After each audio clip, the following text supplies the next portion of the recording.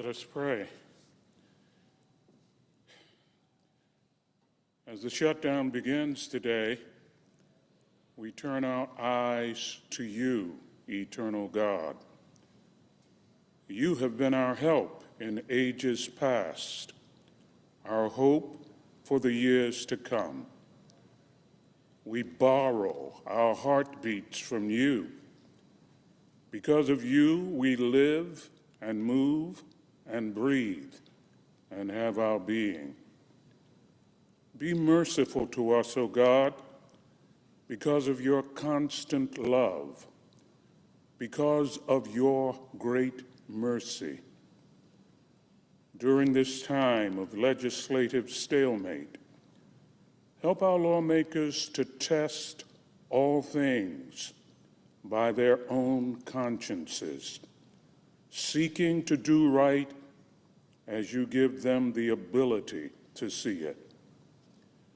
In these best and worst of times, strengthen our weakness, replacing doubt with faith and fear with courage. We pray in your awesome name. Amen. Please join me in the Pledge of Allegiance. I pledge allegiance to the flag of the United States of America and to the republic for which it stands, one nation under God, indivisible, with liberty and justice for all.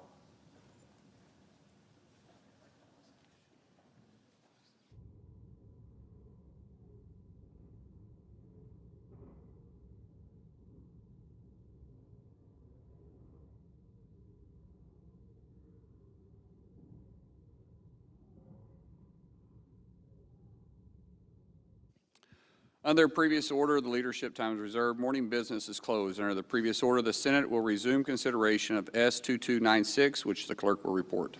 Calendar number 115, S-2296, a bill to authorize appropriations for fiscal year 2026 for military activities of the Department of Defense and so forth and further purposes.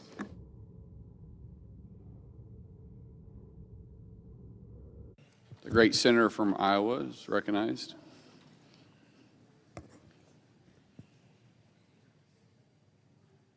Two days ago, I spoke about the potential shutdown of government.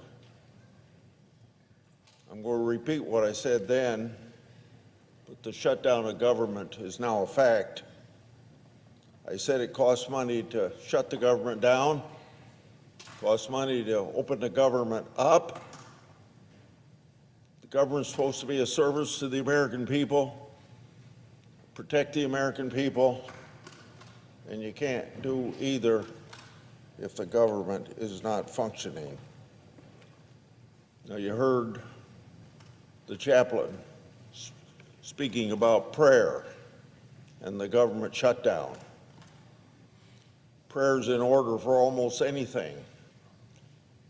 But if common sense would prevail here in the United States Senate, 100 senators would take care of this issue with or without prayer. On the other hand, if people want to pray for the opening of government and the serving of people, that's perfectly appropriate, and hopefully it works.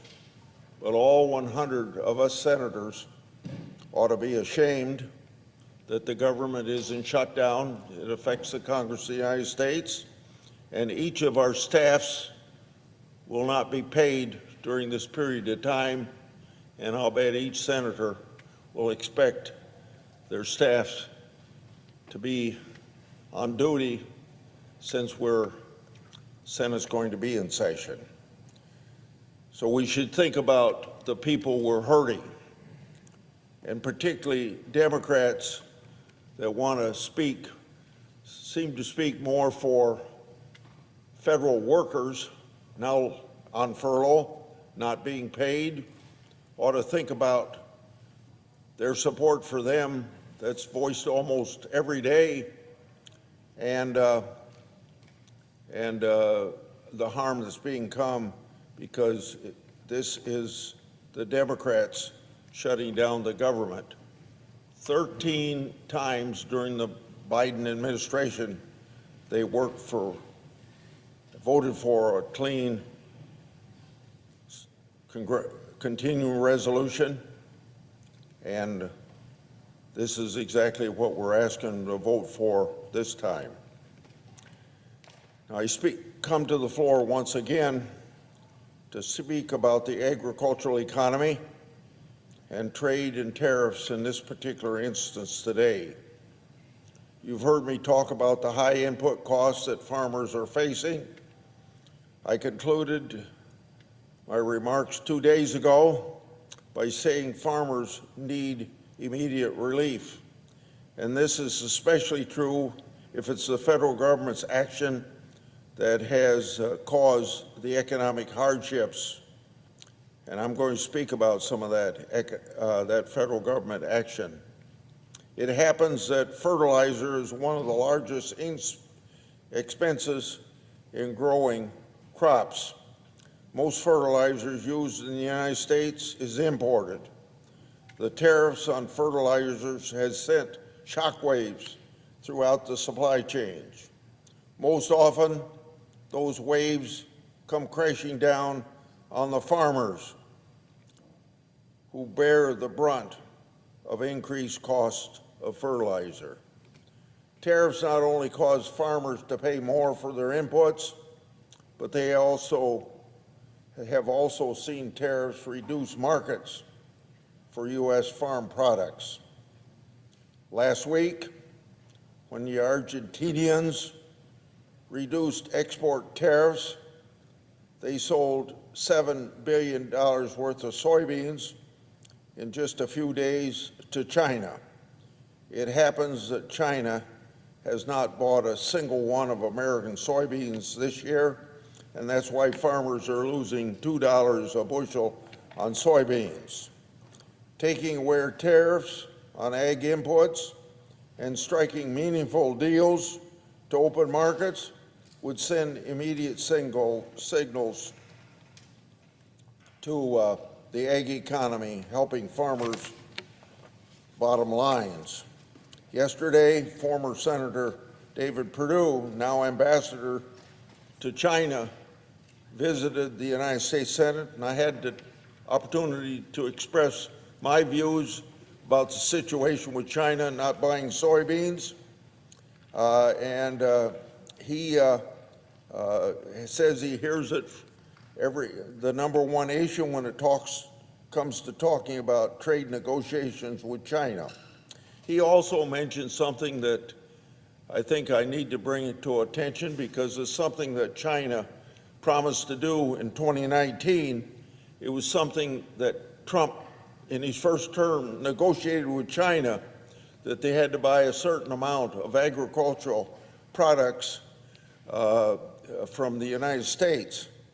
And during the period of time that Trump was president, they filled about 2/3 of that agreement. But the Biden administration came into power and didn't follow up on the enforcement of that 2019 Trump agreement with China to buy agricultural products. So besides hoping that Trump makes a quick deal with China, settles our trade disputes so they'll buy soybeans, I hope that maybe President Trump today can follow up on the shortcomings of the Biden administration not enforcing that 2019 agreement with China. I yield the floor. Suggest the absence of a quorum. Clerk will call the roll. Ms. Osterbrooks.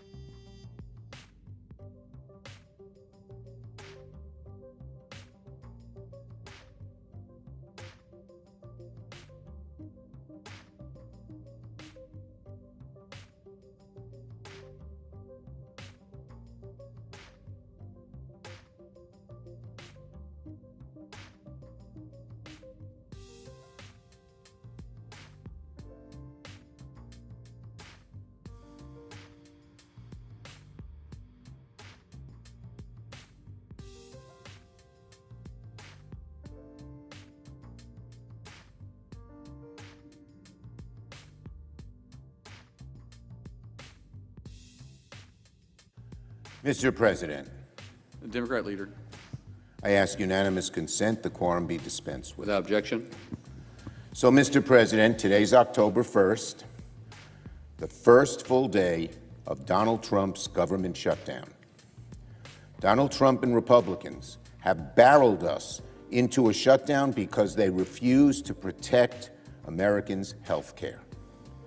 It's clear that the way out of this shutdown is to sit down and negotiate with Democrats to address the looming health care crisis that faces tens of millions of American families. Democrats want to avert this crisis, but Republicans tried to bully us, and it's clear they can't. They don't have the votes. The way out of this is for Republicans to finally roll up their sleeves and get to work.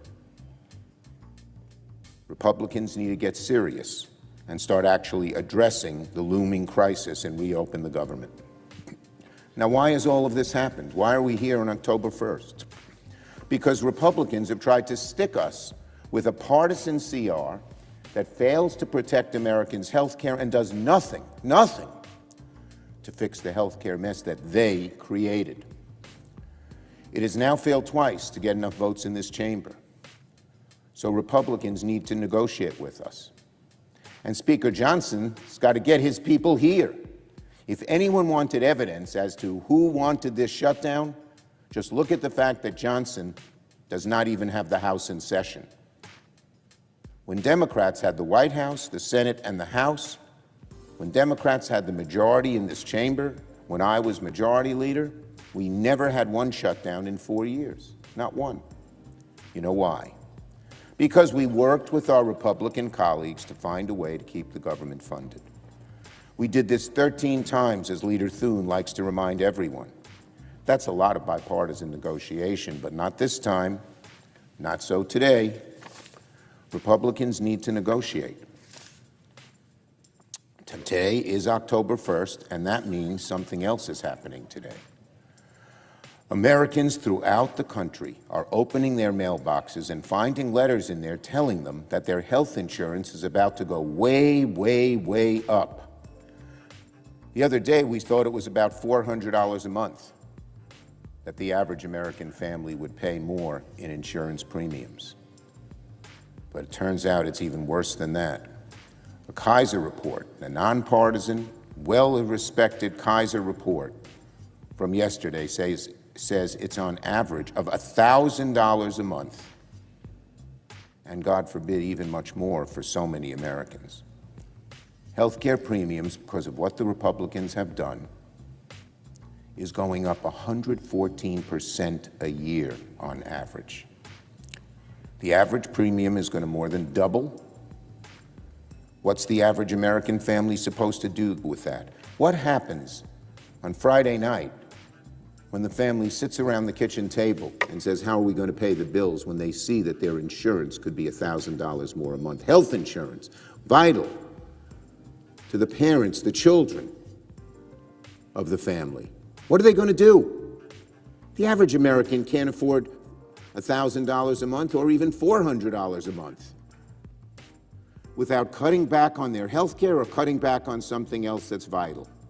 You know, Mr. President, Americans are saying the number one issue is cost. They now rate Donald Trump worse on costs than they rated Joe Biden, and he didn't have very good ratings. It's the tariffs. It's the change in electricity costs because of what they've done with the cheapest and cleanest source of energy and putting electrons on the grid, which is solar. They got rid of it in their fanatical hatred of clean energy, and now they're putting money into coal. It's incredible. Because of costs of groceries, of meat. But the number one increase in cost now, on October 1st, is health care costs. And the average American is going to say, what the heck happened here? And we Democrats are going to be there every day, every hour. Senate, House, groups that care about health care, hospital groups, health care groups, research groups, and letting them know this didn't have to happen. It happened because our Republican colleagues wanted to give tax breaks to billionaires and cut their health care. It's incredible. It is incredible. 3 times we asked our Republican colleagues to extend the ACA tax credit. 3 times they voted no. Well, it's not too late. Make a change. When I met with the president, he seemed not to know the magnitude of the crisis, and he said, oh, this is going to hurt me. Well, it sure will. But it's going to hurt every American. What's motivating Democrats, what's motivating me, is simply to take this burden off the shoulders of tens of millions of American families who struggle each week to pay the bills, and they don't need this huge increase in something as vital as health insurance. And the Republicans sort of know this. So what do? They make up lies, absolute lies. They say, oh, what they're fighting to do is prevent they say illegal immigrants from getting federal health care dollars. That is a damn lie. Not $1 of Medicare, Medicaid, or ACA is allowed to go to undocumented immigrants, not a dollar. So why do they keep saying this? This seems to be their theme, because they're afraid to talk about the real issue. It's typical Republican response. Have a diversion, try to scare people emotionally. But I'll tell you, to the average American family, that $1,000 a month increase or that $400 a month increase on their health care bills means a lot more than political crap put in the air, lies, by our Republican colleagues. So I was very glad this morning that some of the commentators on TV said that. When they say that undocumented immigrants are going to get this money, it's a lie, plain and simple. It's a lie so lazy and so outlandish it's easy to rebut. But again, let me be clear. Undocumented people cannot and will not receive premium tax credit by law. The federal government does not fund federal health insurance for undocumented immigrants in Medicaid or Medicare, period, full stop. So they don't care. Why? Because they know the American people are on our side, and they know they're going to get angrier and angrier starting today when they see these health care bills. Listen to this poll. A Kaiser Family Foundation poll found a whopping 75% of Americans support extending the ACA premium tax credit, including 63% of Republicans. When our Republican Senate and House colleagues go around their communities, of course the House isn't even here this week, as I mentioned, they're going to hear it in the barbershops, in the restaurants, in the diners, and at the Little Leagues, and at the Veterans Halls, because it's so shocking people are going to be talking about it. They'll see. And we Democrats are going to be there relentlessly letting people know why it happened. Because our Republican colleagues did not want to help us out of this crisis. Instead, they wanted to give the dollars to billionaires. President Trump calls what the Democrats want radical. President Trump, it is not radical to say Americans deserve lower health care premiums. It is not radical to say we want to prevent the average American family from getting these huge increases, those on ACA, $1,000 a month. When Democrats say we want to work with Republicans to lower premiums, to strengthen health care, all we are doing is reflecting what the American people already want. Nothing more, nothing less. They want us to sit down and negotiate something real that takes this huge, huge burden off their shoulders. And Donald Trump, instead of acting like an adult, he's the most immature president we have ever had. Instead of doing something to stop the health care crisis, is threatening to hurt countless hardworking Americans. Let me repeat the quote Donald Trump said yesterday. We can do things during the shutdown that are irreversible. They're bad for them and irreversible, like cutting vast numbers of people out, cutting things they like, cutting programs they like. Donald Trump says it loud and clear. That's one thing about him. He is using the American people as pawns, threatening pain on the country as blackmail. Well, that's not going to work. The American people, it's so easy to see through those tactics. They know this is the Trump shutdown. They know Republicans control the presidency, the Senate, and the House.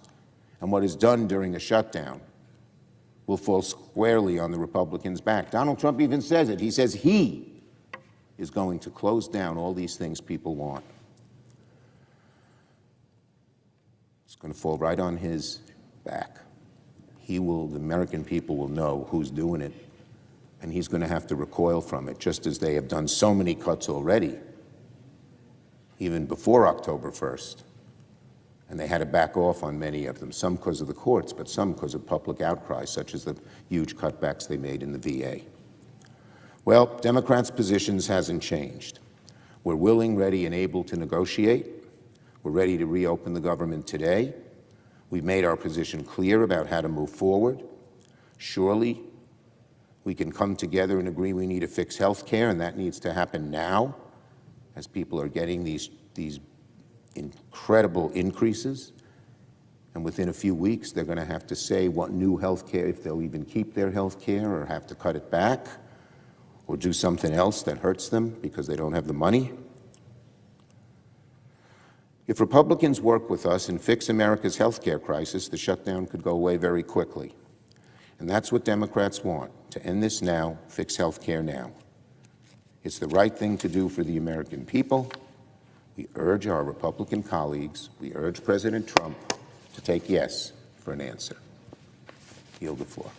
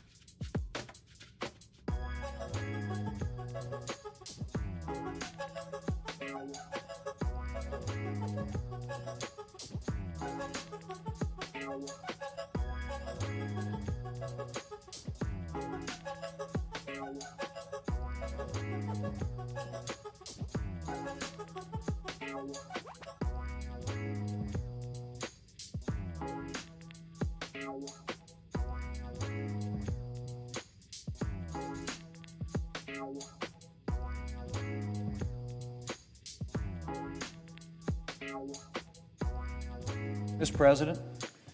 Republican Leader. Thank you, Mr. President. Mr. President, here we are. Democrats have bowed to the far left, and they've shut down the federal government. As of this morning, critical federal employees, including members of the military, Border Patrol agents, and air traffic controllers, are working without pay. And a number of government services are unavailable or at risk. Mr. President, Democrats are well aware of the damage of a government shutdown. We've heard it from them time and time again. But apparently, none of that matters to Democrats today. All that seems to matter is that their far-left base sees them fighting against President Trump. And the American people just have to suffer the consequences. Mr. President, we can end this today.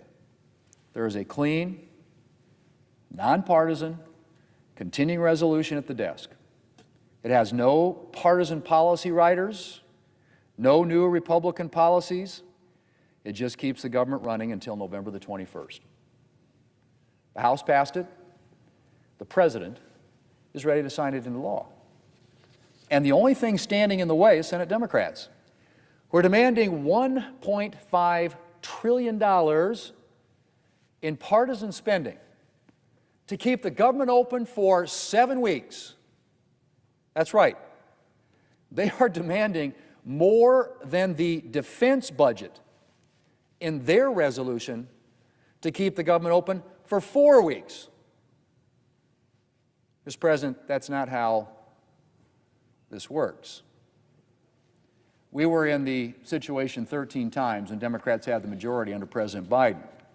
And 13 times, Republicans provided more than enough votes to keep the government open. And that's what needs to happen here. We are just one Senate roll call vote away from ending this shutdown. We need a handful of Democrats to join Republicans to reopen the government. And once we do that, then we can talk about the issues that Democrats are raising. But we're not going to engage in bipartisan discussions while Democrats are holding the federal government hostage to their partisan demands. Mr. President, this Democrat shutdown is actually delaying progress on the issues that Democrats claim to be interested in. It's also delaying important work on appropriations bills. Now, I've said throughout this year that my goal is to do appropriations through regular order which allows members of both parties to give voice to their priorities and to help shape appropriations bills. And we've made good progress already this year. Thanks to the work of Chair Collins and the Appropriations Committee, we passed 3 bipartisan bills before the August recess for the first time since 2018. And there are a number of additional bills ready for floor consideration. But that work is now delayed because we have to deal with the Democrat shutdown mess. Mr. President, how long this shutdown lasts depends entirely on Democrats. Republicans are united around a clean, nonpartisan funding extension. A few Democrats joined us last night and voted to keep the government open. They'll have another opportunity to vote today. And I hope more of our Democrat colleagues will agree to end this shutdown. Real people are suffering right now because of Democrats' temper tantrum. And it needs to stop. Mr. President, I want to close with this. In 2019, in the midst of another shutdown, the Democrat leader urged reopening the government before negotiating on the one point of disagreement. He said then, and I quote, "Why must we hold millions of Americans who depend on the services of these agencies that are closed, hundreds of thousands of workers who get paid by these agencies, why must we hold them hostage? Why must a temper tantrum determine how we vote and what happens in this government? Everyone can shut down the government on anything, any leader, any president. It is not the way to do things." End quote. Well, Mr. President, I hope that the Democrat leader will heed his own words. Democrats need to reopen the government, and we need to get back to work for the American people. Mr. President, I yield the floor, and I suggest the absence of a quorum. Clerk will call the roll. Ms. Alsobrooks.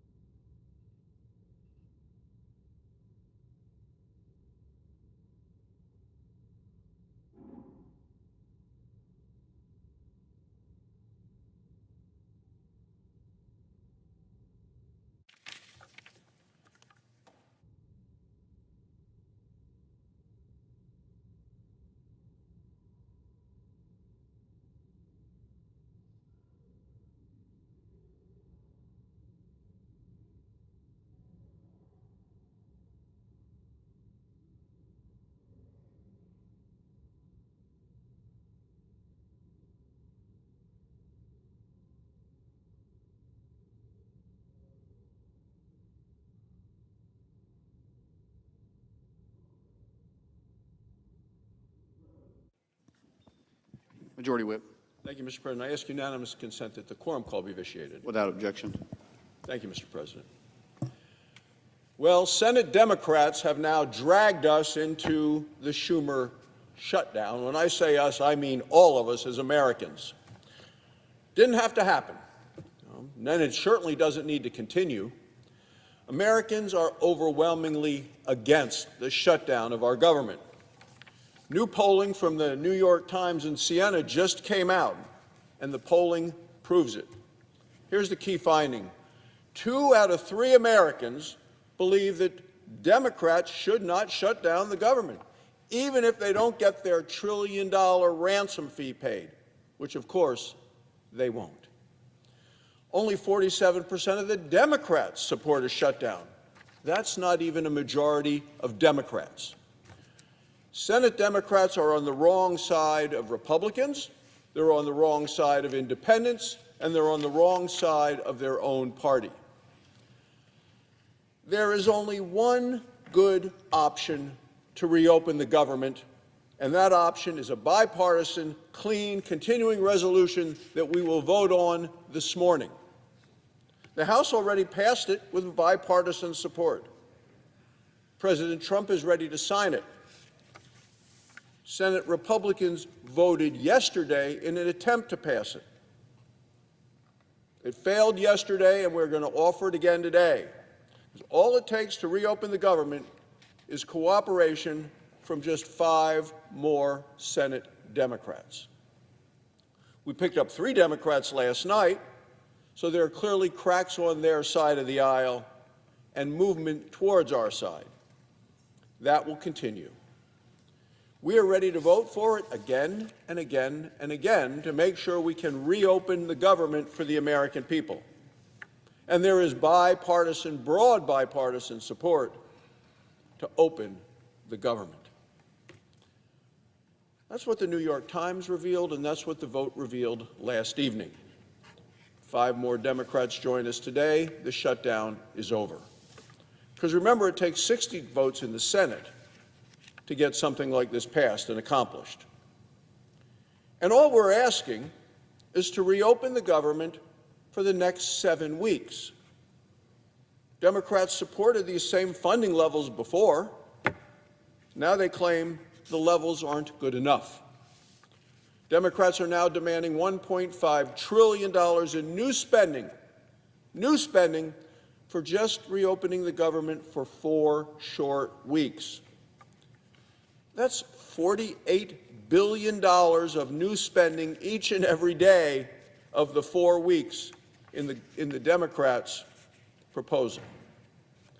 This is a direct attack on hardworking American taxpayers who voted against wasteful Washington spending in the elections in November. Think back to previous continuing resolutions just like this one. Can think back to 13 of them during the time Joe Biden was in office at the White House. 13 of these passed. The minimum number of votes was 65. We voted to keep the government open, bipartisan. When Joe Biden and Barack Obama were president, Democrats said shutdowns were dangerous, destructive, and desperate. That's the word of the Democrats. Dangerous, destructive, desperate. Listen to those words.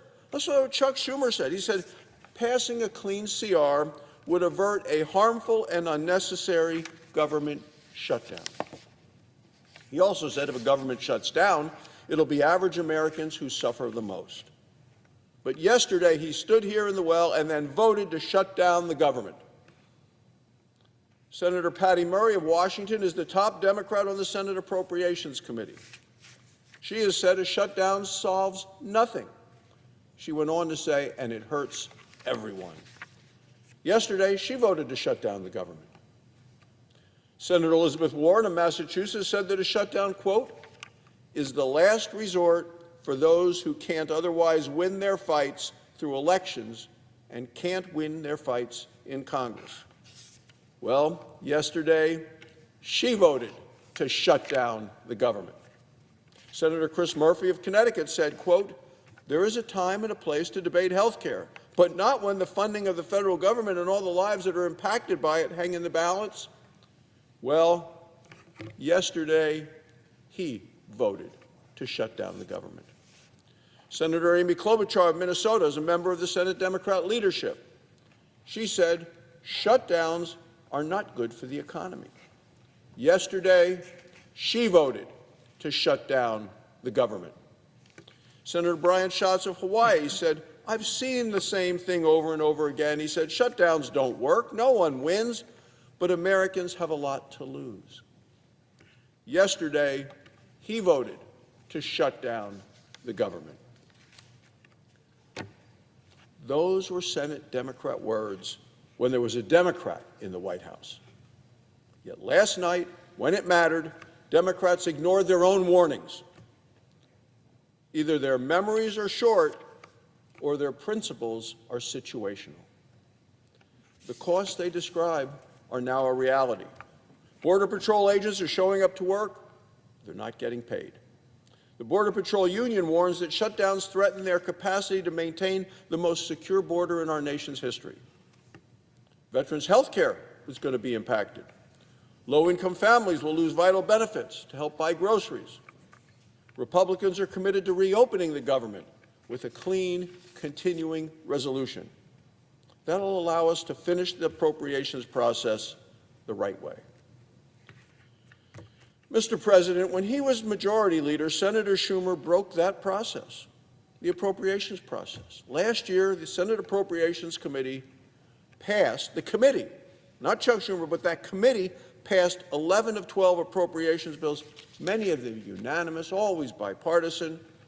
And what happened? Senator Schumer let each and every one of them rot and die in his Senate desk drawer. He shut down the appropriations process, and now he wants to shut down the government. Republicans have restored the appropriations process. For the first time in 4 years, the Senate passed appropriation bills in August, passed 3 of them. Senator Susan Collins of Maine deserves special praise and thanks for this achievement. Passing a clean CR will allow the Senate to finish our bipartisan work. The American people want their government open. They want it reopened. They want it to remain open. They want it working. So today, Democrats are facing a clear choice. They can govern in the best interest of the American people, or they can continue to grandstand for their retweets and their likes from their liberal base. Republicans are united in our commitment to reopen the government. How long it takes, how costly it is, that, Mr. President, is entirely up to the Senate Democrats. A bipartisan offer, a bipartisan bill that already passed the House is right here in the Senate for a vote today. The President is ready to sign it to reopen the government. It is time to pass the bill today and end this Schumer shutdown. Thank you, Mr. President. I yield the floor.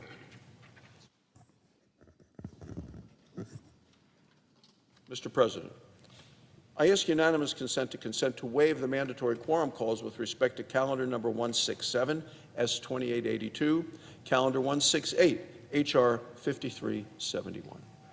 Without objection. I yield the floor.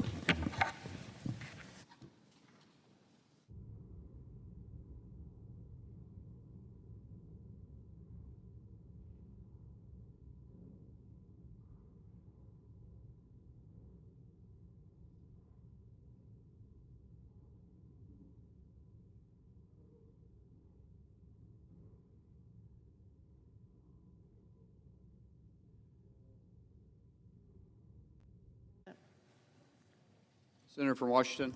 Thank you, Mr. President. Well, it's not even one day after Republicans chose to shut down the government instead of making any sort of progress on stopping health care premiums from skyrocketing. And it is already painfully clear that Republican leadership is not taking any of this seriously.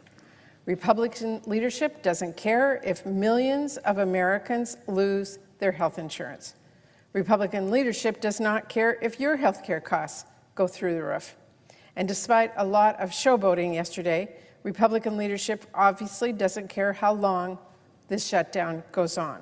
Just consider, if Republican leadership and President Trump actually cared about reopening the government, Trump would not be tweeting AI deepfakes and mariachi music, or bragging about how he can't wait to use a shutdown as an excuse to inflict more pain on the American people.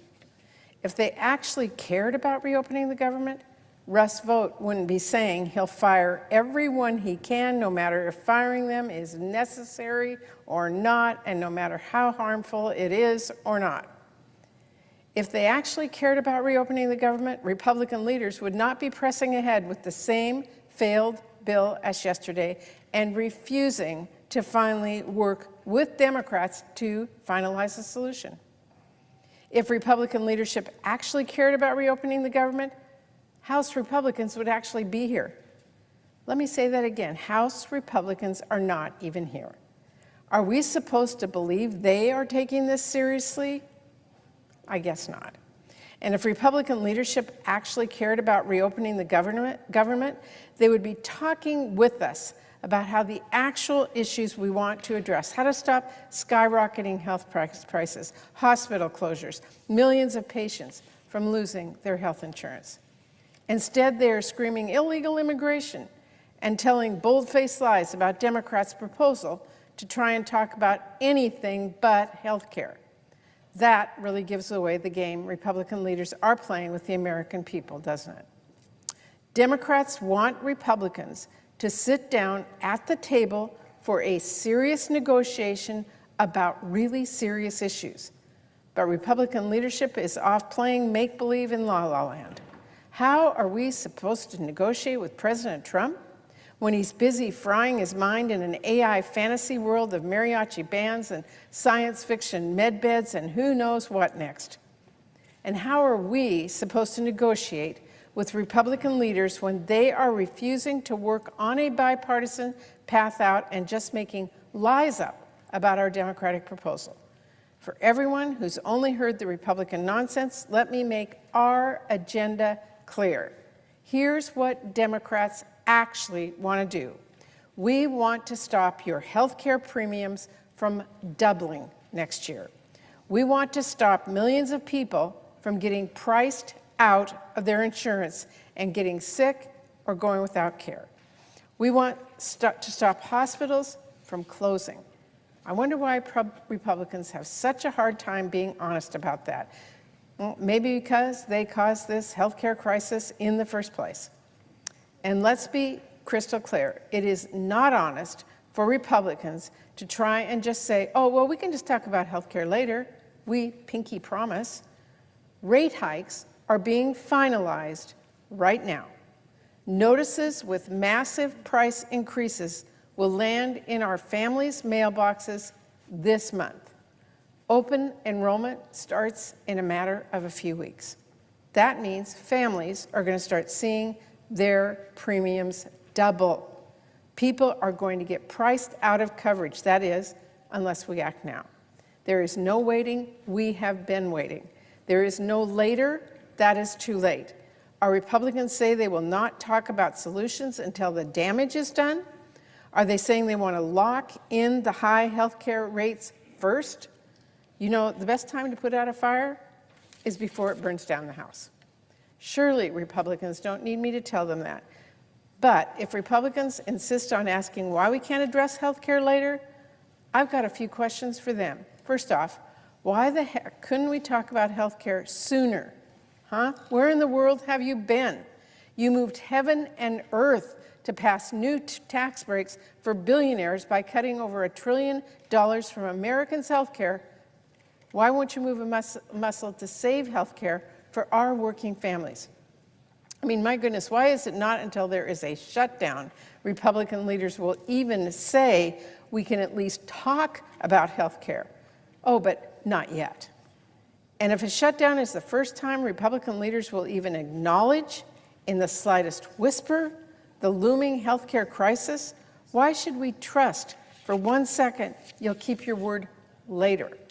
Republicans have been choosing to ignore this health care crisis for months, and now they face another choice. How much longer are they going to insist on this partisan path? How much longer are they going to stick their heads in the sand?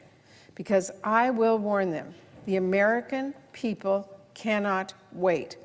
One family in my state of Washington is about to see their premiums jump from $283 a month to as high as $1,800 a month if Republicans insist on inaction. And I know they're not the only ones. To my Republican colleagues who don't think this is a crisis, to anyone who thinks health care can wait, go out and talk to people. Talk to insurance companies in your states, or doctors, or hospitals, or patients, and then come to the table and talk with us. We are here. We are ready to work on real solutions to address this healthcare crisis and reopen the government. I've been at the table the whole time. I am here. I am ready. I am willing to work out a real solution to get this done. Thank you, Mr. President. I yield the floor.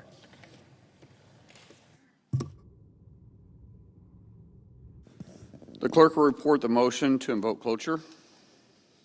Cloture motion. We, the undersigned senators, in accordance with the provisions of Rule 22 of the Standing Rules of the Senate, do hereby move to bring to a close the debate on the motion to proceed to calendar number 167 S2882, a bill making continuing appropriations for the fiscal year ending September 30th, 2026, and for other purposes, signed by 17 senators. Under previous order, the mandatory quorum call under Rule 22 has been waived. The question is the sense of the Senate that debate on the motion to proceed to S2882, a bill making continuing appropriations for the fiscal year ending September 30th, 2026, and for the purpose shall be brought to close. The yeas and nays are mandatory under the rule. The clerk will call the roll. Ms. Alsobrooks, Ms. Baldwin, Mr. Banks, Mr. Barrasso, Mr. Bennett, Mrs. Blackburn, Mr. Blumenthal, Ms. Blunt-Rochester, Mr. Booker, Mr. Bozeman, Mrs. Britt, Mr. Budd, Ms. Cantwell, Mrs. Capito.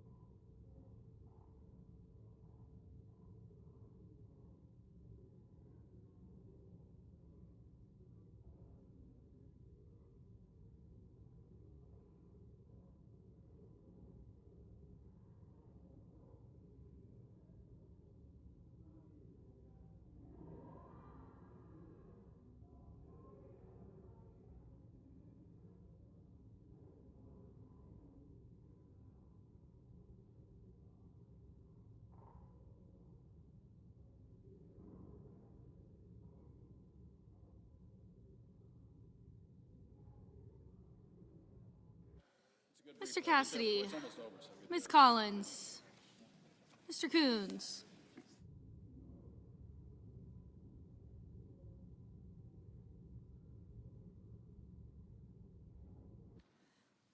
Mr. Cornyn, Ms. Cortez Masto, Mr. Cotton, Mr. Kramer, Mr. Crapo, Mr. Cruz, Mr. Curtis, Mr. Daines, Ms. Duckworth, Mr. Durbin, Ms. Ernst, Mr. Fetterman, Mrs. Fisher, Mr. Gallego, Mrs. Gillibrand, Mr. Graham, Mr. Grassley, Mr. Haggerty, Ms. Hassan, Mr. Hawley, Mr. Heinrich, Mr. Hickenlooper, Ms. Hirono, Mr. Hoven, Mr. Husted, Mrs. Hyde-Smith, Mr. Johnson, Mr. Justice.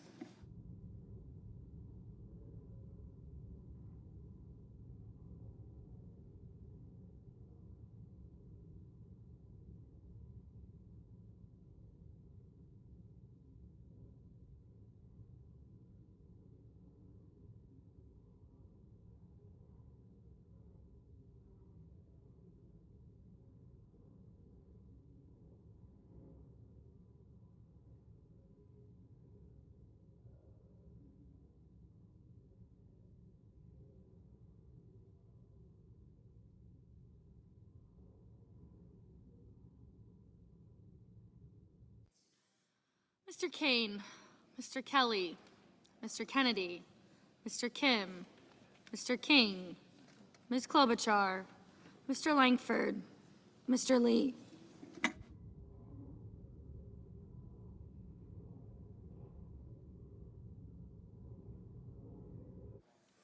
Mr. Lujan, Ms. Lummis.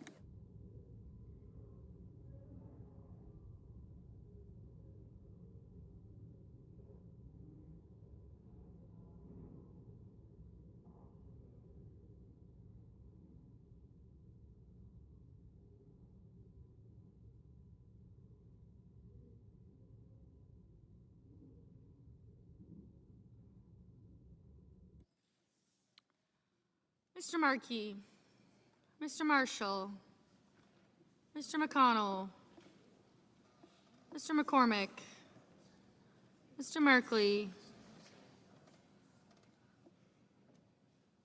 Mrs. Moody, Mr. Moran, Mr. Marino, Mr. Mullen, Ms. Murkowski, Mr. Murphy, Mrs. Murray, Mr. Ossoff, Mr. Padilla, Mr. Paul, Mr. Peters, Mr. Reed, Mr. Ricketts, Mr. Risch, Ms. Rosen, Mr. Rounds, Mr. Sanders, Mr. Schatz, Mr. Schiff, Mr. Schmidt, Mr. Schumer,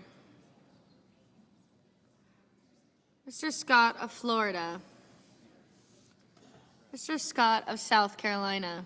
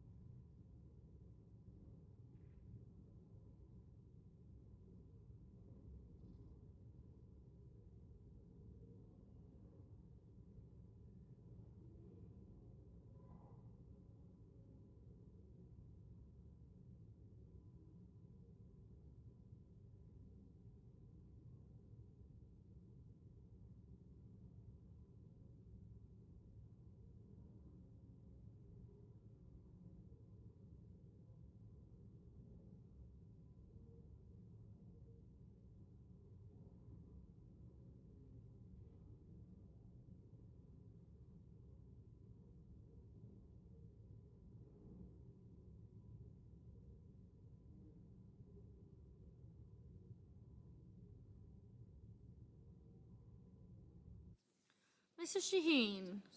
Mr. Sheehy. I'm assuming.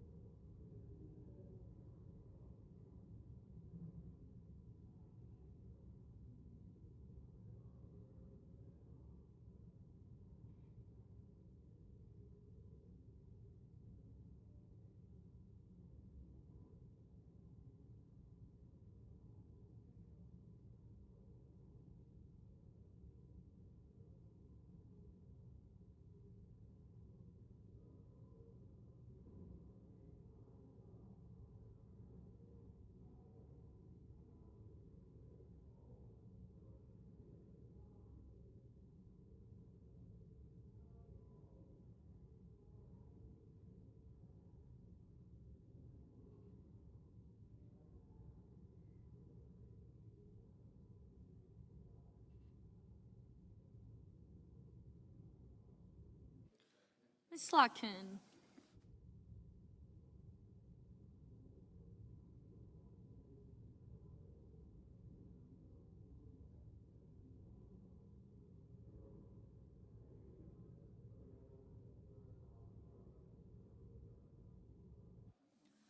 Ms. Smith.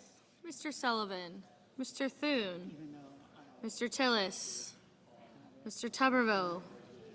Mr. Van Hollen. Mr. Warner. Mr. Warnock. Ms. Warren. Mr. Welch. Mr. Whitehouse. Mr. Wicker. Mr. Wyden. Mr. Young.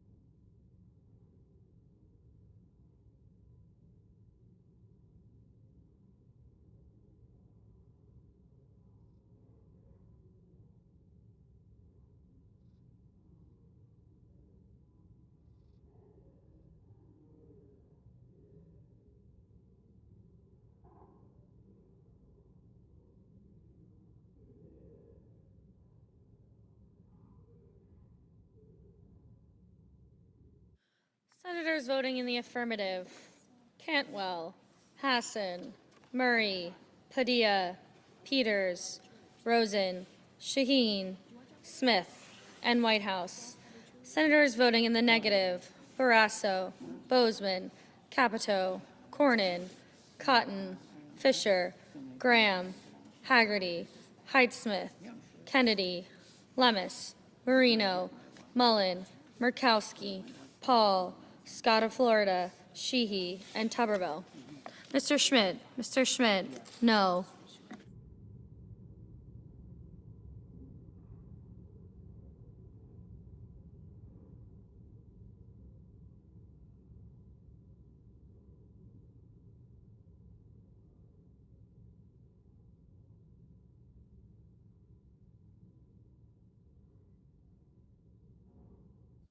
Mr. Merkley, aye.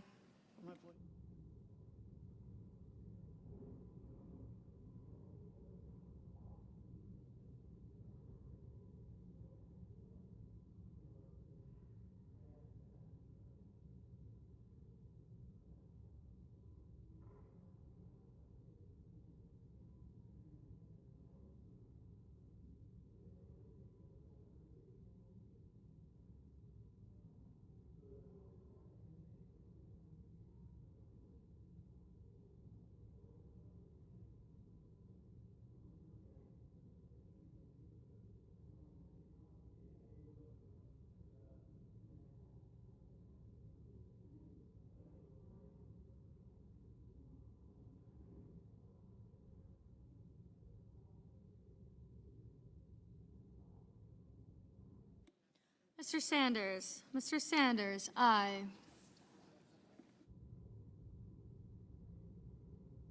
Mr. Wyden, aye.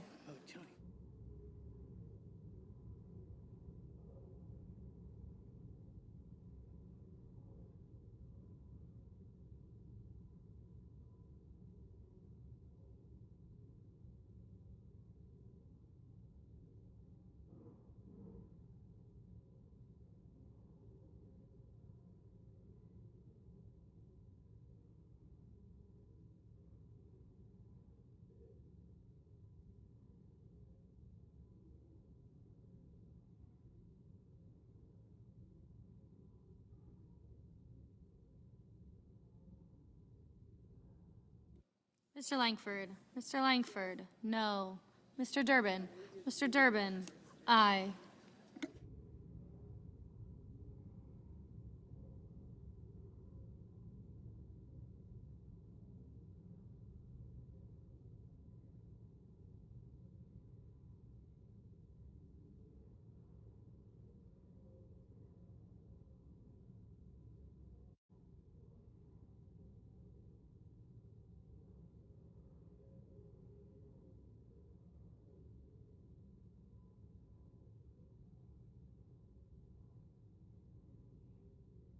Mr. McCormick. Mr. McCormick, no.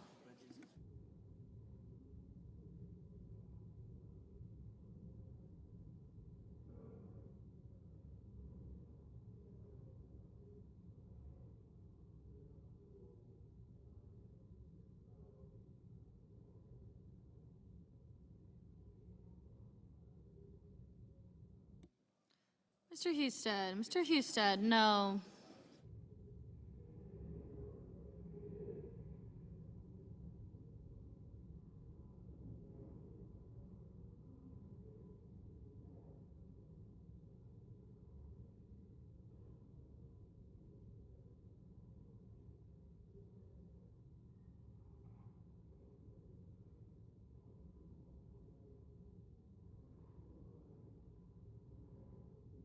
Mr. Ricketts. Mr. Ricketts, no.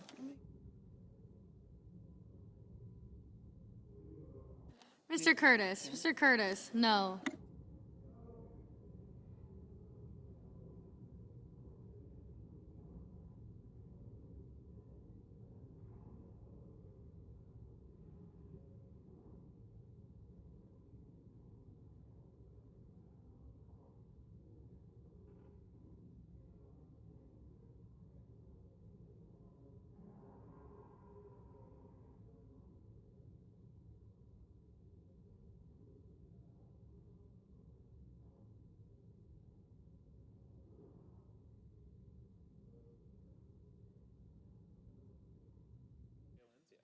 Ms. Baldwin. Ms. Baldwin, aye.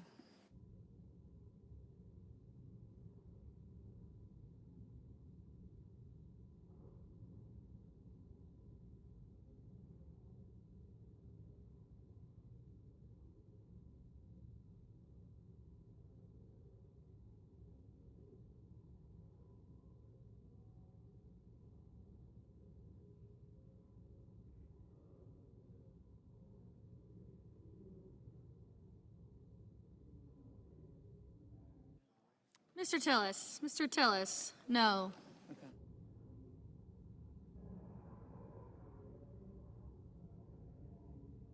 Mr. Heinrich. Mr. Heinrich, aye.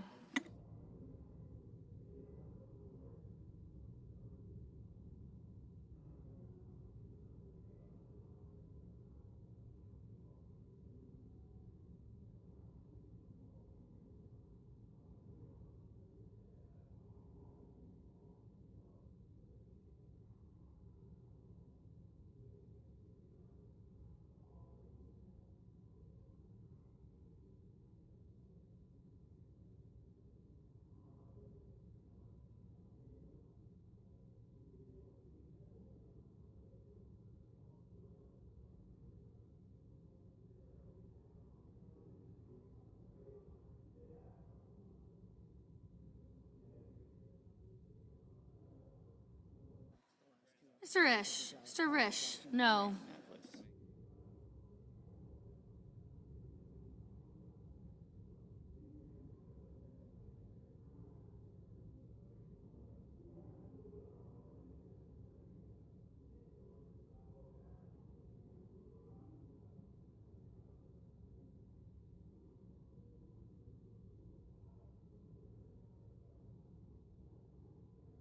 Mr. Kelly. Mr. Kelly, aye.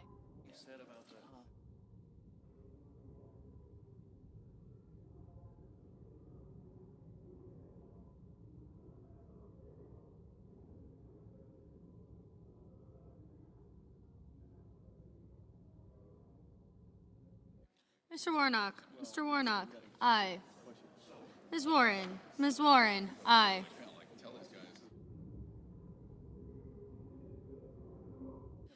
Mr. Wicker, Mr. Wicker, no.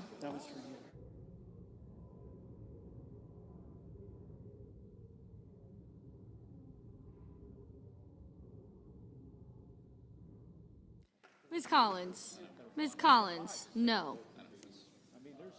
Ms. Blunt Rochester, aye.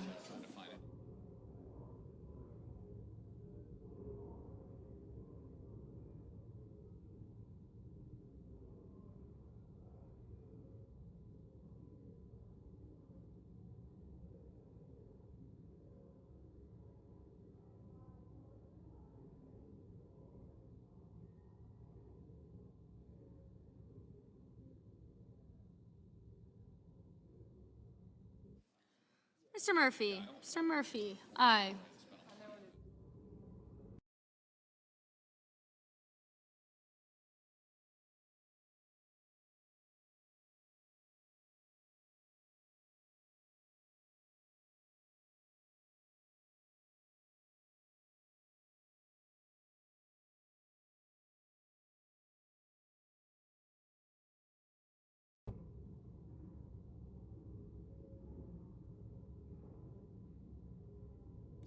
Mr.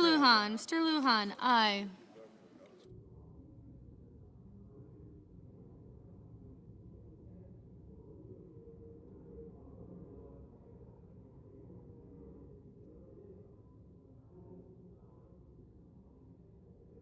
Mr. Gallego, aye. Mr. Hawley, no. Mr. Schiff, aye. Mr. King, aye.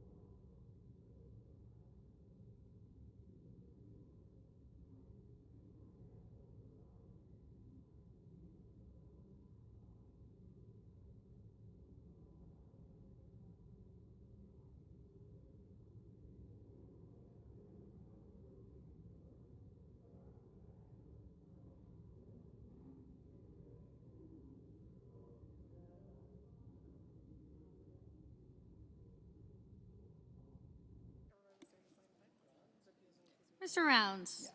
Rounds, no. Mrs. Blackburn, no. Mr. Schatz, aye. Mrs. Britt, no.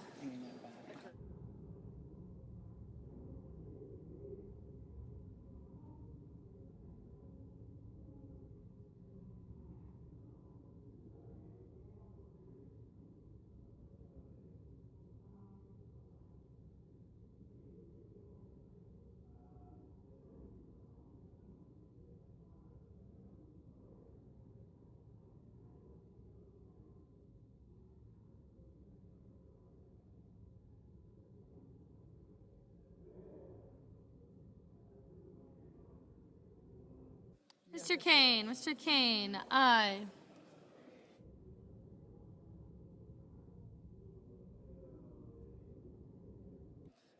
Mr. Cruz, no. Mr. Johnson, no.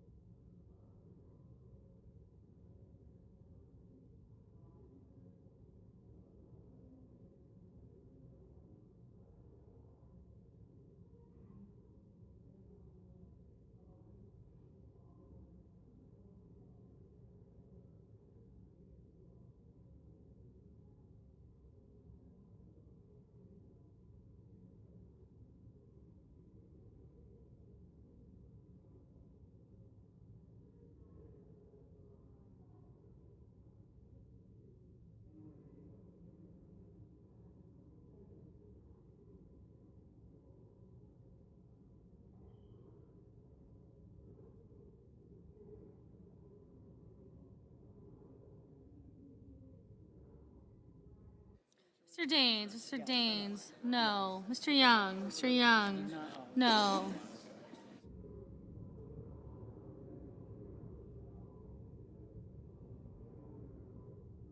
Mr. Banks, no. Mr. Marshall, no.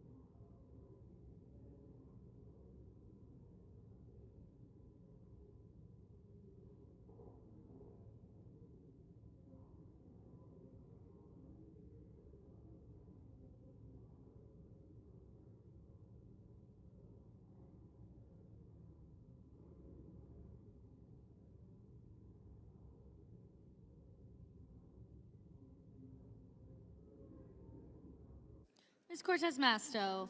Ms. Cortez Masto, aye. Ms. Hirono, aye.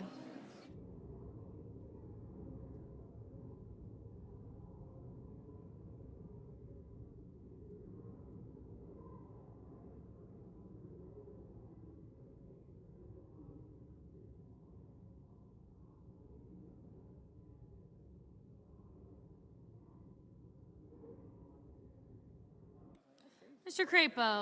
Crapo, no. Mrs. Moody, no.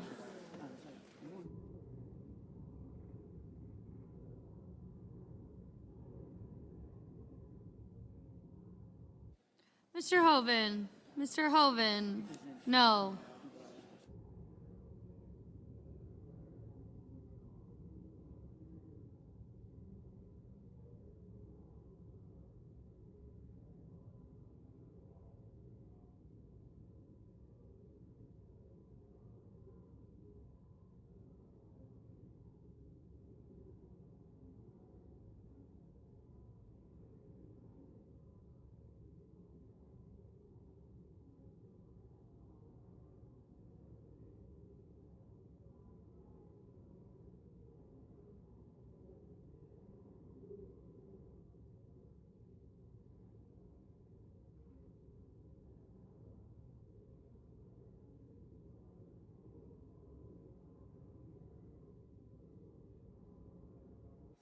Mr. Kim, aye.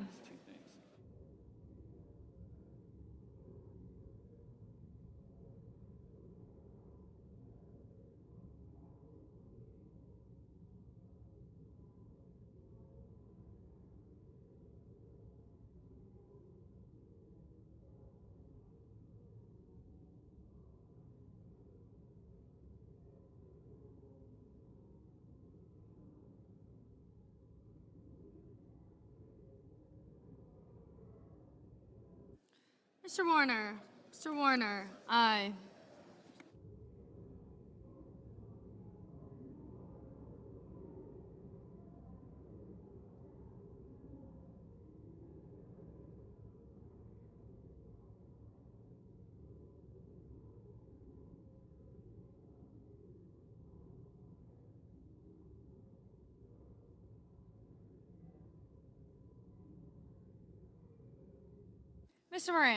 Mr. Moran, no.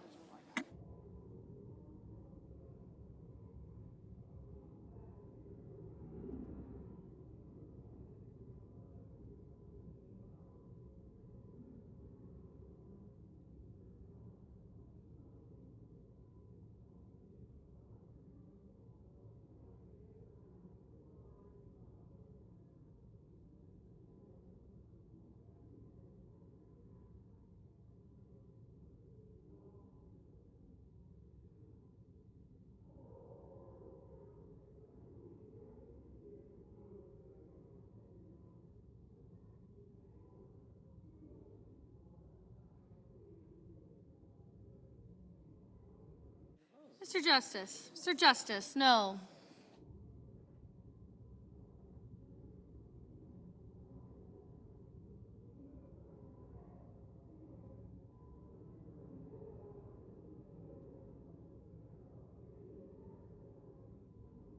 Ms. Slotkin, aye.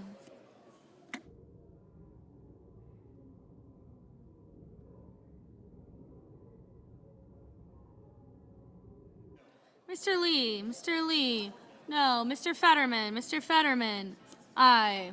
Mr. Cassidy, no. Mr. Ossoff, aye. Mr. Hickenlooper, aye. Mr. Budd, no.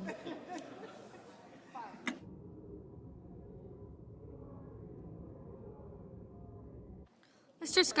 Scott of South Carolina, no.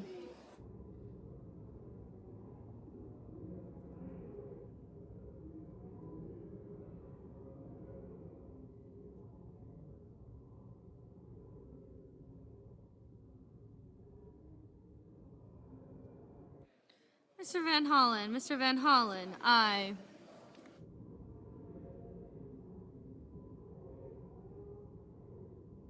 Mr. Markey, aye.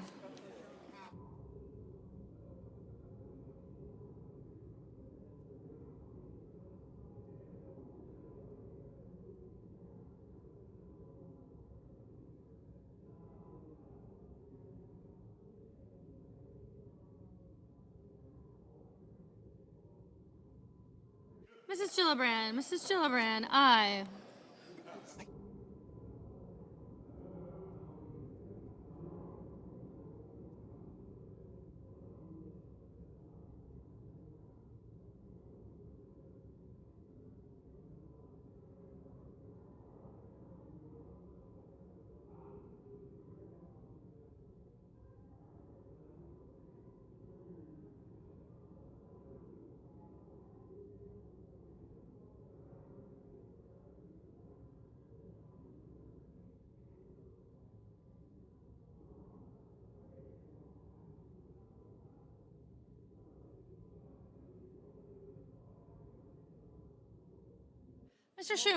Mr. Schumer, aye.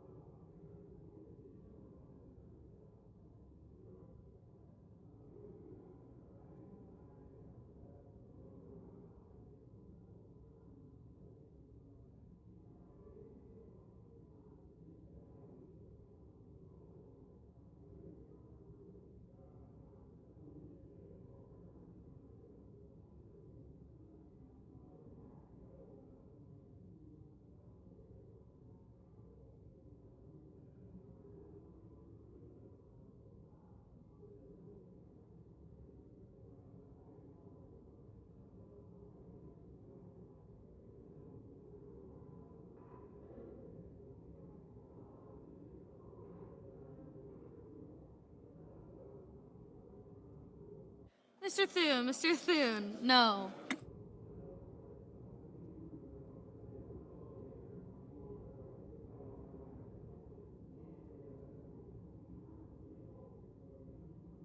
Ms. Alsobrooks, aye. Mr. Blumenthal, aye. Mr. Sullivan, no.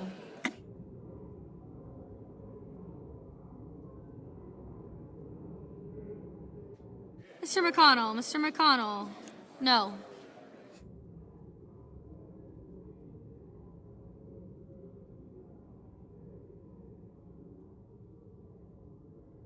Mr. Booker, aye. Mr. Coons, aye.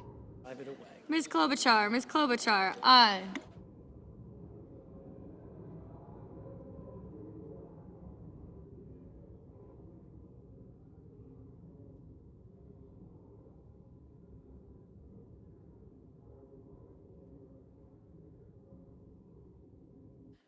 Mr. Bennett, aye.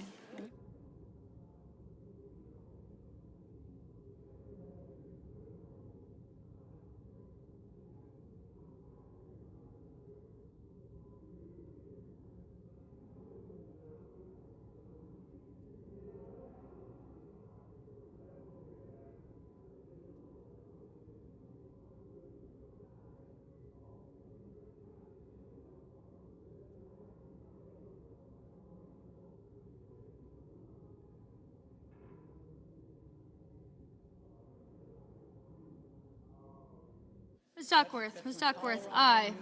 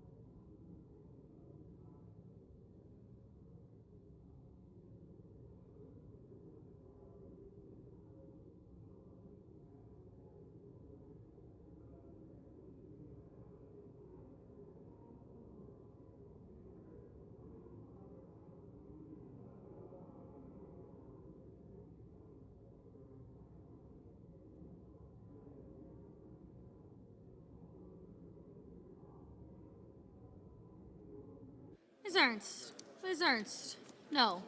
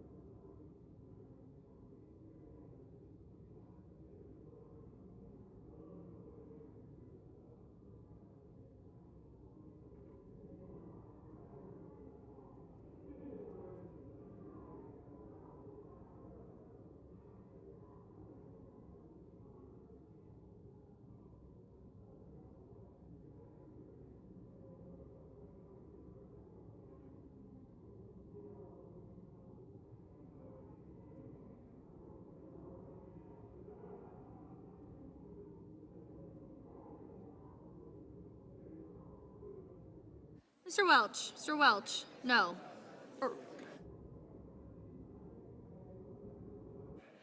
Mr. Welch, aye. Looking out for you. Looking out.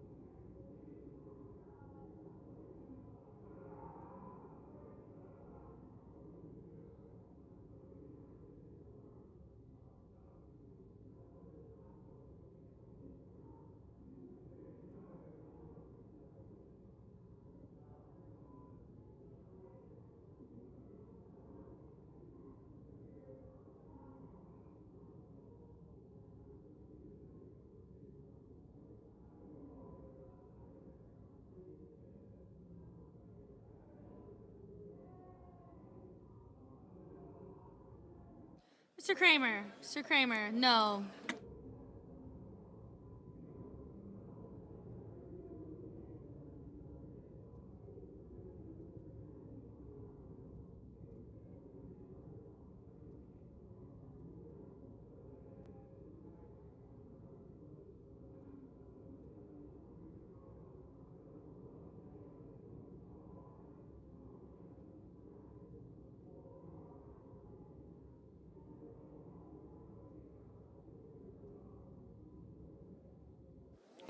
On this vote, the yeas are 47, the nays are 53. 3/5 of the senators duly chosen and sworn not having voted in the affirmative. The motion is not agreed to. Majority Leader. Mr. President, I ask unanimous consent to be in order for the two leaders to enter motions to reconsider without being on the prevailing side with respect to the cloture votes on the motion to proceed to S 2882 and HR 5371. Further, that mandatory quorum calls with respect to the cow nomination and S Res 412 be waived. Is there objection? Without objection. Minority Leader. I enter a motion to reconsider the vote on the motion to invoke cloture on the motion to proceed to S 2882.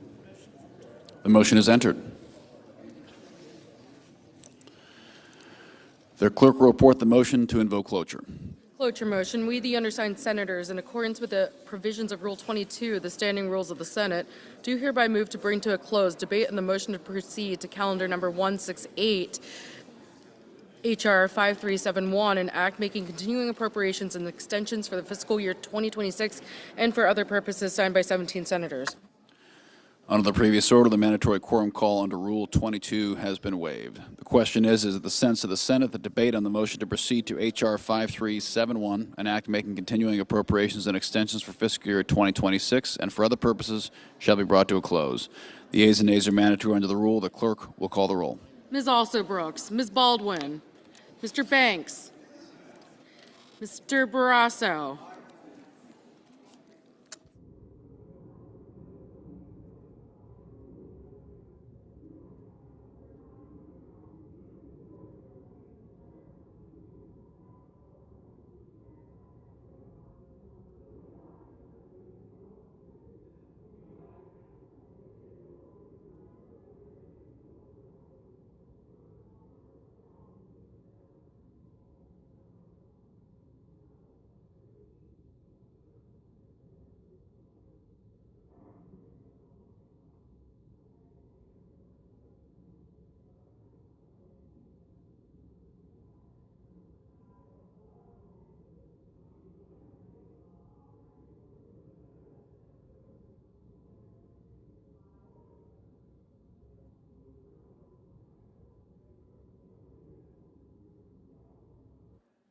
Mr. Bennett, Mrs. Blackburn, Mr. Blumenthal, Ms. Blunt Rochester, Mr. Booker, Mr. Bozeman, Mrs. Britt, Mr. Budd, Ms. Cantwell, Mrs. Capito, Mr. Cassidy, Ms. Collins,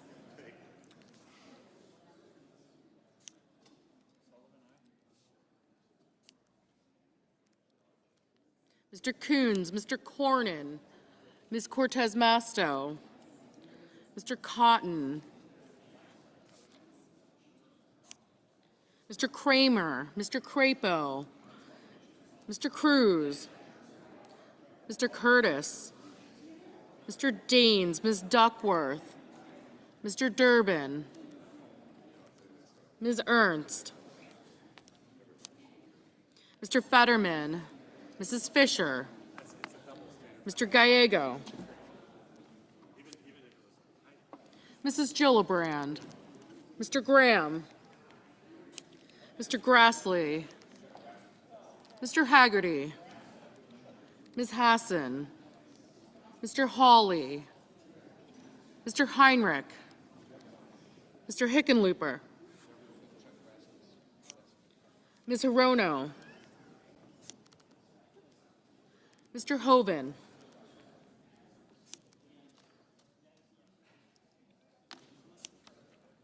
Mr. Husted, Mrs. Height-Smith,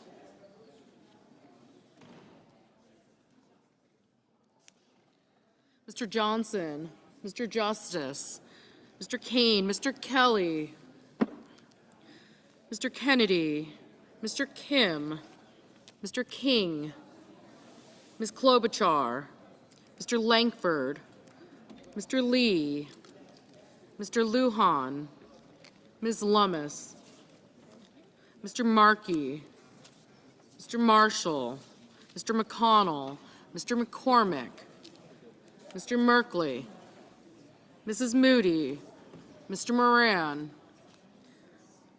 Mr. Marino,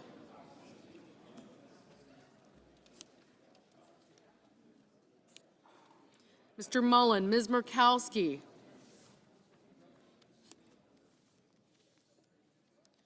Mr. Murphy, Mrs. Murray, Mr. Ossoff,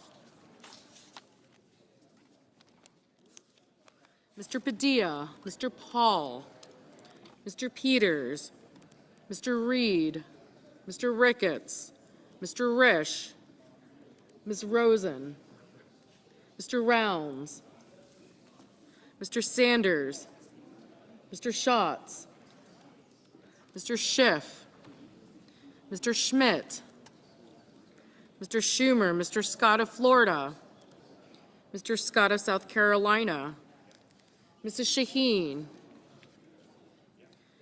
Mr. Sheehy, Ms. Slotkin, Ms. Smith, Mr. Sullivan, Mr. Thune, Mr. Tillis, Mr. Tuberville, Mr. Van Hollen, Mr. Warner, Mr. Warnock,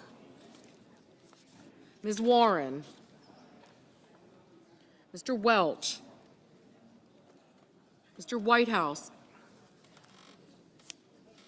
Mr. Wicker, Mr. Wyden, Mr. Young.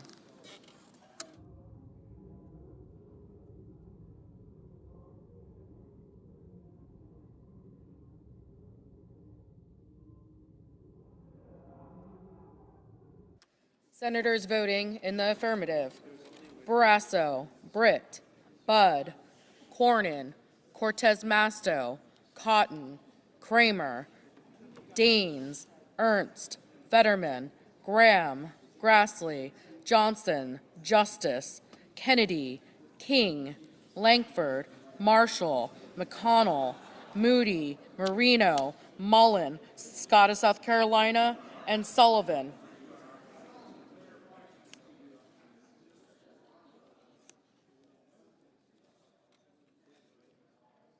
Ms. Collins, aye. Senators voting in the negative: Mr. Moran, aye. Senators voting in the negative: Blumenthal, Blunt Rochester, Coons, Heinrich, Hickenlooper, Kane, Kim, Merkley, Murray, Ossoff, Padilla, Reed, Sanders, Schumer, Slotkin, Warnock, and Welch.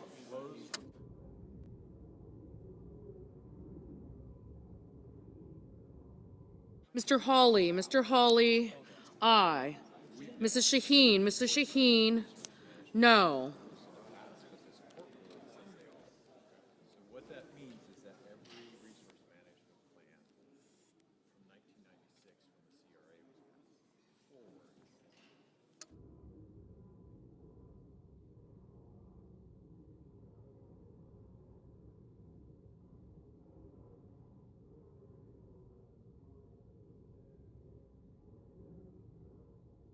Ms. Klobuchar, no.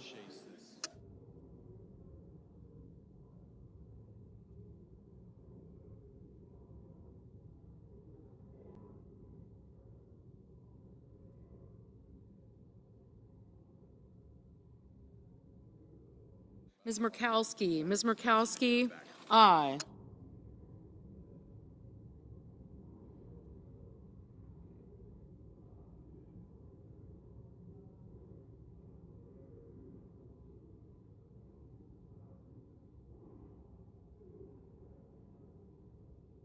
Ms. Also Brooks, Ms. Also Brooks, no. Ms. Duckworth, Ms. Duckworth, no.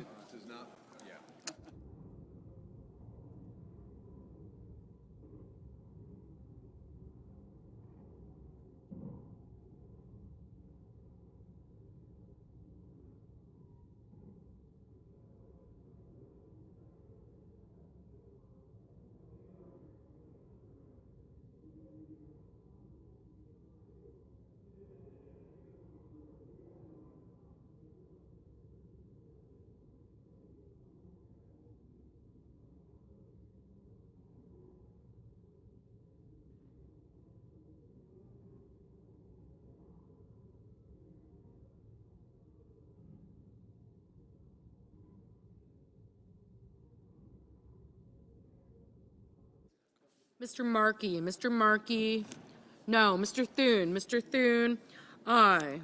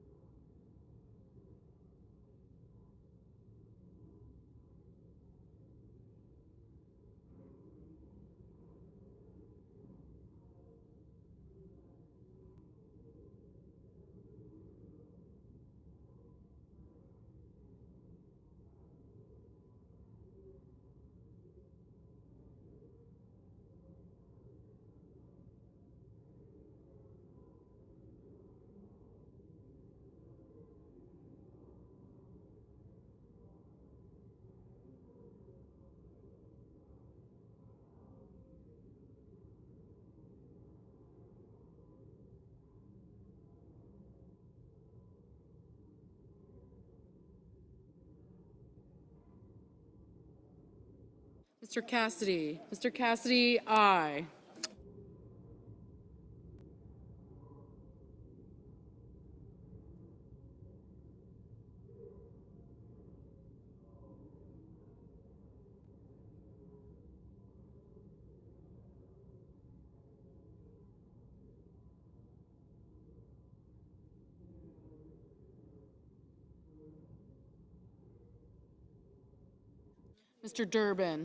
Mr. Durbin, no.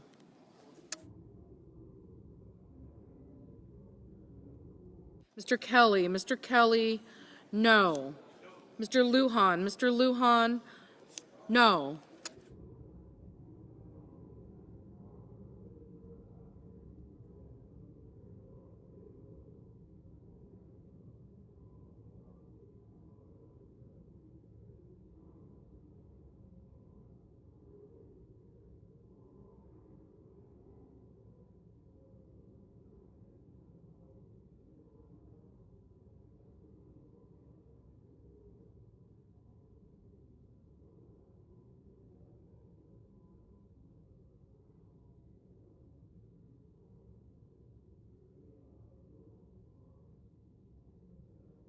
Ms. Hassan, no.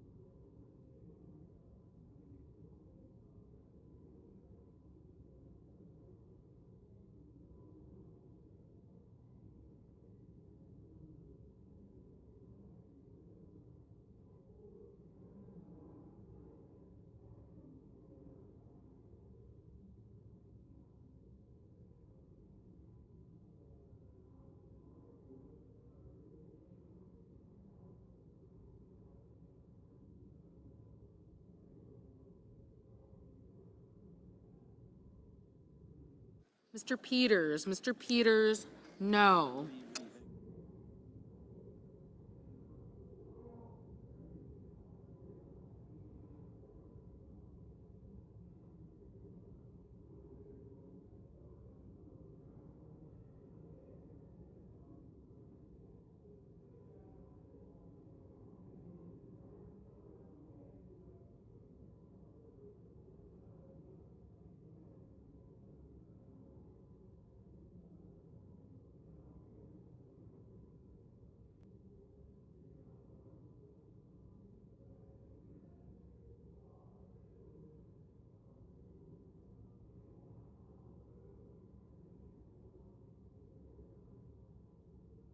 Ms. Cantwell, Ms. Cantwell, no.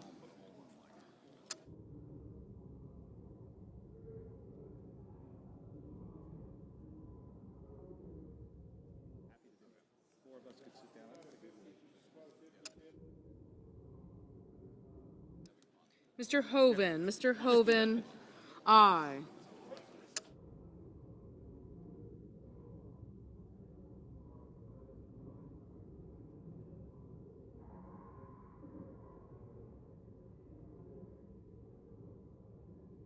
Mr. Ricketts, Mr. Ricketts, aye.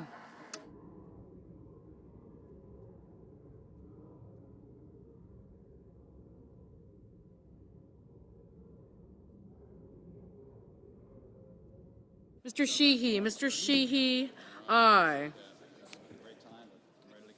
Mr. Schiff, no.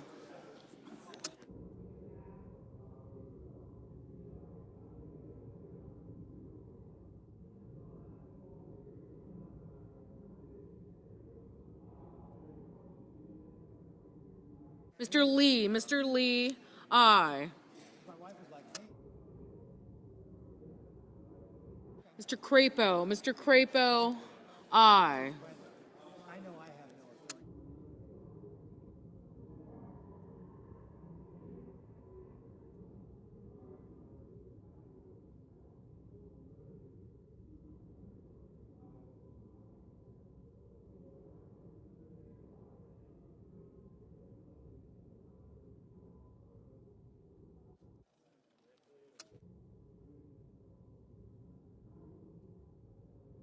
Mr. Bennett, no. Mr. Tuberville, aye. Ms. Warren, no.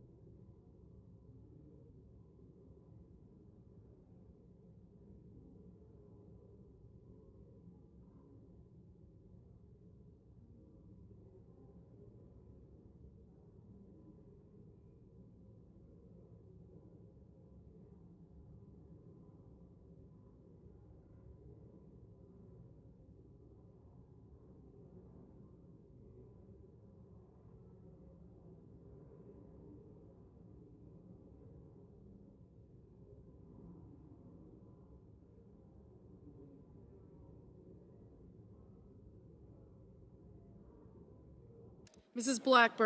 Blackburn, aye. Mr. Bozeman, aye.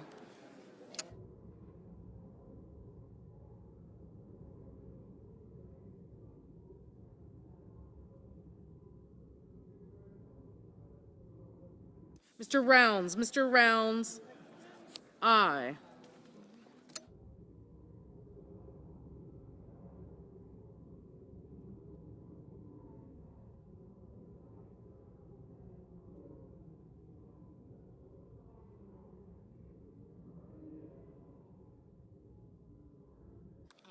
Mr. Haggerty, aye. Ms. Baldwin, no.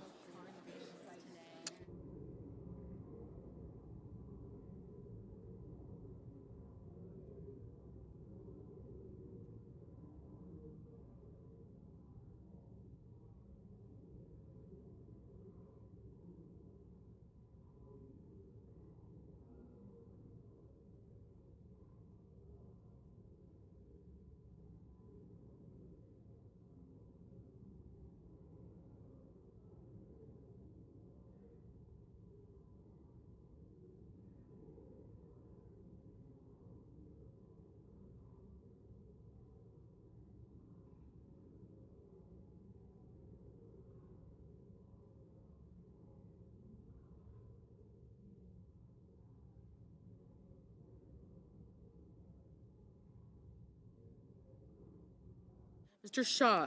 Schatz, no. Mr. Van Hollen, no.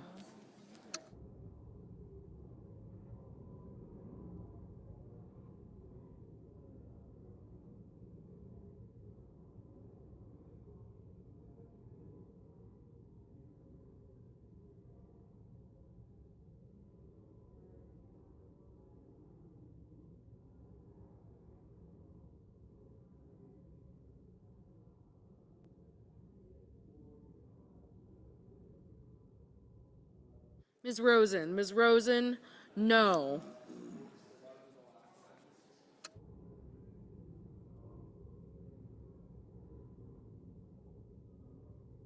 Mrs. Capito, aye.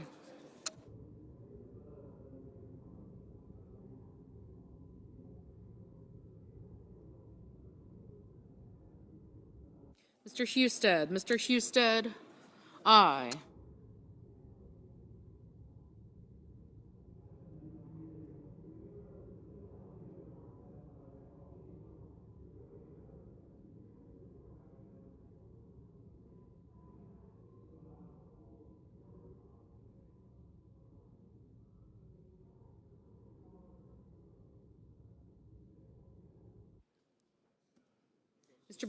Mr. Banks, aye.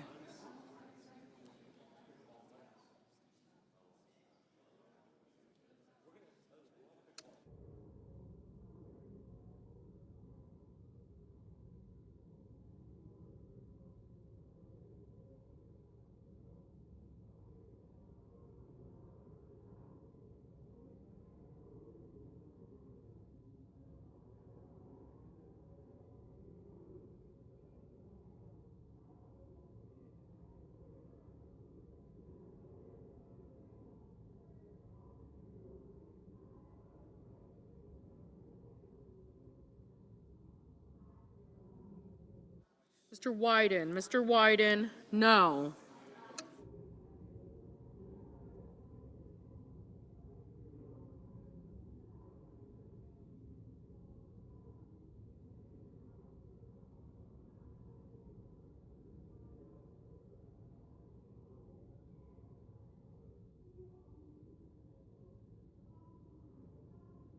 Mr. Booker, no. Ms. Hirono, no. Mr. McCormick, aye. Mr. Curtis, aye.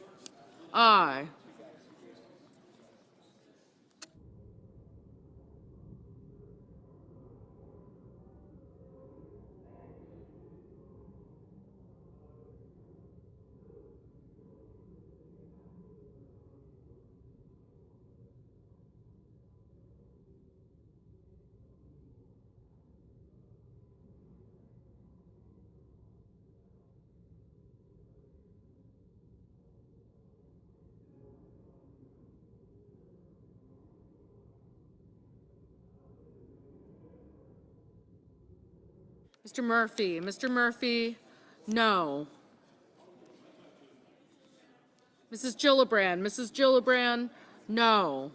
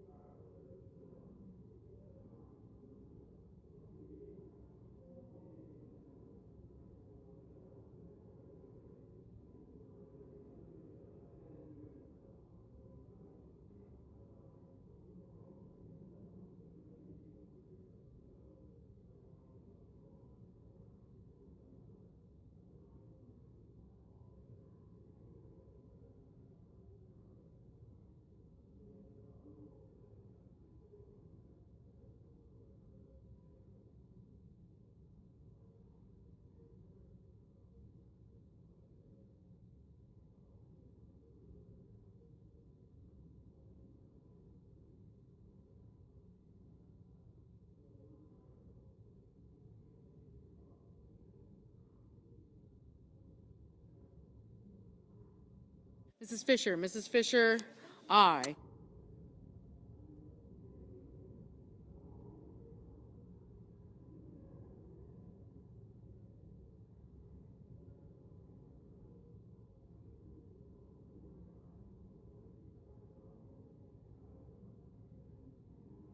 Ms. Smith, no.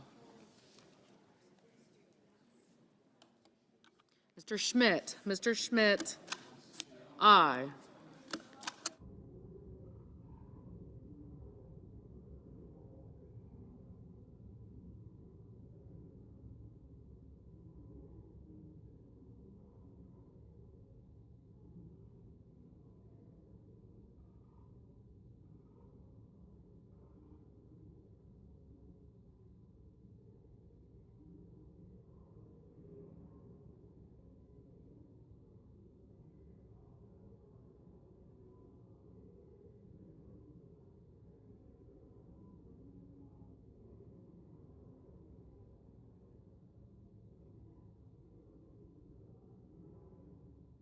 Ms. Lummis, aye. Mr. Tillis, aye.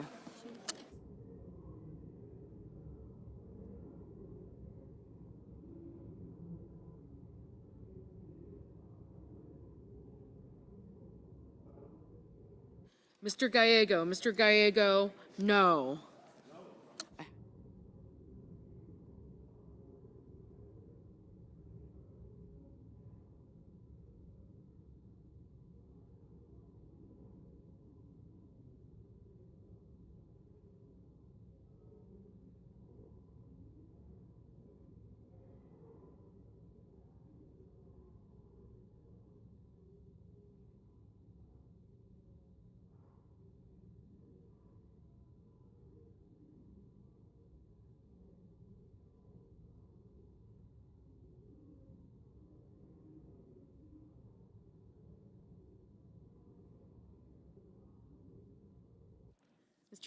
Mr. Scott of Florida, aye.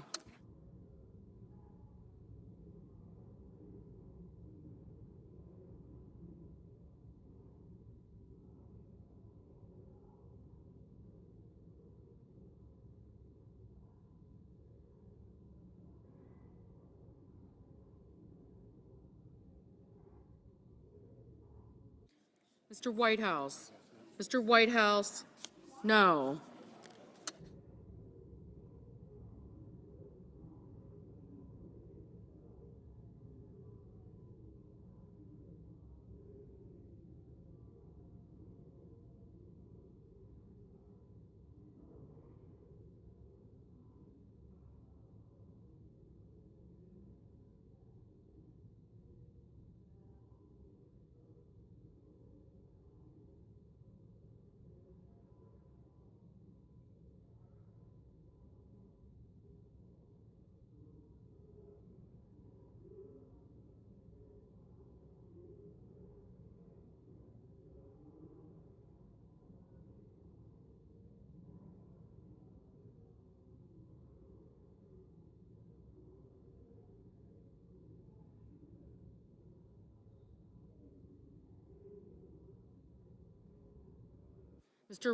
Mr. Risch, aye.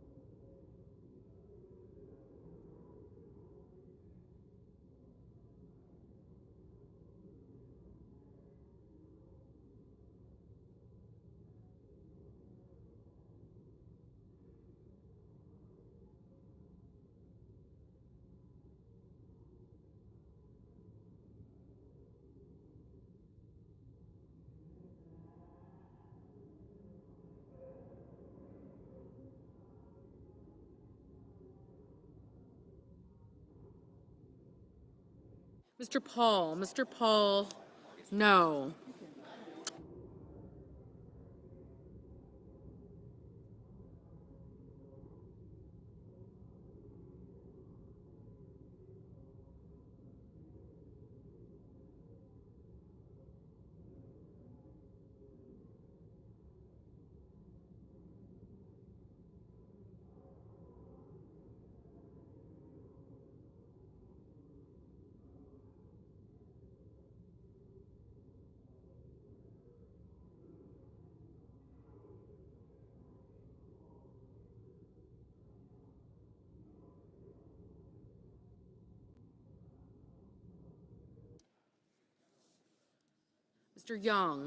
Mr. Young, aye. Mr. Warner, no.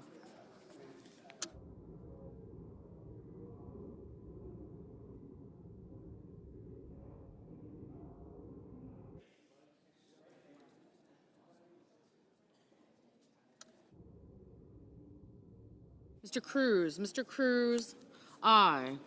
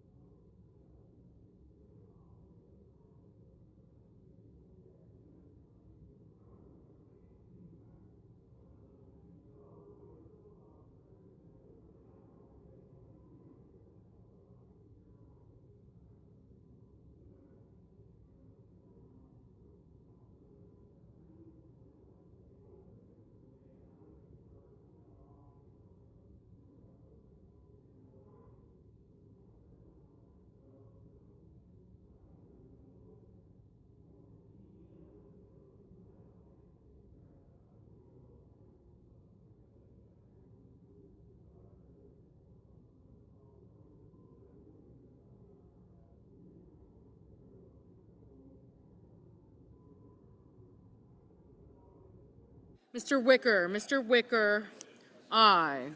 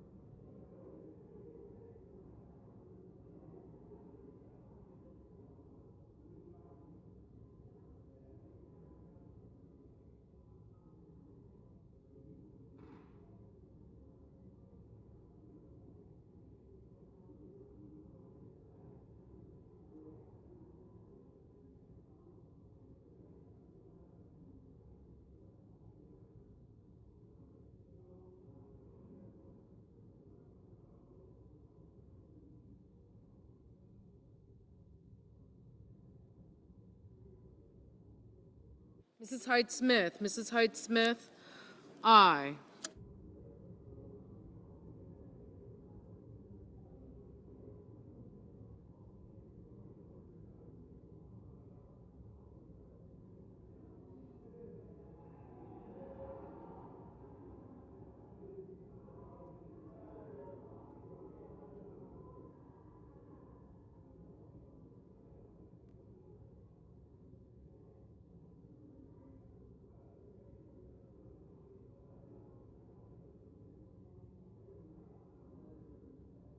Hello, Lindsay. How are you?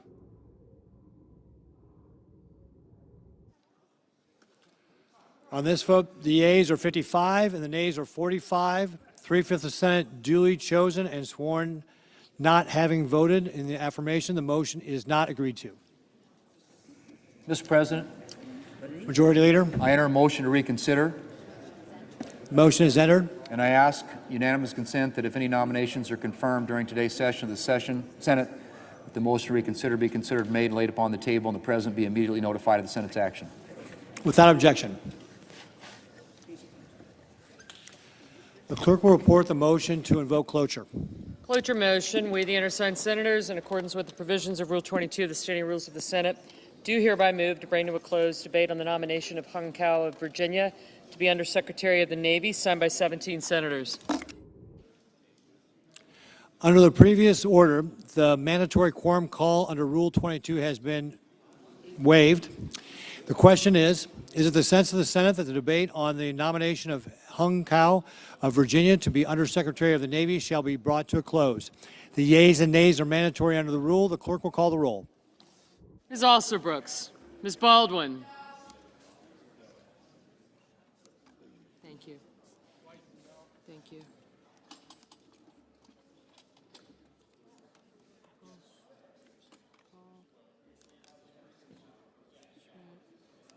I got you. I got you. Mr. Banks. I got you. Thank you.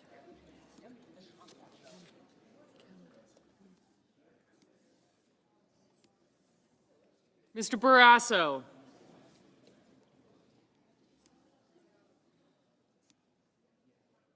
Thank you. I got Scott. I got him. Thank you. Yeah, he didn't see me. Mr. Bennett, Mrs. Blackburn. Mr. Blumenthal. Ms. Blunt Rochester. Mr. Booker. Mr. Bozeman. I got him. No, not yet. Yeah, he did. Mrs. Britt. Mr. Budd.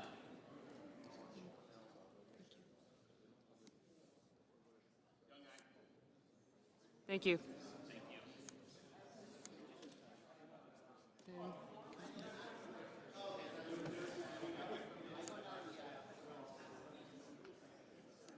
Thank you. Okay.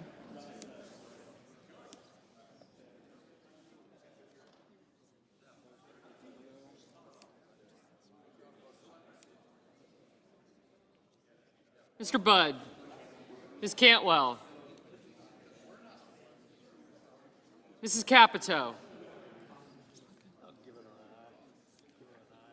Okay. Thanks. Mr. Cassidy. Thanks. Ms. Collins. Mr. Coons.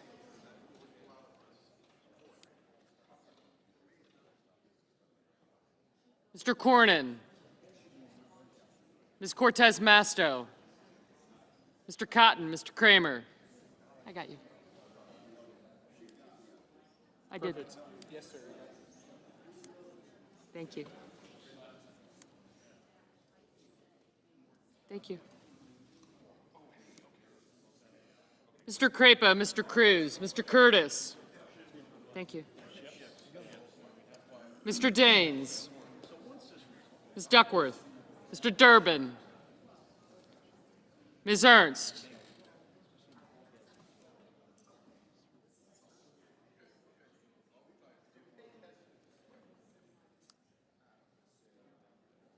Mr. Fetterman.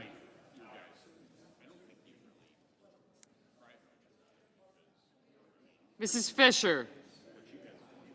Mr. Gallego, Mrs. Gillibrand. Mr. Graham, Mr. Grassley, Mr. Haggerty. Ms. Hassan. Mr. Hawley, Mr. Heinrich. Mr. Hickenlooper. Ms. Hirono. Mr. Hoven. Mr. Husted, Mrs. Hyde-Smith. Mr. Johnson. Mr. Justice. Mr. Kane. Mr. Kelly. Mr. Kennedy. Mr. Kim. Mr. King. Ms. Klobuchar. Mr. Langford. Mr. Lee.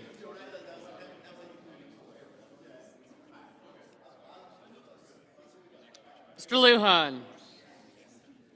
Ms. Lemus.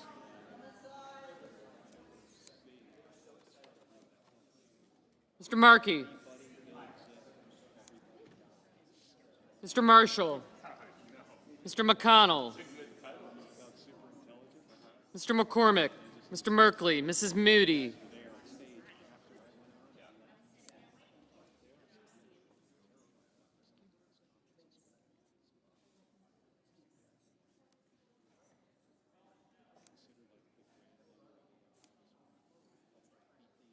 Mr. Moran. Mr. Marino.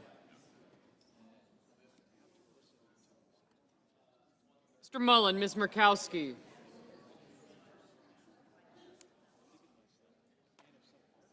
Mr. Murphy. Mrs. Murray. Mr. Ossoff. Mr. Padilla. Mr. Paul. Mr. Peters. Mr. Reed. Mr. Ricketts. Mr. Risch. Ms. Rosen. Mr. Rounds. Mr. Sanders. Mr. Schatz. Mr. Schiff.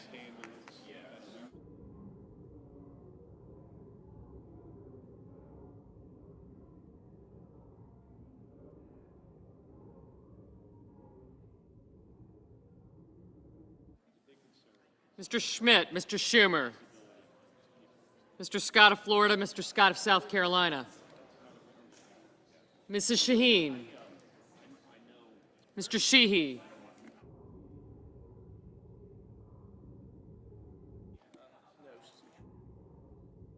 Ms. Slotkin. Ms. Smith. Mr. Sullivan. Mr. Thune, Mr. Tillis, Mr. Tuberville. Mr. Van Hollen. Mr. Warner. Mr. Warnock. Ms. Warren. Mr. Welch. Mr. Whitehouse. Mr. Wicker. Mr. Wyden. Yep. Mr. Young.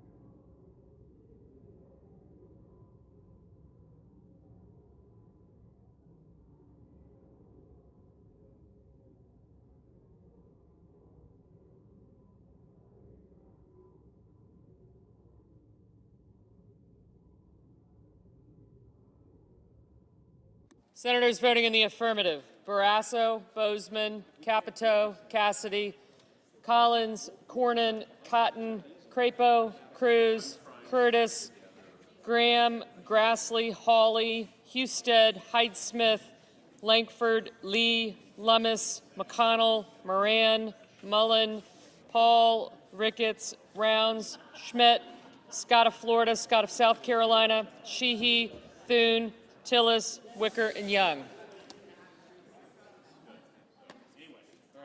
Mrs. Fisher, aye. I had you.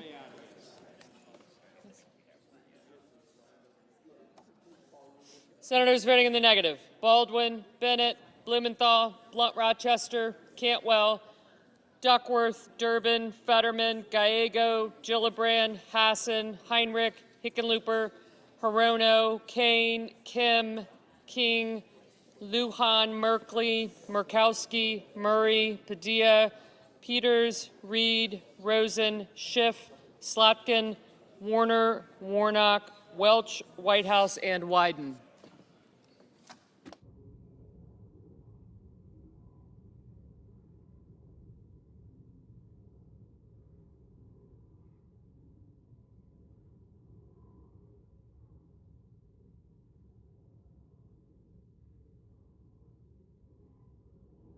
Mr. Booker, no.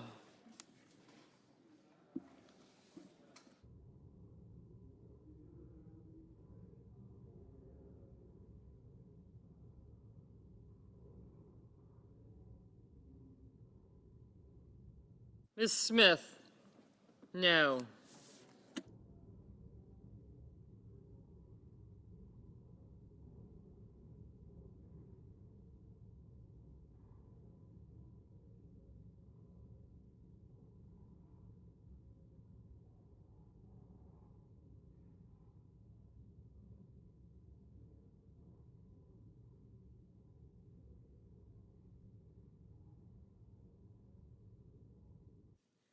Ms. Warren?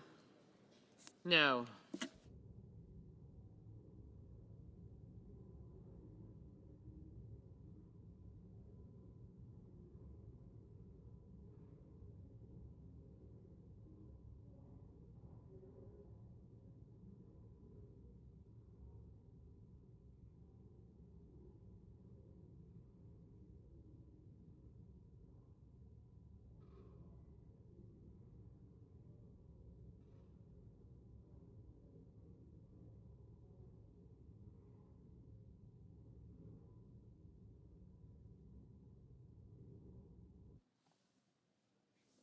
Mr. Marshall?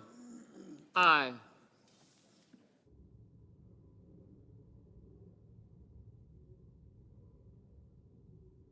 Mr. Hoven? Aye.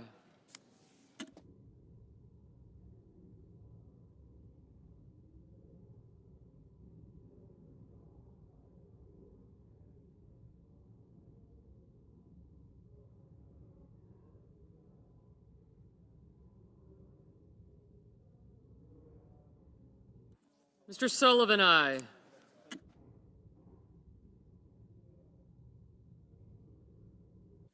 Mr. Ossoff? No.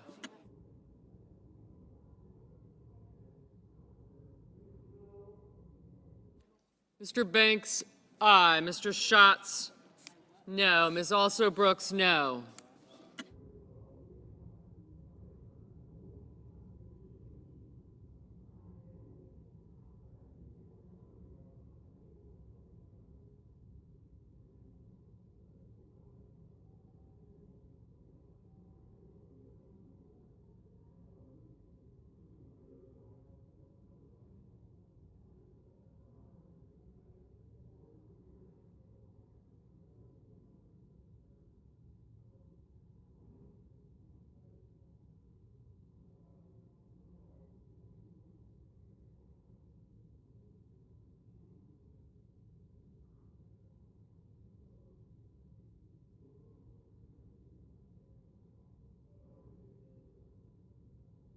Mrs. Shaheen? No.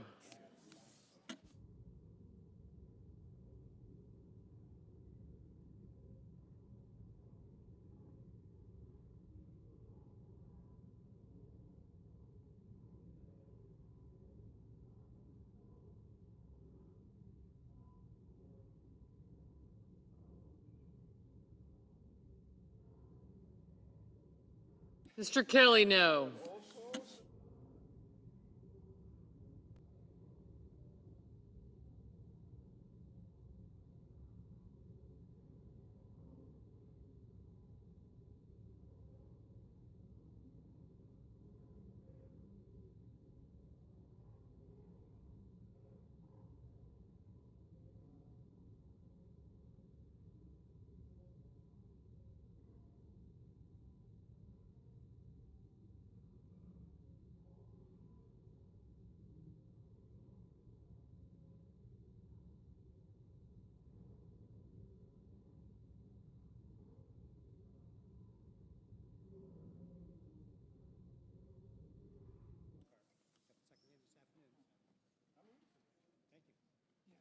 Mr. Daines? Aye.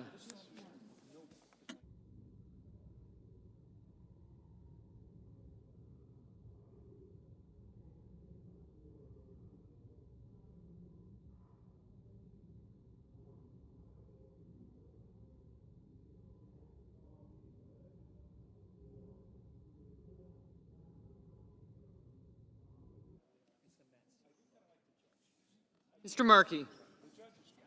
No. Holland? No.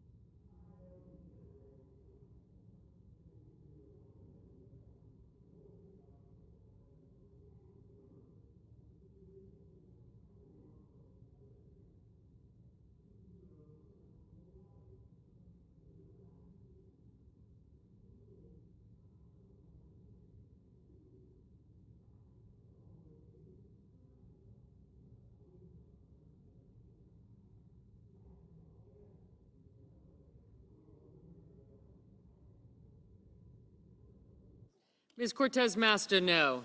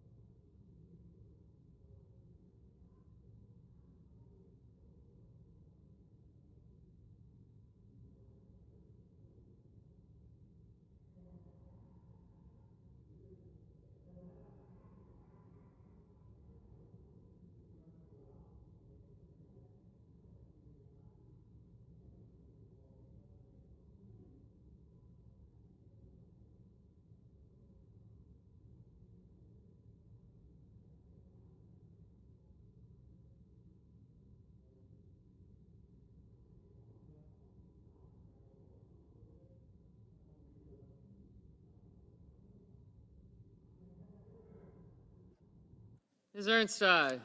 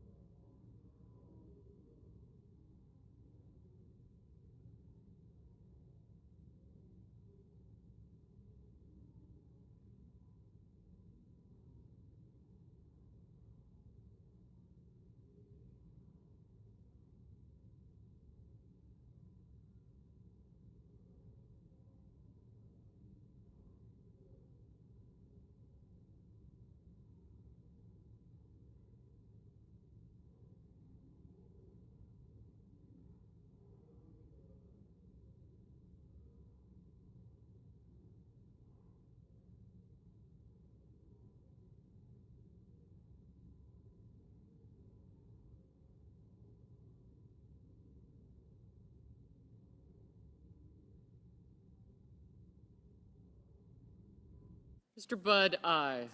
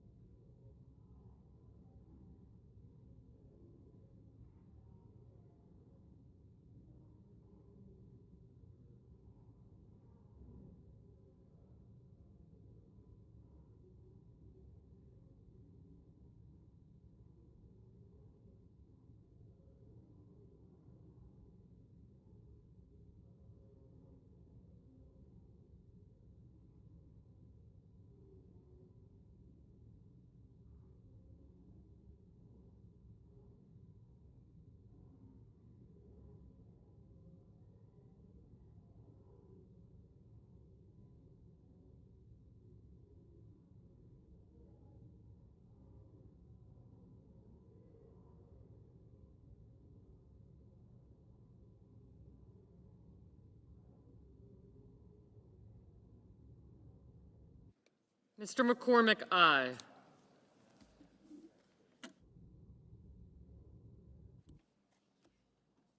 Ms. Klobuchar, no. Mr. Marino, aye.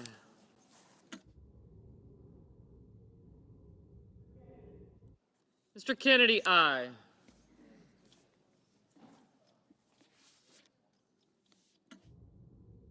Mrs. Moody, aye.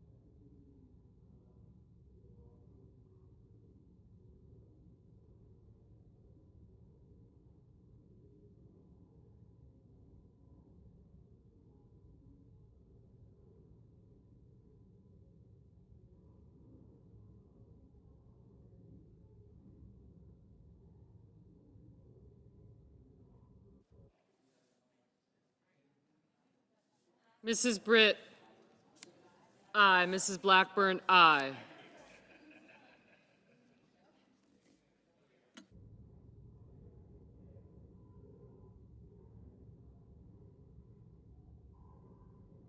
Mr. Johnson, aye.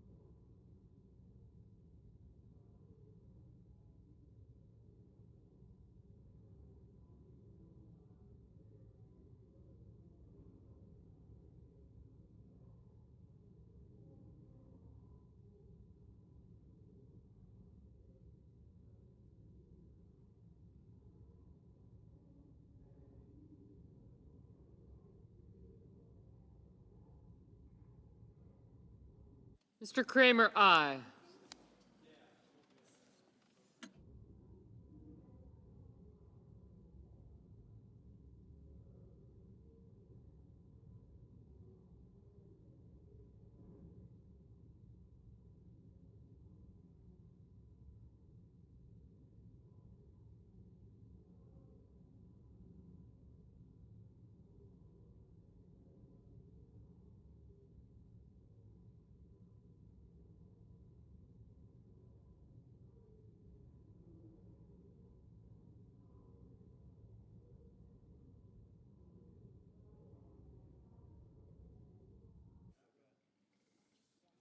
Mr. Schumer, no.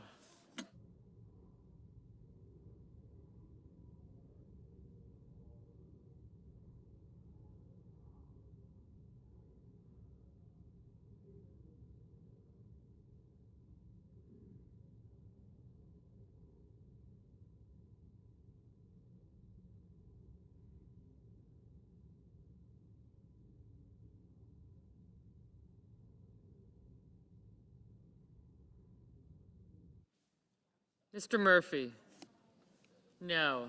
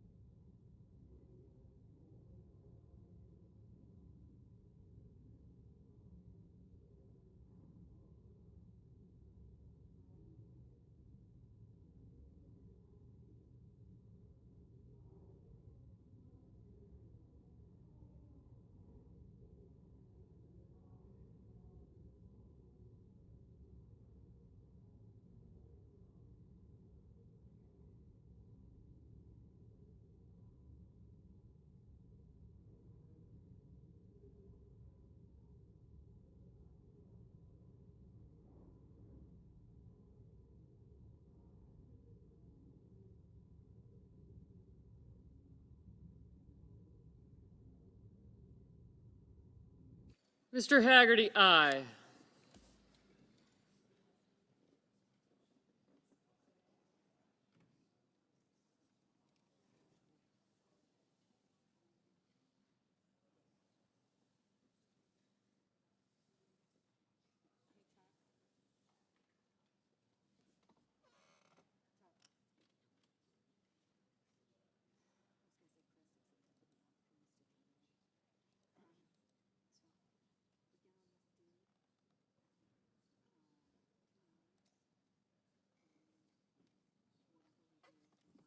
Mr. Coons, no.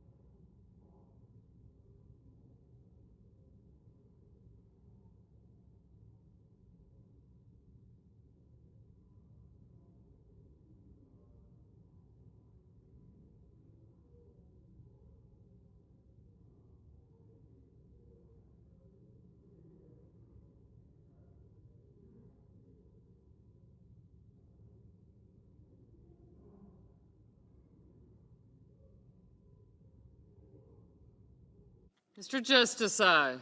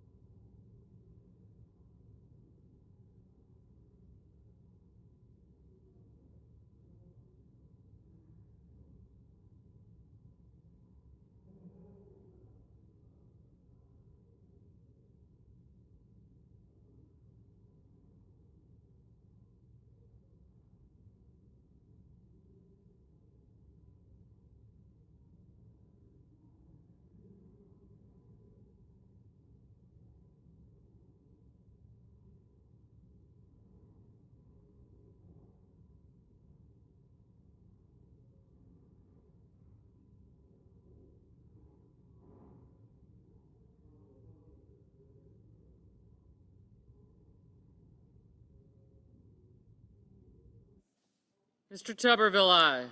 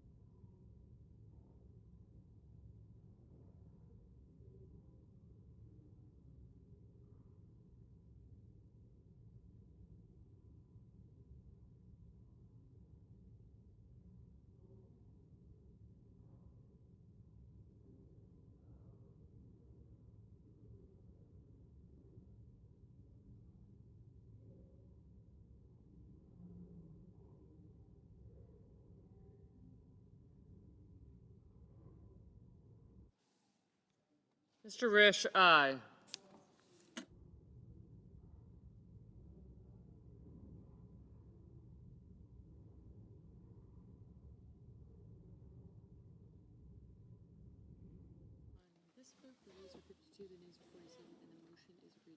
On this vote, the yeas are 52, the nays are 47, and the motion is agreed to.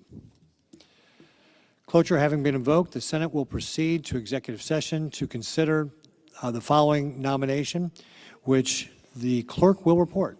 Cloture Nomination, Department of Defense, Hung Kao, Virginia, to be Undersecretary of the Navy. Okay. Now we got a 2-hour clock.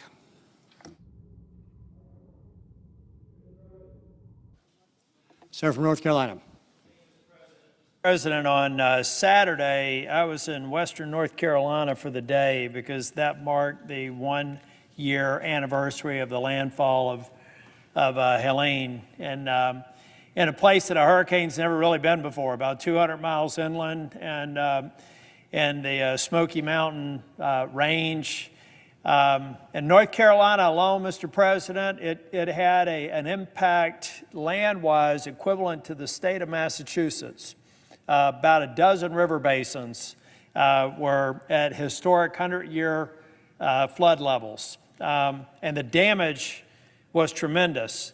The loss of life, 108 people in North Carolina alone, more than 250 people by the storm. $59.6 billion in damages. It's actually the most expensive storm in North Carolina's history, breaking the previous record of $30 billion by Hurricane Florence back in 2018. 74,000 homes damaged or destroyed. 5,000 miles of roads damaged or destroyed, including major portions of I-40, which are still only one lane in each direction for about a 20-mile stretch between North Carolina and Tennessee. I-26 was damaged. Blue Ridge Parkway's just opened up. 848 bridges damaged and destroyed, 20,000 farms and 800,000 acres of timber damaged. 163 water systems damaged, with Asheville not having drinkable water for almost 2 months after the storm. Mr. President, when I was in Western North Carolina, I heard someone say that the one community that I was in was back on its feet. But for every community that's back on its feet, there's still several communities that are on its knees or flat on its back. In fact, there are some communities that we wonder whether or not they ever will come back. And the reason I talk about it, in addition to being the 1-year anniversary, Mr. President, we've got real problems in the FEMA Disaster Relief Fund and resources available.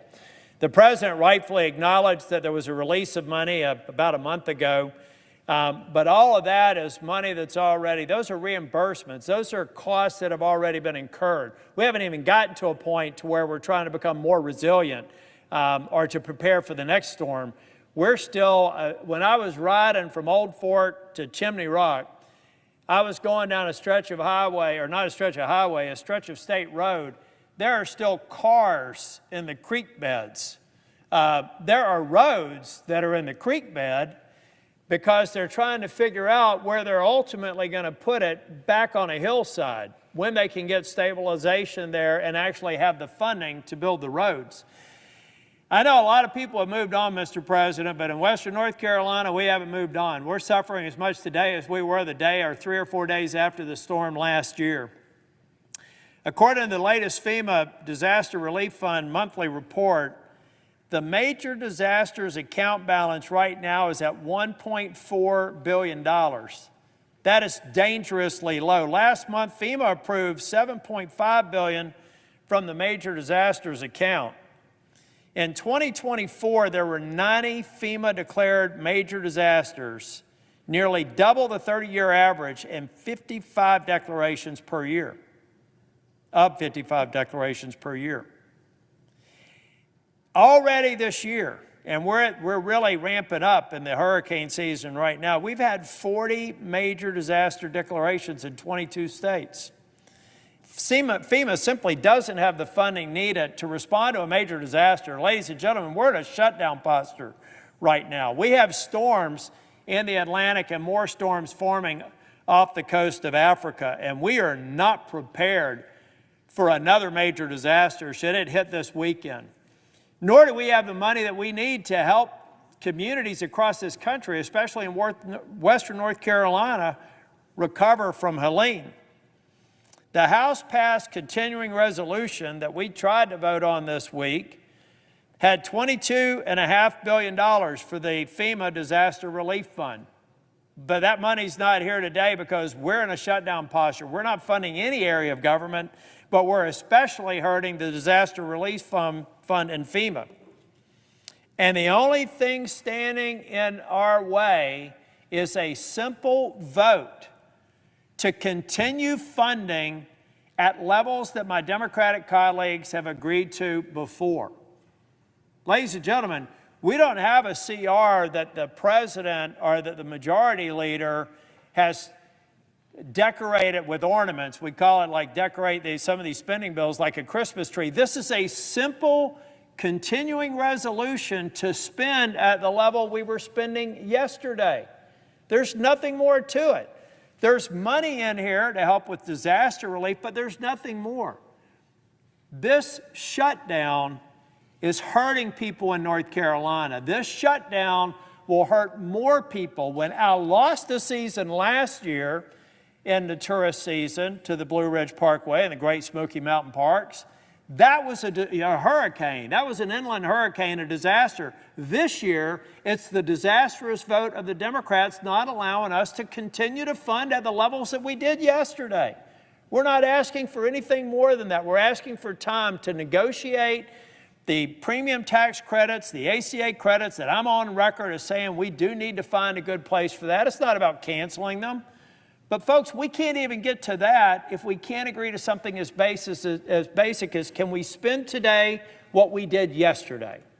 And I know that there are several members on the other side of the aisle that would like to move with a clean CR and get to that negotiation.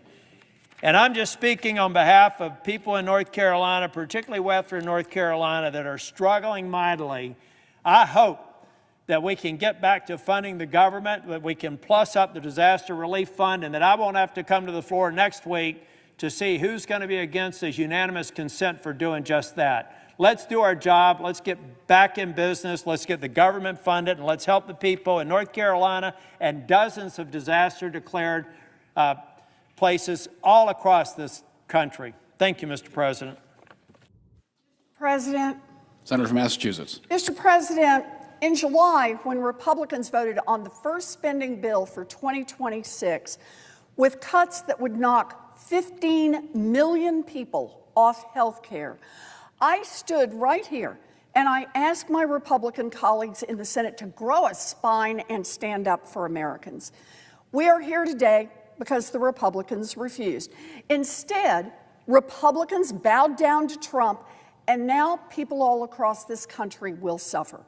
Let's be clear. Republicans shut down the government because they rather make health care more expensive than keep the government running. That is literally where we are right now. Republicans control the House, Republicans control the Senate, Republicans control the White House. They are in power. It is their job to keep the government running for the American people, and they have failed. Donald Trump and the Republicans own this shutdown. And don't take it from me. Listen to Donald J. Trump. In 2013, Trump himself said about a potential government shutdown, quote, "If there is a shutdown, I think it would be a tremendously negative mark on the President of the United States. He's the one that has to get people together." That's Donald J. Trump. Now, at the same time, Trump said, quote, "The president has to lead. You have to get people in a room, and you have to just make deals for the good of the country." Donald Trump today should listen to Donald Trump from yesterday. Instead, Trump, Mr. Art of the Deal, hasn't been able to cut a deal for the most basic government functions. Wow. As Trump said, that is a tremendously negative mark on the President of the United States. Let me say it again. Democrats are fighting to roll back the Republican cuts that will take away health care from millions of people and raise health insurance premiums for millions more. That's it. That's what we're asking for. We have been asking for months to negotiate over this, and the Republicans have said no. What are they doing right now? Are they making counteroffers? Are they saying we could go this far but not this far? Nope. They are simply saying no. So now, when a family is forced to the brink of bankruptcy from one bad medical diagnosis, Trump and the Republicans own it. Republicans insist that those health care cuts go through. When community hospitals have to shut down, Trump and Republicans own it. When kids with cancer can't get treatment because potentially life-saving research grants come to a screeching halt, Trump and Republicans own it. When insurance premiums skyrocket, Trump and Republicans own it. Healthcare in America was already broken, but Trump and Republicans are making it much, much worse. They ripped away money that covers mamas giving birth and neighbors who need wheelchairs and home health aides, and they handed it over to giant corporations and billionaire CEOs. Democrats believe that no one should go bankrupt because they got sick and needed to see a doctor.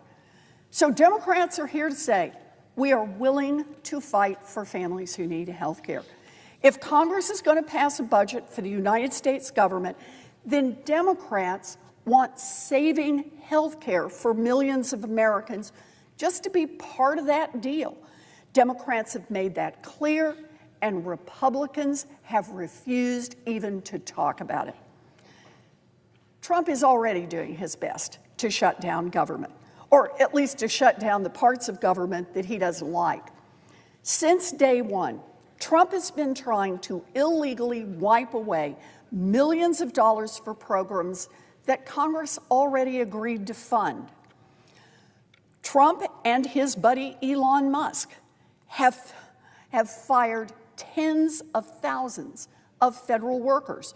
Trump is declaring American cities as war zones and sending troops to invade communities. Trump is playing king time and time again, and Republicans in Congress are bowing down and letting him do it. While all of that is going on, Republicans in Congress want Democrats just to sign a blank check and hand it over to Trump and let him continue to shut down whatever he doesn't like and to destroy our democracy. They want us to agree to a budget knowing full well that Trump will then turn around tomorrow and delete this part or that part or whatever he doesn't like, just like he has already done. Why would we play along with that farce? Why would we throw our support behind a deal that any time, any day, Trump could just decide he doesn't feel like honoring it? And why would we do that without getting anything in return to help American families who are struggling with high costs, particularly the health care costs that Republicans are driving up? To do that would be a betrayal of the American people. Senate Democrats are holding the line for families.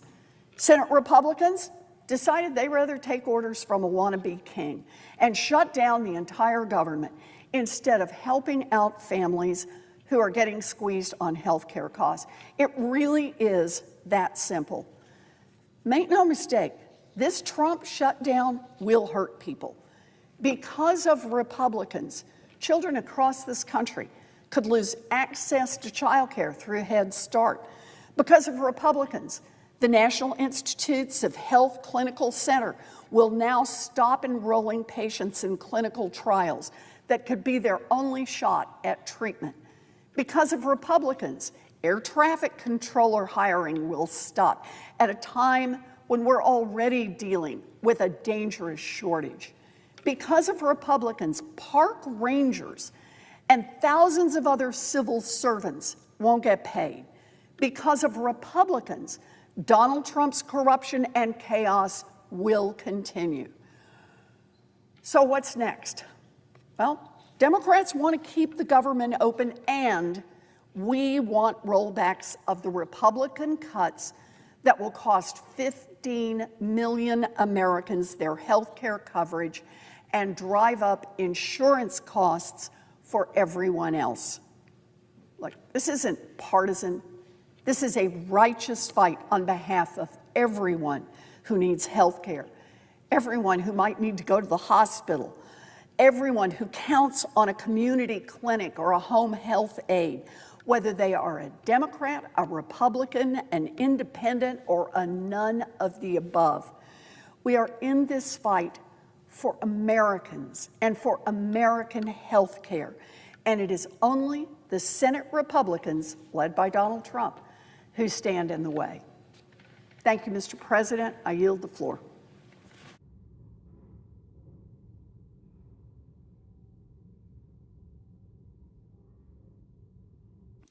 Mr. President. Senator of West Virginia. Mr. President, as I was sitting and listening, I feel like I'm living in an alternative universe here sometimes, and I'm sure the American people feel this way. Are people being hurt today? You're daggone right they are. They're being hurt because Senator Schumer and his following will not quite simply reopen the government so we can begin negotiations on some of the issues that are a part of this disagreement. So I'm a senior member of the Appropriations Committee, and one of my most important responsibility is to make sure that the government stays open and working for the people that we represent.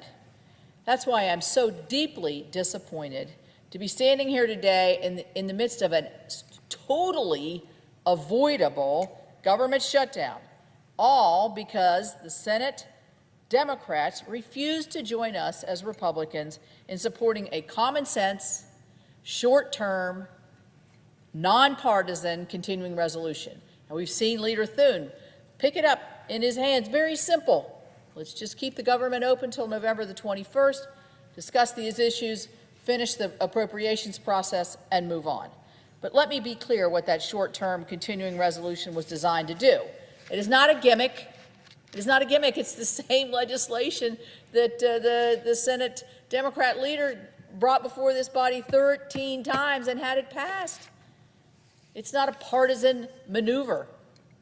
It's a straightforward measure to keep critical services in operation while giving Congress the time that we need to finish our work on appropriations through regular order the way that we used to do it. And some of our Democrat colleagues have agreed with us in the last several votes. So bottom line, we don't have to be where we are, and we really shouldn't be here, because this position is untenable. We have a path forward. It's so easy. It's so easy. When people are watching this, they're hearing us try to, blame one person or the other. The easy thing is turn around and vote to reopen the government, and we can begin to have our conversations. We have a path forward. It requires the Democrats to come to their senses, quite frankly, and vote for this reasonable measure. The Senate has already passed 3 appropriations bills, which is 3 more than we passed under their leadership last year. And we have 5 more that have received heavy bipartisan support in committee and are ready for a full Senate vote. That would be CJS, Defense, Interior, Labor H, which I chair, and TTHUD, which is the Transportation, Housing, and Urban Development Bill. That's progress. That's responsibility. That's what we're here for. That's us doing our job. But in order to complete the process, we need time. And the continuing resolution is that bridge of time to keep the government open while we finish our work. So unfortunately, the Democrats have chosen a different path. They have chosen to shut down the government. That's where we are today. The government is shut down. They made a political calculation, all based on politics, appeasing their far-left base instead of doing the right thing for the American people. And unfortunately, hardworking families all across this country who rely on critical government services are the ones who are suffering. Government shutdowns have real consequences. In West Virginia, our businesses and our federal workers face uncertainty about their pay. Families who rely on essential benefits are put in limbo. It's scary for people. Some people with children with disabilities or folks that rely on services daily are concerned about where this is going to lead. Small businesses are waiting on federal permits on loans. They're going to have to wait longer. And while so many others are told yet again, as we see, the politics of Washington is coming before the people. My state of West Virginia has the third largest amount of federal employees. We're situated quite close to the District of Columbia. So all of those public servants who are bearing the brunt of this nonsense, please know how much I value your contribution every day, and that I'll work tirelessly to get you back to work, to get you back to that certainty that you need. You know, the shutdown is just so avoidable, and it's so unacceptable. But you know what? As Republicans, we're not giving up, because we never do. And as Leader Thune has indicated, we will continue bringing forward opportunities for the Democrats to join us in reopening the government. We'll keep voting to do the right thing and give them a chance to do the same. The American people expect Congress to be responsible stewards of their tax dollars. I know that's what my constituents in my home state of West Virginia want me to do. They expect us to keep the government functioning. I can't even believe I'm having to even say this, because it's just such a given. They want the government open while we debate our differences. That's what we're supposed to be doing. We're supposed to be debating, not shutting down the government. And that's what the Republican CR would have allowed us to do.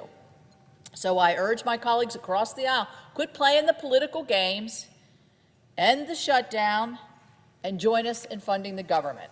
Let's finish our work on the appropriations process, and let's return to the regular order process that we have begun at the beginning of the summer, because it brings transparency, accountability, and bipartisanship back to the appropriations process. We have it in committee.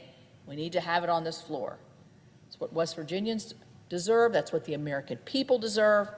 That's what they expect. Quite frankly, that's what they expect every day. These young people on the floor are getting to hear a debate, and I'm sure it's one that they'll remember, and I'm sure they're thinking to yourself, it's a simple thing: reopen the government. Reopen the government. Why was it closed in the first place? For a political stunt that's not working. They're boxed in. Let's just say, okay, let's open, let's begin our discussions, and let's solve the problems that we have in front of us. So with that, Mr. President, I thank you, and I will yield the floor. Mr. President. Senator from Nevada. Thank you, Mr. President.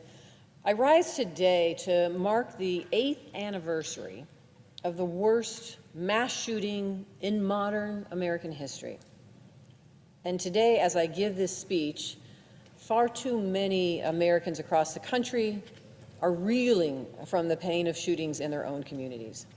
This country is seeing a horrifying increase in mass violence that doesn't just destroy the lives of the victims, it tears apart families. It leaves loved ones with an unfillable hole in their hearts, and it brings communities to the breaking point. I've seen it firsthand.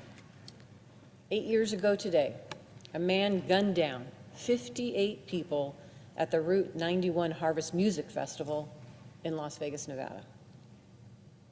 More than 800 people were wounded in that chaos, and 2 people later succumbed to their injuries. That day and those that followed were some of the toughest for all of us. Me personally, my niece was attending that festival, and I remember the overwhelming relief that I felt to learn that she was safe and okay. But I also remember spending time at the reunification center with the families of the missing festival attendees, praying with those families, crying with those families, watching them as they were hoping and praying that their loved ones would return to them. Some were lucky, but many were not. Our city, our entire state of Nevada, felt lost. But I will tell you, out of this horror came something miraculous. In the aftermath of 1 October, Nevadans came together to support each other, People came out in droves to give blood. There were lines around the block. They donated money, food, clothing, and they lent a helping hand to those who had lost so much. I will tell you, businesses, community organizations, and law enforcement did what they could to ease the burden of the families who had been impacted. And I worked across the aisle with my colleague, Republican Senator at the time, Dean Heller, to get financial relief for the victims. Our city united in the face of this tragedy, and we came out of it Vegas strong. I am forever touched by those incredible efforts to shine a light in the darkness. But even all that good cannot erase the scars left behind by this massacre. Its victims were innocent people who went to a music festival to enjoy themselves. It didn't matter what they did for work or what they believed or who they loved. They were actually gunned down indiscriminately. In the 8 years since that tragedy that shook my state to its core, we've sadly seen more violence erupting across the country. We've seen it in places of worship, in schools, and in grocery stores. As Americans, as members of Congress, we have to continue speaking out against it. Violence is never the answer. We cannot survive in a country where this is the norm. We have to do better in our rhetoric and our actions. For me, that means coming together to work on common sense solutions like finally banning bump stocks, passing comprehensive background checks to make sure that criminals can't exploit loopholes to buy deadly weapons, and delivering more support for, yes, mental health in this country. And it also means always remembering the victims of the Route 91 Harvest Festival massacre, grieving the lives they never got to live, and the families they never got to come home to or create, serves as a stark reminder of the horrors violence like this can cause. We owe it to them and to their loved ones to keep working together to end it. In the aftermath of this tragedy, Las Vegas has rebuilt. We have risen from the ashes stronger than ever. We will never forget the trauma inflicted on us that day. That pain must fuel us to work together toward a better future for our children, for our families, and for our country. Thank you, Mr. President. I yield the floor.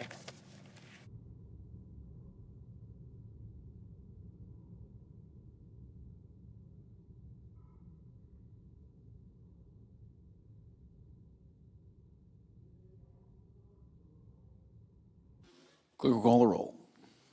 Ms. Also Brooks.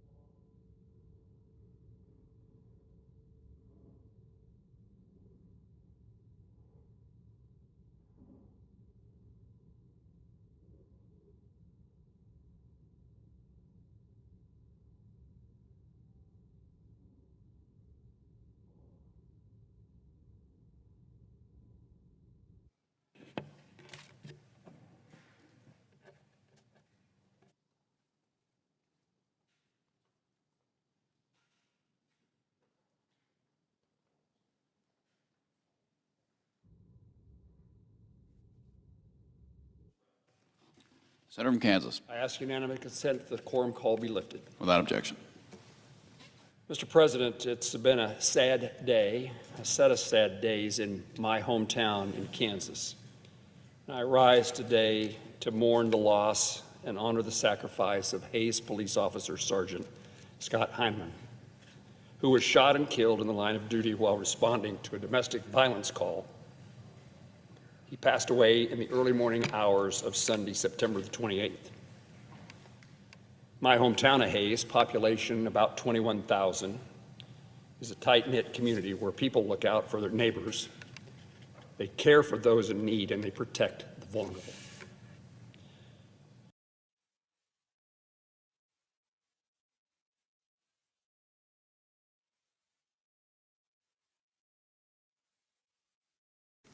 Good afternoon, everyone.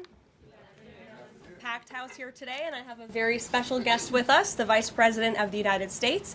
He'll deliver some remarks and take some questions. First, I just want to share remarks of my own. Democrats in Congress have officially shut down the United States government. House Republicans passed a nonpartisan, clean piece of legislation to extend current government funding until November 21st. But nearly every single Democrat senator voted against this bill. To be clear, this was the exact same bill that Democrats approved 6 short months ago in March, just adjusted for inflation. This is the same kind of clean funding bill that Democrats passed 13 separate times when they held the majority during Joe Biden's administration. So the American people woke up this morning and asked the obvious question: why is the government shut down right now? The answer is pure partisan politics being played by the Democrat Party. The Democrats shut down the government because President Trump and the Republicans will not force American taxpayers to pay for free health care for illegal aliens. America is $37 trillion in debt. We cannot afford to provide taxpayer-funded free health care to illegals who broke the law to enter our country. To put this all into perspective, the Democrats refused to keep the government open over health care to illegal aliens and now have jeopardized critical health care programs for American citizens instead. The Women, Infants, and Children program, community health center funding, Medicare treatment options, and other health programs are now all at risk because of the Democrats rejecting the Clean CR. The most vulnerable in our country are being punished because the Democrats want to prioritize illegals over American citizens. And if Democrats actually cared about health care, they would applaud the actions taken by President Trump just yesterday in the Oval Office. He took a bold and massively popular action to improve our healthcare system. He announced the first agreement with a major pharmaceutical company, Pfizer, to lower drug costs for Americans. This is a historical achievement long sought by past Democrat presidents that only President Trump was able to get done. Also yesterday, while the Democrats were whining about health care for illegal aliens, President Trump signed a powerful executive order to supercharge American AI innovation and unlock cures for pediatric cancer patients in the United States. While President Trump took action to lower drug prices and improve the lives and the care of American children with cancer, again, Democrats are fighting to give health care benefits to illegal aliens. The Trump administration is fully committed to lowering healthcare costs and advancing policies that will save American lives. But right now, we need to keep the government open and funded. And individuals and organizations across the political spectrum, across the country, agree with the Trump administration and Republicans. The labor union leader, the Teamsters, Sean O'Brien, sent a very blunt message to Democrats over their destructive antics. He said American workers are not bargaining chips. Senators need to stop screwing around and pass the House-passed clean short-term funding bill. The U.S. Chamber of Commerce, the world's largest business organization, called to immediately pass the Republican Clean CR, saying, quote, shutdowns are harmful to the economy, the American people, and our national security. And even Democrat Senators Cortez Masto and Fetterman acknowledged that their party is betraying the American people with this costly and chaotic Democrat shutdown. Enough is enough. Democrats need to stop sabotaging our country and holding the American people hostage in the country. Democrats need to do their jobs. The American people want the government reopened, and this is proven in a New York Times poll showing that 2 in 3 Americans say the government should not be shut down by the Democrats, even if their absurd demands are not met. The president and Republicans are working very hard to reopen the federal government. The vice president here has been crucial in this effort. We encourage all Americans across the country, call your Democrat senators and encourage them to reopen the government. That's what President Trump and the vice president want to do. And with that, I will turn it over to our great vice president, J.D. Vance. Great. Well, thank you, Carolina, and good afternoon to everybody, and good afternoon to everybody who's watching at home. It's a tough act to follow, but let me just say a few things, and then I'll take a few questions. Number one, Democrats say that they care a lot about lowering health care costs, and yet, when the president took historic action to work with the drug companies to lower prescription drug prices, the Democrats did nothing to help us. In fact, we would have loved to have the Democrats helping us, but they didn't. They talk about doing something. They don't actually do the hard work of making it happen. What they have done instead is to shut down the government because we won't give billions of dollars to health care funding for illegal aliens. That is what has actually happened.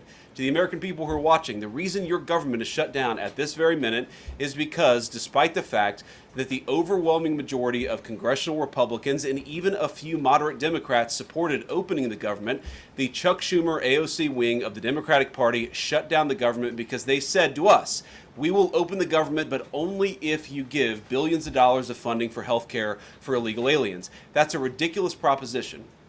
Let me say two other quick things, and then again, I'll take some questions. Number one, we all understand that Democrats and Republicans have policy disagreements. The Democrats want to do things. Look, when Chuck Schumer and Hakeem Jeffries were in here a couple of days ago, they made some suggestions that the president was more than happy to say, yes, let's sit down and talk about how we can solve the health care crisis that we inherited from the Biden administration.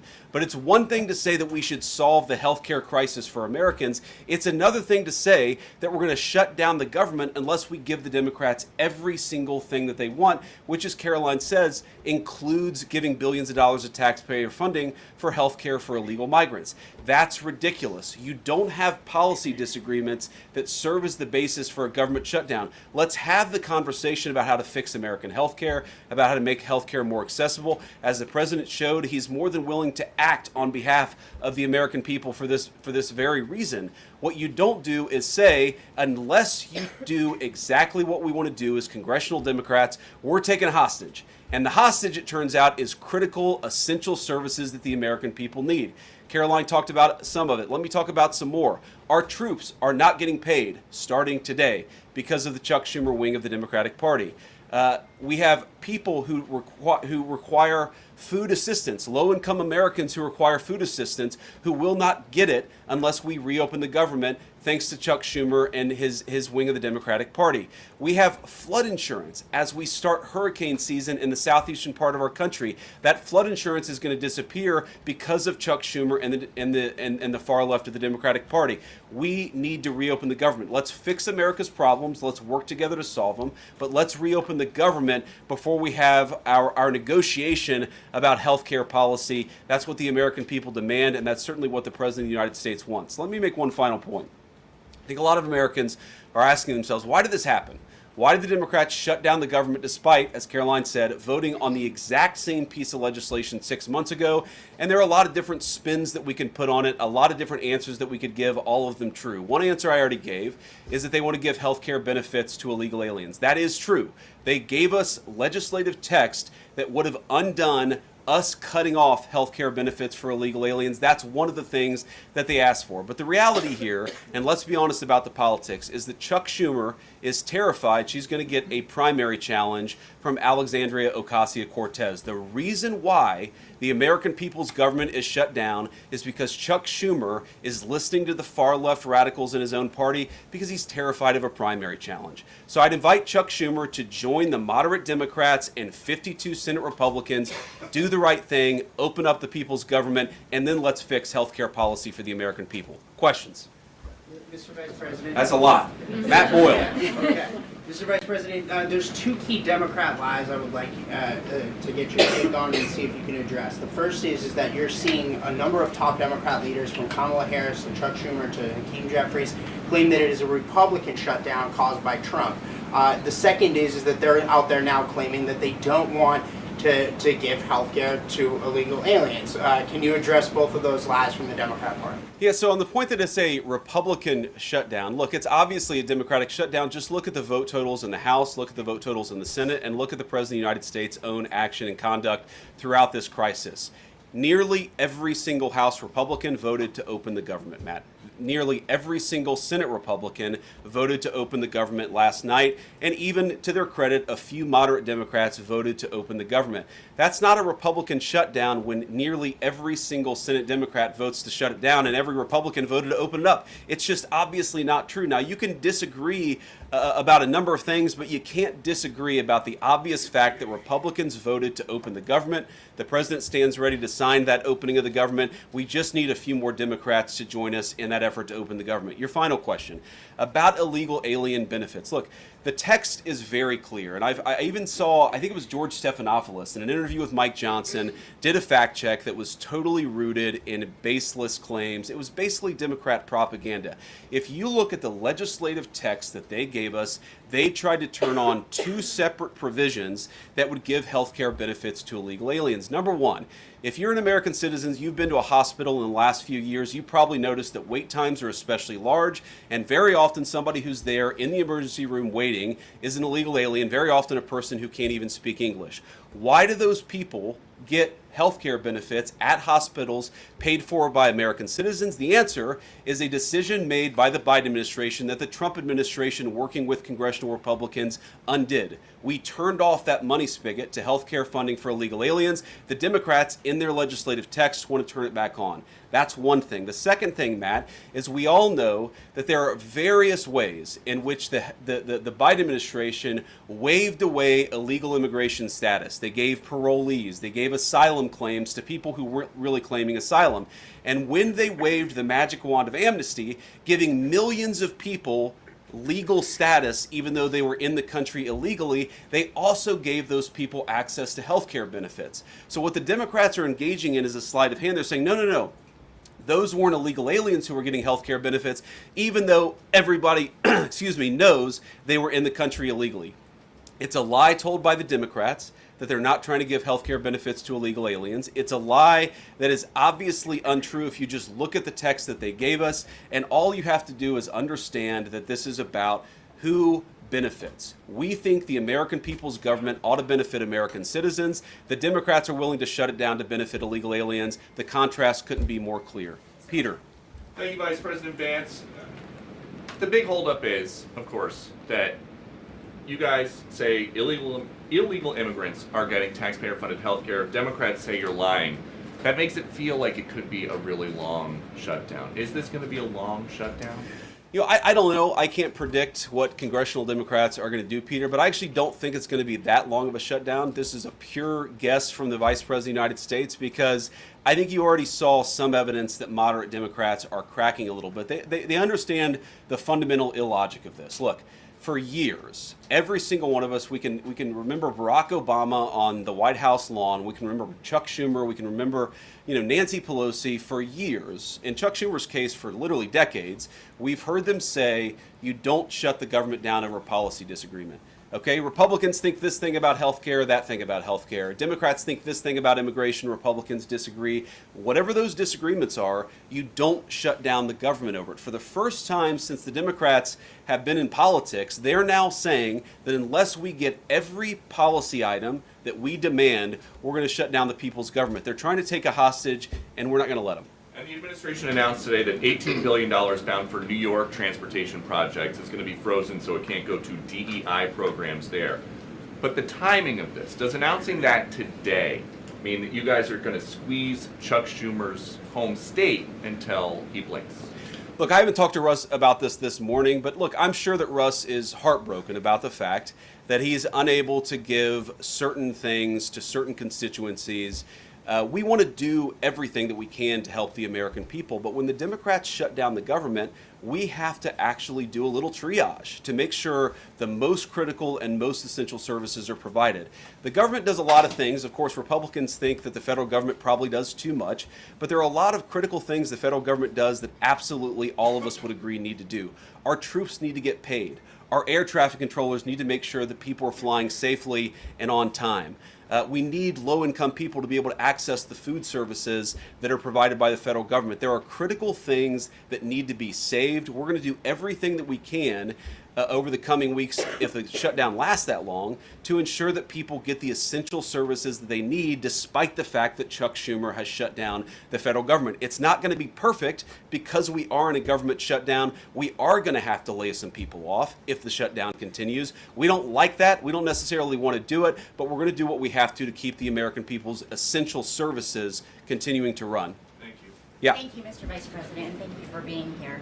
Yesterday, President Trump said, as a result of the shutdown, we'll be laying off a lot of people that are going to be very affected, and the Democrats, they are going to be Democrats. Has the administration asked agencies to target federal workers who they believe to be Democrats in these reductions of forces?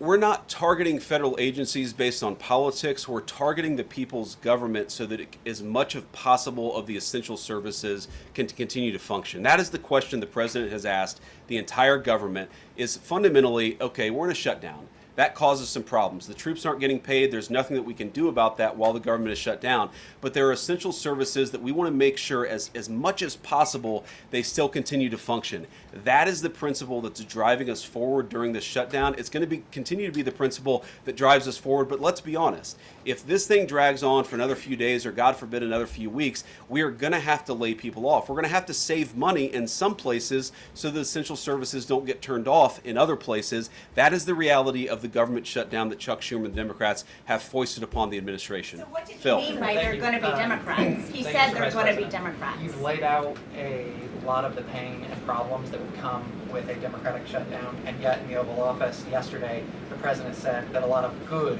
could come from a shutdown. So square that circle. Which is it, a Democratic-caused crisis or a Republican opportunity for reform? Well, I think all the president is saying, Phil, is that he wants to make sure the American people's government functions as well as it can, despite the fact that we're in a shutdown. We're going to have to make things work. And that means that we're going to have to triage some certain things. That means certain people are going to have to get laid off. And we're going to try to make sure that the American people suffer as little as possible from this shutdown. That's what the president is saying, is that, yes, this is a bad thing. Obviously, the president is trying to reopen the government, but we're going to make things work as well as we possibly can, given the constraints that we have. And then on those policy differences for the discussion and the negotiations to come later, during the Biden administration, Democrats twice voted to expand these Affordable Care Act tax credits. But those were supposed to be temporary, and they were slated to expire at the end of the year. As you sort of crack the door open to negotiation at a later date, would the party that ran on defunding Obamacare really negotiate about potentially expanding Obamacare? Well, Phil, what we've said to the Democrats is that we're willing to have a conversation about how to ensure that Americans continue to have access to health care, and frankly, they should have access to better health care at a lower cost. We inherited a mess of a health care system from the Biden administration. It's why the president has worked so hard on the most favored nation status for prescription drugs. It's why we care so much about lowering the cost of prescriptions and why we're doing everything else. We're willing to have that conversation, but I think it's important to bracket the health care policy conversation because it's separate from the government shutdown. We think that we can open the government and then have the conversation about what best healthcare policy to fit the needs of the American people. That's all we're trying to do. That's all we're trying to accomplish. We've got to reopen the government first. Now, Caroline, I don't know how you do this, how you actually choose people, because I don't know 90% of the names in here. Is it just who's the best dressed? Okay, I really like your shirt. Go ahead. Thank you, Mr. Vice President. You are president of the Senate. Can you talk about what you're doing, what the administration is doing to try to get other Senate Democrats to vote to open the government? Yeah, we're talking to a number of our colleagues, Democratic and Republican, in the Senate. I talked to a number of them last night. The president, of course, is talking to them as well. I think there really are two categories of demands that I've seen privately from congressional Democrats. I think on the one hand, those who are negotiating in good faith are saying, look, we just want to make sure that we're able to have a conversation with the administration about some of the critical needs that we see that need to get fixed over the next few months. We recognize it's kind of absurd, and a lot of them will admit in private that it's kind of absurd to shut down the people's government over these disagreements, but just agree to negotiate with us in good faith on these issues, and of course we're having that conversation with them. Then there's another category, people who say, give us everything we want or we're going to keep the government shut down. We just write those people off because they're not negotiating in good faith. And frankly, we don't need them. We've already got 3 more Democrats last night than I thought we would get. And I think it's because they recognize the illogic of the position of taking the entire American economy hostage because they don't get their policy priorities. So 3 moderate Democrats joined 52 Republicans last night. We need 5 more in order to reopen the government. And that's really where we're going to focus, is how to get those 5 additional Democrats. Thanks, Mr. Vice President. First 2 questions. Are there plans to meet Democratic leaders again in the coming days, or are you planning on plucking off senators one by one? So that's the whole question? No, I got a second part. Okay, go ahead and ask the second question. So the president's been posting some images of Leader Jeffries and Senator Schumer. I saw. Recently. You've said that you're interested in good faith negotiations with these leaders, but what message does that send? Is it helpful to post pictures of Leader Jeffries in a sombrero if you're trying to have good faith talks with him? Oh, I think it's funny. The president's joking, and we're having a good time. You can negotiate in good faith while also poking a little bit of fun at some of the absurdities of the Democrats' positions, and even, poking some fun at the absurdity of the Democrats themselves. I mean, I'll tell Hakeem Jeffries right now, I make this solemn promise to you that if you help us reopen the government, the sombrero memes will stop. And I've talked to the President of the United States about that. Now, to your first question, are we negotiating one-on-one? Are we negotiating in groups? Look, I will go to the U.S. Capitol right now and meet with Chuck Schumer or any Senate Democrat if it helps us reopen the government. Most of the conversations, in my experience at least, have been one-off. We're also, of course, relying on some of our Senate Republican colleagues who have good relationships across the aisle. We're going to do whatever we have to do is the answer. And I think it's tough to predict what shape this negotiation is going to take over the next few months. But I feel good about the fact that Democrats already realize privately the fundamental irrationality of their position. I hope that they're going to publicly acknowledge it and reopen the government. Right in the back, yeah. Thank you, Mr. Vice President. You responded to a post on X of Chuck Schumer on the House floor back in 1996, railing against illegal immigrants receiving taxpayer-funded benefits. You said Chuck Schumer once recognized that it was disastrous to give illegal aliens rewards for breaking the law. Now he wants to shut down the government unless we reward illegal aliens for breaking the law. Why has Chuck Schumer changed his stance? That's a good question. Actually, it's a very tough question. Asking me to get in the head of Chuck Schumer is not a place I particularly want to be, but my basic read on it is that the entire Democratic Party, the political leadership, not every Democrat nationwide, but the political leadership of their party has got it into their heads that the only way to be compassionate is to be compassionate to illegal aliens rather than American citizens. If you go back to what Bill Clinton was saying, even Barack Obama in some cases, what he was saying about illegal immigration 10, 15, 20 years ago, you would put them on the MAGA right based purely on their rhetoric around illegal immigration. So I don't know why they've gone so far to the left. I think it's bad for the country. I think it's bad for them politically. But our principle, all I can do is speak for the president that I serve and the country, the administration that I serve right now. We believe that the American people's government exists for the American people. That means the people who have the legal right to be here, and that's why we're fighting to reopen the government. And unfortunately, the Democrats are fighting to shut it down for the benefit of illegal aliens. And I'll take a couple more, and then I'll let Caroline. I'll go back to my day job so Caroline can go back to hers. All right. Yes. Thank you, Mr. Vice President. Just going back to the sombrero. You said that the president is joking, but Hakeem Jeffries says that these memes were racist. What's your response to that?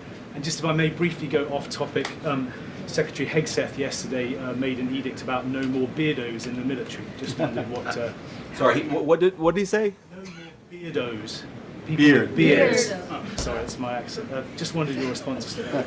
I didn't see that particular comment. I thought Pete gave a hell of a speech, and a speech that really is just oriented around returning the American military to the very high standards that it has had for virtually its entire history until Joe Biden came along and decided to lower standards. I think it was bad for our military, and it was bad for our troops. When I was a young United States Marine, I did not have a beard. I am now the vice president, so I get to do what I want to do. But I think Pete's trying to re-implement high standards, and that's a very good thing. On the sombrero thing, I mean, Hakeem Jeffries said it was racist, and I know that he said that, and I honestly don't even know what that means. Like, is he a Mexican American that is offended by having a sombrero meme? I mean, I saw one of the major TV stations put the meme up and then say, this is AI generated.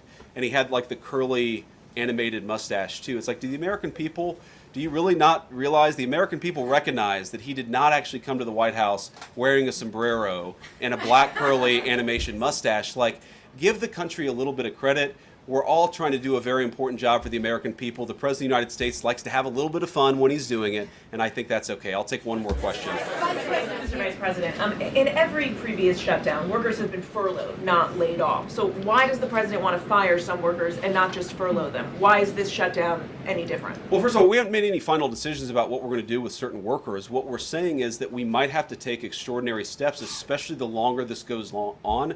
We're going to have to take extraordinary measures to ensure the people's government operates, again, not perfectly, because it's not going to operate perfectly in the midst of a shutdown, but operate as well as it possibly can. And I think that the Democrats, if they're so worried about the effect this is having on the American people, and they should be, what they should do is reopen the government, not complain about how we respond to the fact that Chuck Schumer and the Democrats have shut down the government in the first place. Thank you all. Also said he's going to target some benefits, Mr. Vice President. Thank you. Should See you Americans guys. prepare for their benefits to be cut as well? All right, guys. Well, let's let the fun continue. The Vice President's a very busy man, and I'm happy to take some more questions. I know there's more news today.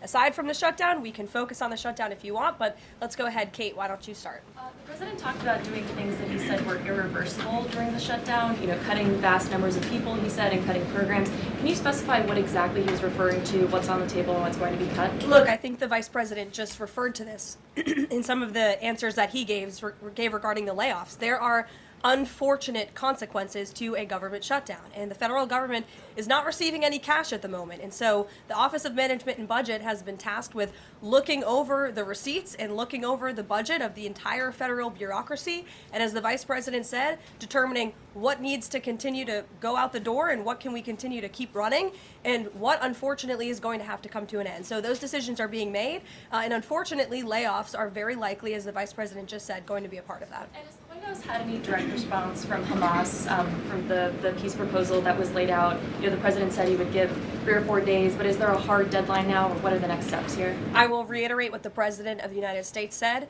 3 or 4 days, and I can tell you that there are some very sensitive discussions that are taking place, but I certainly don't want to get ahead of any announcement at this podium. I'm going to let Special Envoy Witkoff and the President of the United States handle that.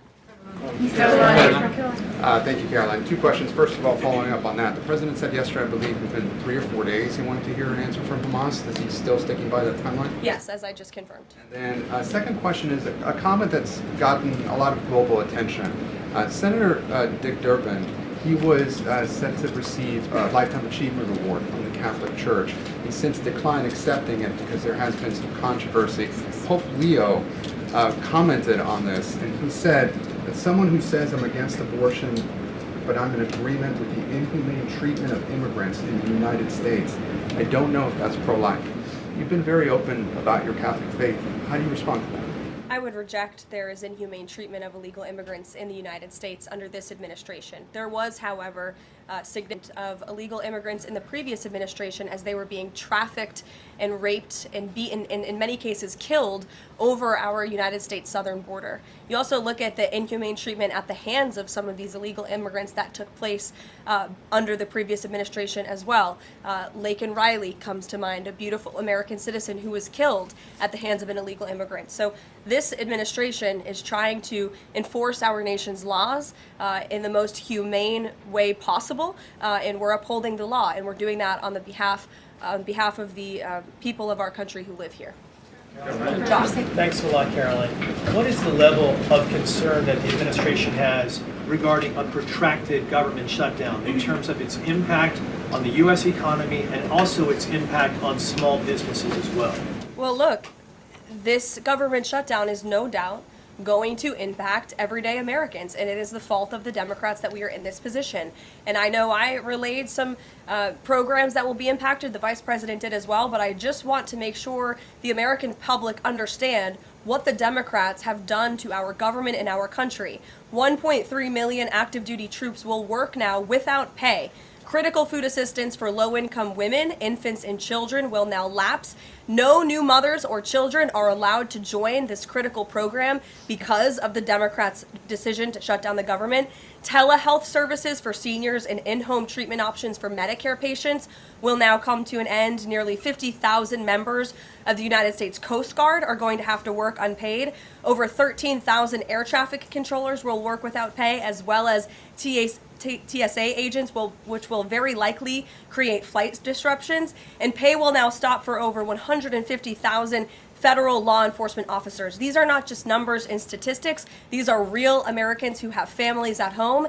And I saw some Democrat members today saying they're still going to accept their paychecks because they have 3 kids at home and they have mouths to feed. Well, so do these federal workers who those same Democrats just voted to shut down the government and turn off their pay. And we believe that's very unfair, and it's why the administration wants to see the government reopened. GDP growth fell by about half a percentage point during the last government shutdown during the president's first term. Are you expecting a similar type of impact on GDP growth related to this potential protracted government shutdown? Well, look, I think it's dependent upon how long this shutdown continues. So it's dependent on how long it takes Democrats to muster up the coverage, 5 of them, to vote in the best interest of our country, our citizens, and our economy. Eamon.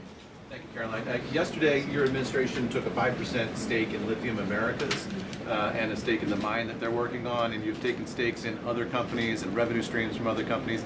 Can you articulate the broader principle here? When does the administration see it as appropriate to demand equity stakes or revenue streams from American companies? And what other companies are you going to be demanding those from? Well, look, this is a creative solution by the President of the United States to tackle our nation's crippling debt crisis. As I said earlier, we are $37 trillion, trillion with a T, in debt. And not only is the president effectively utilizing tariffs to bring in massive amounts of revenue, and there's billions of dollars coming in every month. I know you know that, even because you cover it on CNBC quite well. So the president is focused on how can the United States government make more money? How can we make our country wealthy and rich again? And cutting some of these unique creative deals with companies around the world and here at home is just one way the president is seeking to do that. And I know just to deal is not a great deal for the American people and our government. The Supreme Court said today that she's allowed to stay at the Federal Reserve Board until oral argument. Didn't have any personal reaction to that. This has been something he's been very intent on. Look, we have respect for the Supreme Court, but they're going to hear the actual case and make a determination on the legal argument in January, and we look forward to that because we maintain that she was fired well within the president's legal authority to do so. She was removed from the board, and we look forward to that case being fully played out at the Supreme Court. Reagan. Caroline, I have one for you on EJ and Tony and one on the shutdown. Sure. CNN reported that Collins and Murkowski declined to meet with EJ and Tony, raising concerns that his nomination was in trouble. I'm wondering what message Collins and Murkowski are sending to the White House by not meeting with one of the president's nominees. Well, look, EJ Antony remains a great ally of the president and our team. It became clear, unfortunately, that he was not going to have the votes, and so we will be announcing a replacement nominee very soon. And on the shutdown, I'm just wondering how soon you could see cuts to the federal workplace, and if there's a specific agency that will experience the most cuts or be focused. Unfortunately, because the Democrats shut down the government, the president has directed his cabinet, and the Office of Management and Budget is working with agencies across the board to identify where cuts can be made, and we believe that layoffs are imminent. They are, unfortunately, a consequence of this government shutdown. Ed. So you talk about the layoffs being imminent. Is there a percentage then of reduction that the White House is looking for of workforce? I don't have a specific percentage for you. What about China, if I could? So China has not made one soybean purchase this year for the United States. I talked to a farmer yesterday who has about 1,000 acres in Iowa and says this is just killing her. Now, the president has been talking to President Xi.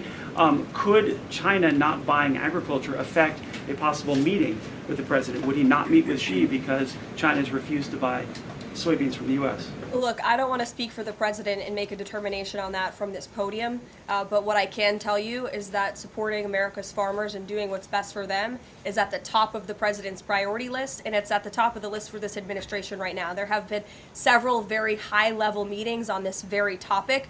We want to help our farmers, and we're exploring the best ways to do that, and I would anticipate there will be more to come on that very soon. To the Chinese president. Look, I just shared that message. The president wants what's best for America's farmers. Sean. Hi, Carolyn. Hi. 2 things to ask you about. Sure. First thing, I want to ask about this video that the president posted the other day. It was an AI deepfake of himself talking about something called med beds. What was he trying to communicate to the public there, and why did he delete it? I think the president saw the video and posted it. and then took it down. And he has the right to do that. It's his social media. He's incredibly transparent, as you all know. You hear from him directly on social media. He likes to share memes. He likes to share videos. He likes to repost things that he sees other people post on social media as well. And I think it's quite refreshing that we have a president who is so open and honest directly himself. Many a times on Truth, you are hearing directly from the President of the United States. Second thing, how did the White House decide that it is appropriate for Jared Kushner to be working on matters that involve Qatar, the UAE, and Saudi Arabia, 3 countries that combined have given him more than $2.5 billion for his investment firm?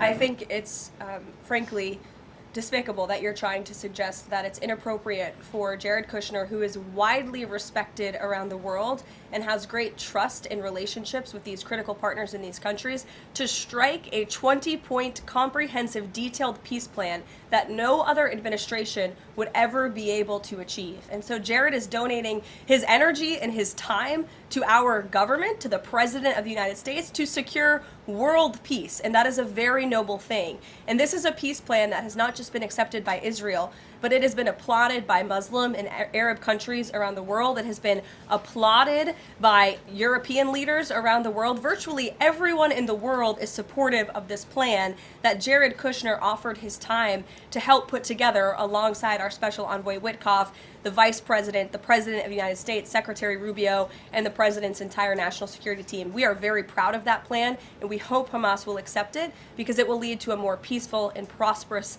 Middle East. Two questions. One, we're talking a lot about these layoffs and hypotheticals, but Speaker Johnson earlier today said that there is a proposal from the White House that House Republicans are expected to hear this afternoon about these mass layoffs. Can you tell us what is in that proposal? What agencies, what programs, what jobs? What he's referring to is a proposal that our Office of Management and Budget Director, Russ Vought, is going to be proposing to the House Republican Conference. He's going to kind of walk them through what this unfortunately is going to look like so they can discuss it with their constituents back home in their respective districts. So I don't want to get ahead of the Office of Management and Budget, but I'm sure you'll be hearing more about that very soon. Look, we have to put a plan in place. It would be irresponsible of us not to take a look at each and every agency and get an understanding of what we're going to have to do moving forward to do the best we can in the midst of this government shutdown. Thanks, Caroline. Just on that point, though, Russ Vought told House members, according to our notice reporting, that RIFs would happen in 2 days. Already, we know that some have been sent out from the U.S. Patent Office.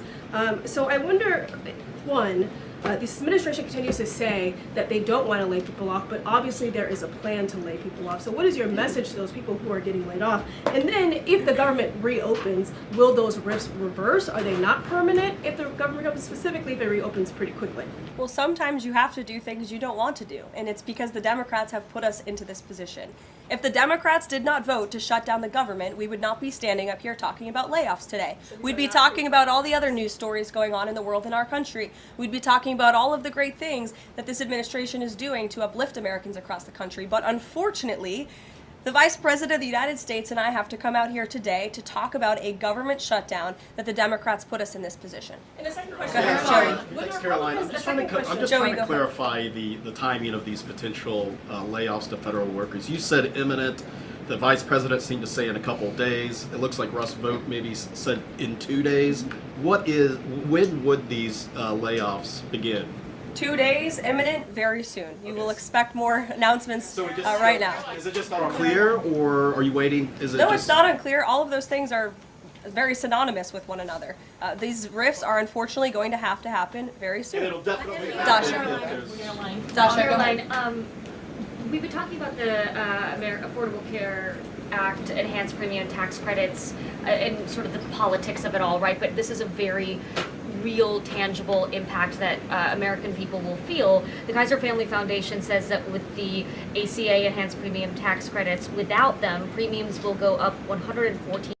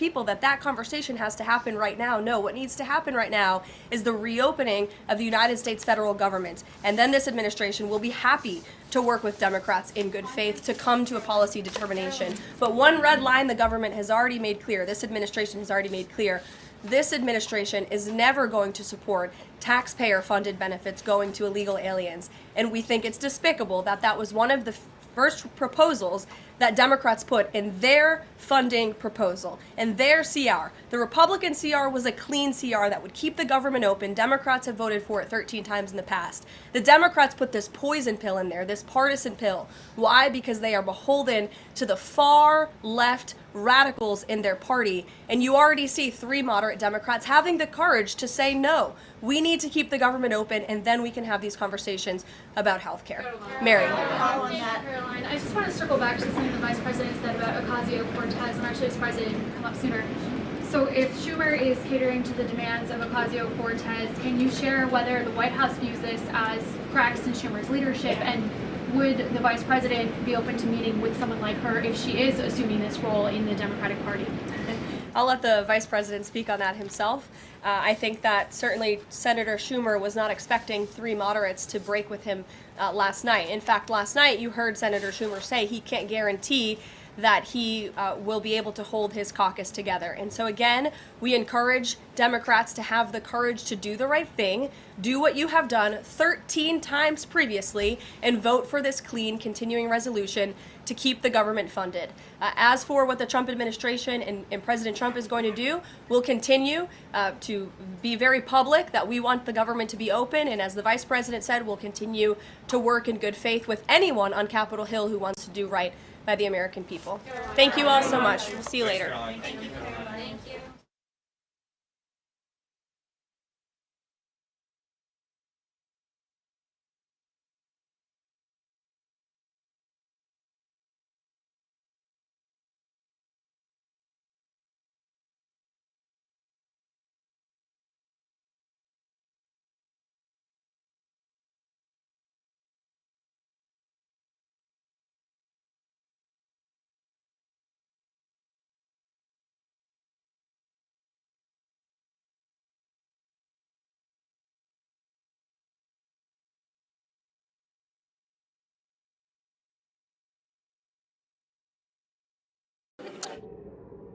Mr. Bennett, Mr. Bennett, no.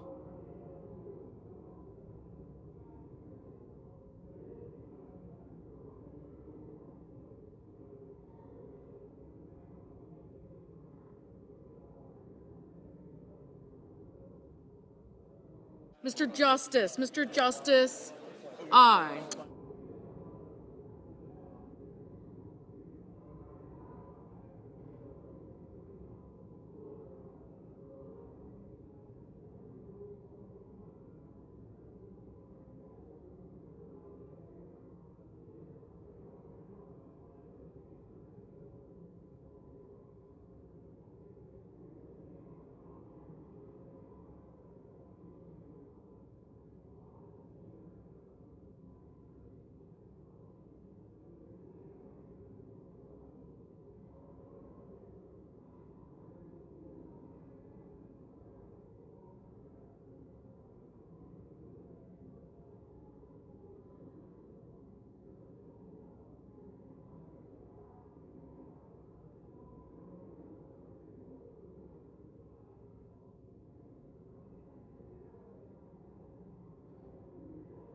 Mr. Warner, no.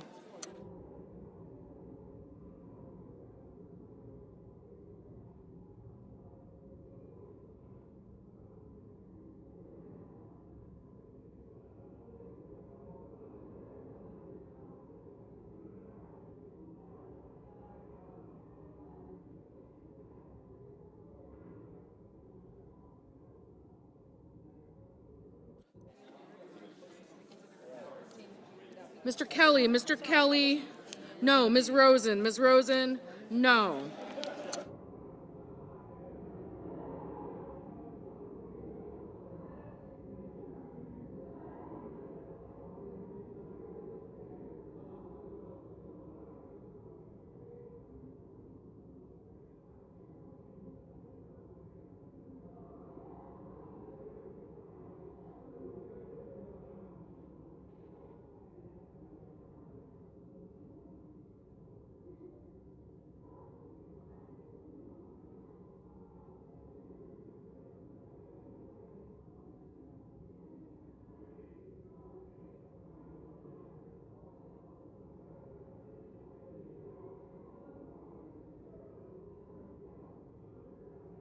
Mr.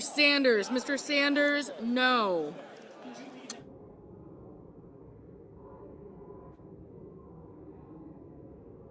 Mr. Booker, no.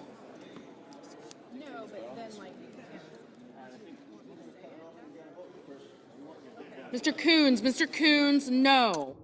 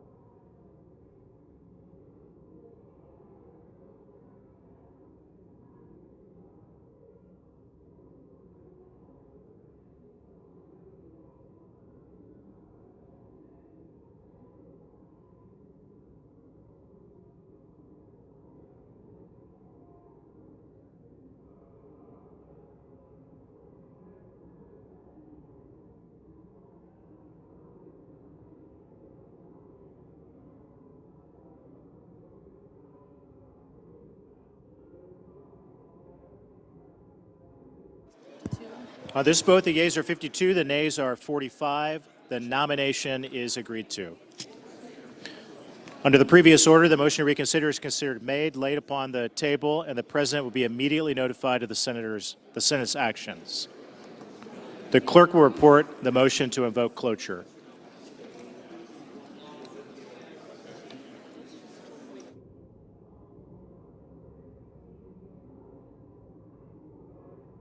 Cloture motion, we the undersigned senators, in accordance with the provisions of Rule 22 of the Standing Rules of the Senate, do hereby move to bring to a close debate on Executive Calendar Number 2, SRS 412, an executive resolution authorizing the en bloc consideration and executive session of certain nominations on the executive calendar, signed by 17 senators.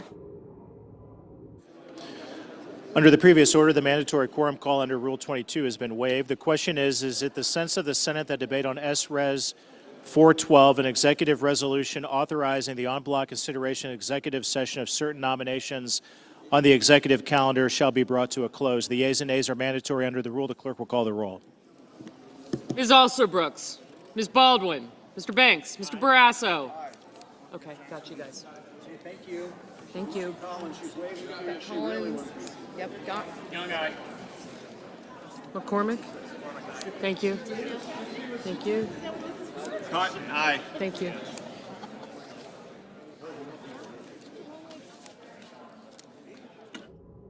Mr. Bennett, Mrs. Blackburn, Mr. Blumenthal, Ms. Blunt Rochester, Mr. Booker,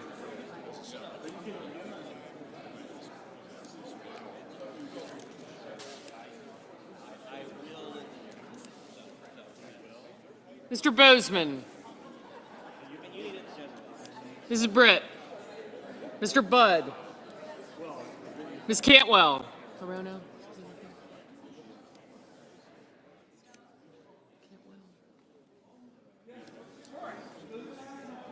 Hassan, Smith, Sanders, Kelly, thank you. Coons, I got you.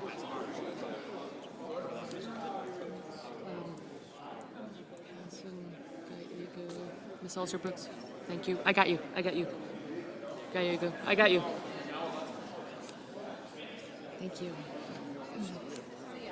Kennedy.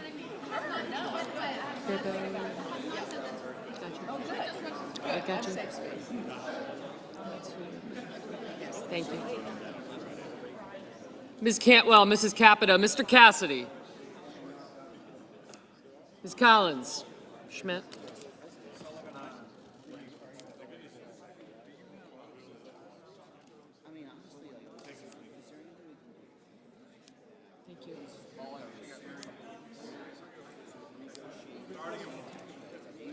Mr. Coons.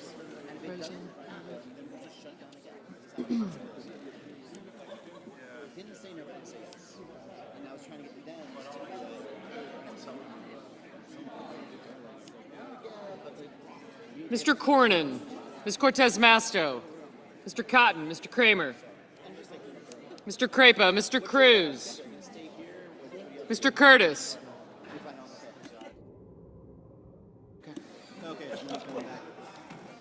Thank you. Mr. Daines, Ms. Duckworth, Mr. Durbin, Ms. Ertz, Mr. Fetterman, Mrs. Fisher, Mr. Gallego, Mrs. Gillibrand, Mr. Graham, Mr. Grassley, Mr. Haggerty, Ms. Hassan, Mr. Hawley, Mr. Heinrich, Mr. Hickenlooper, Ms. Hirono, Mr. Hoven, Mr. Husted. Thanks. Mrs. Hyde-Smith, Mr. Johnson, Mr. Justice, Mr. Kane, Mr. Kelly. We did not get Kane's. Mr. Kennedy, Mr. Kim, Mr. King, Ms. Klobuchar, Mr. Langford, Mr. Lee, Mr. Lujan, Ms. Lummis, Mr. Markey, Mr. Marshall, Mr. McConnell, Mr. McCormick, Mr. Merkley, Mrs. Moody, Mr. Moran, Mr. Marino, Mr. Mullen, Ms. Murkowski, Mr. Murphy, Mrs. Murray, Mr. Ossoff, Mr. Padilla, Mr. Paul, Mr. Peters, Mr. Reed, Mr. Ricketts, Mr. Risch, Ms. Rosen, Mr. Rounds,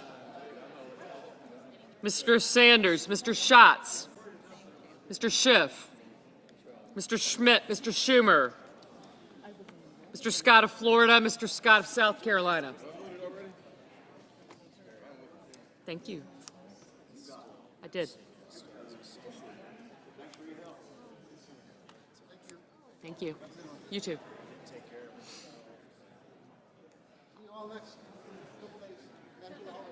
Mrs. Shaheen, Mr. Sheehy, Ms. Slotkin, Ms. Smith, Mr. Sullivan, Mr. Thune, Mr. Tillis, Mr. Tuberville, Mr. Van Hollen, Mr. Warner, Mr. Warnock, Ms. Warren, Mr. Welch, Mr. Whitehouse, Mr. Wicker, Mr. Wyden, Mr. Young.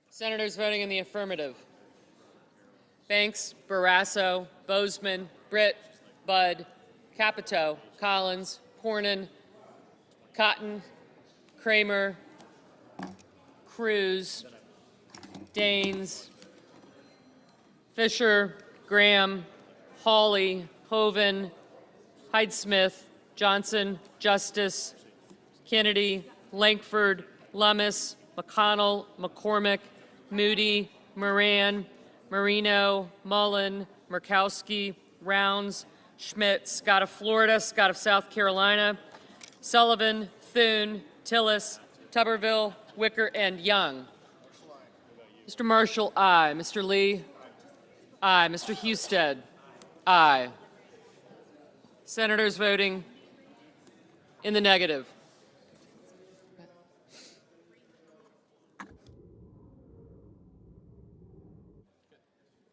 Senators voting in the negative. Also Brooks, Blumenthal, Blunt Rochester, Booker, Cantwell, Coons, Cortez Masto, Fetterman, Gallego, Gillibrand, Hassan, Heinrich, Hickenlooper, Hirono, Kelly, King, Klobuchar, Lujan, Murray, Ossoff, Peters, Rosen, Sanders, Schatz, Shaheen, Slotkin, Smith, and Wyden.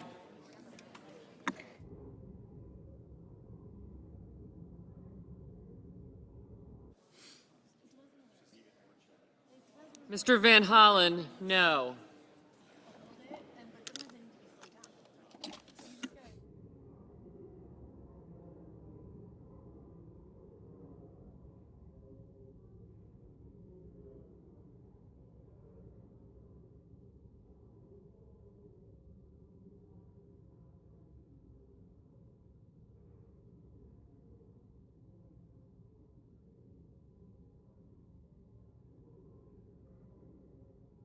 Mr. Reed, no. Mr. Durbin, no.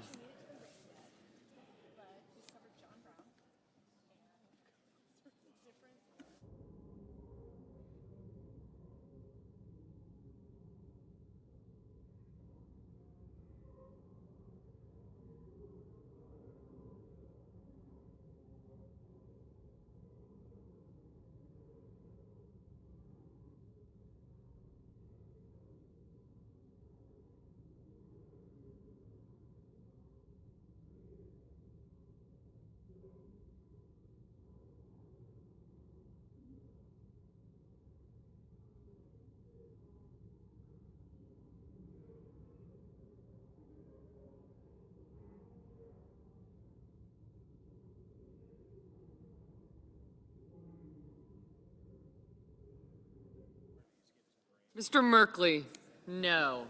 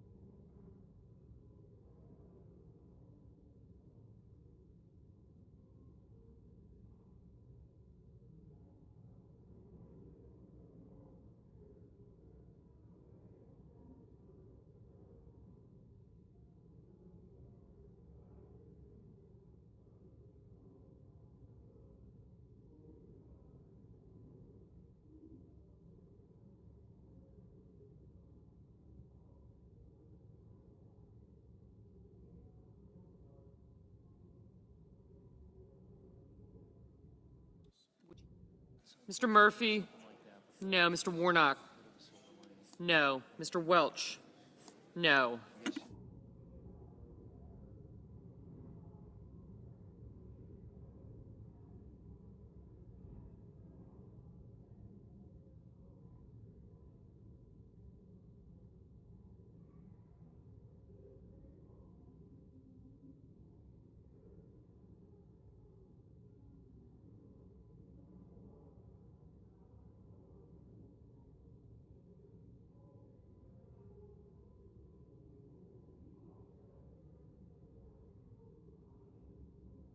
Mr. Paul, aye.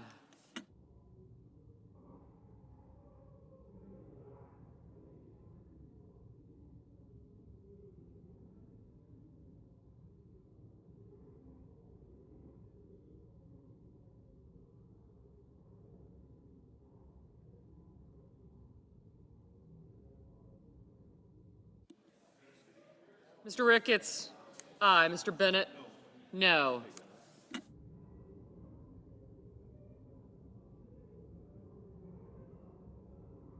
Mr. Kim, no.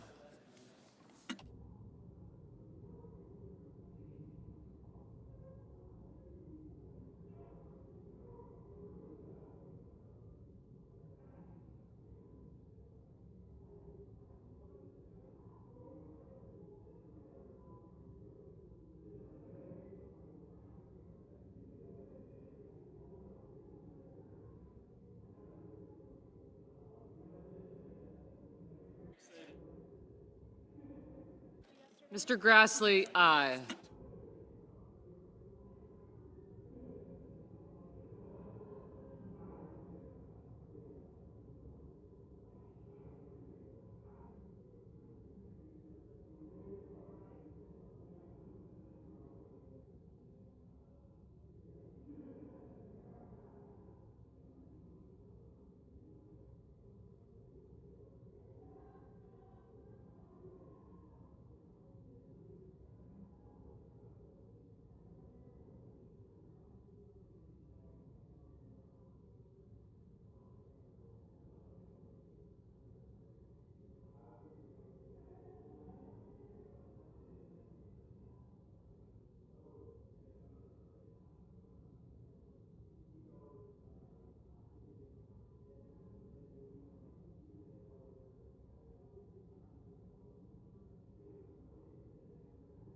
Ms. Duckworth, no.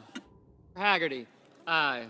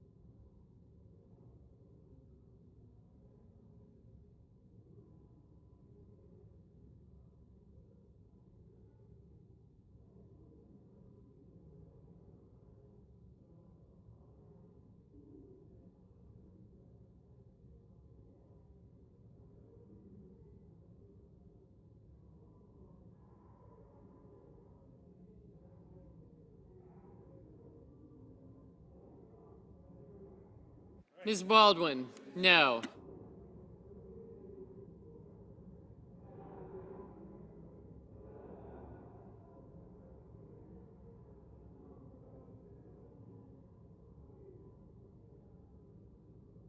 Thank you.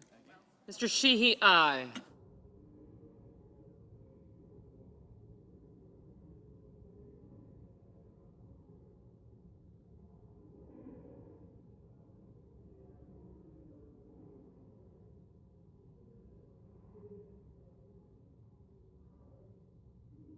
Mrs. Blackburn, aye.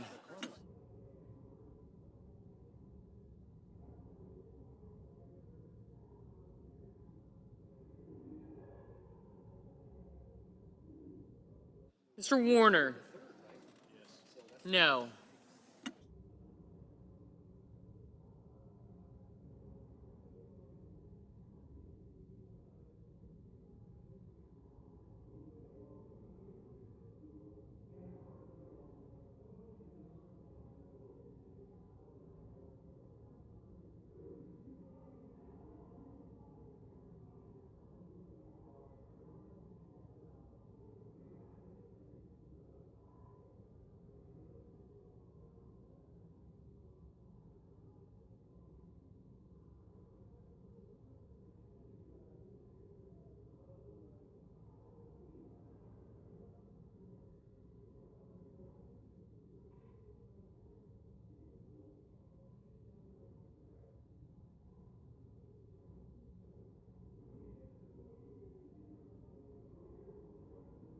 Mr. Curtis, aye.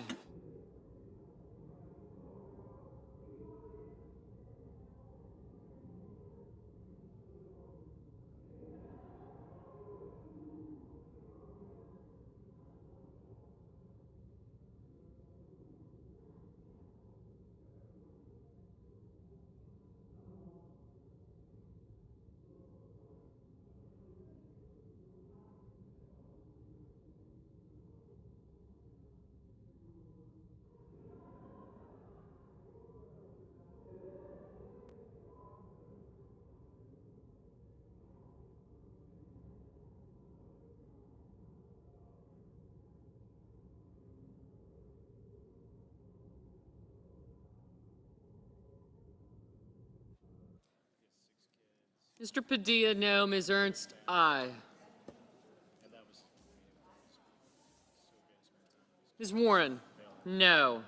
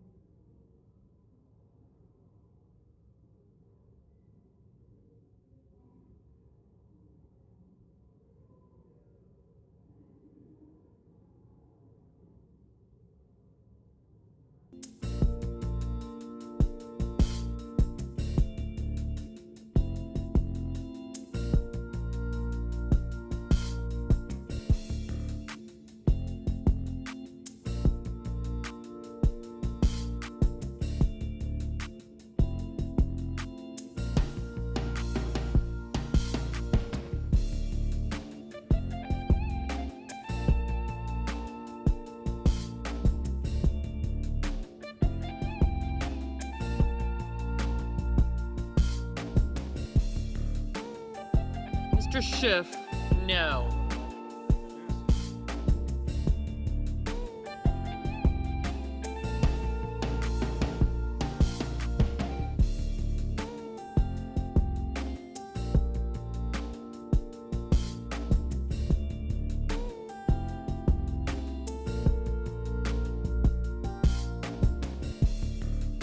Mr. Whitehouse, no.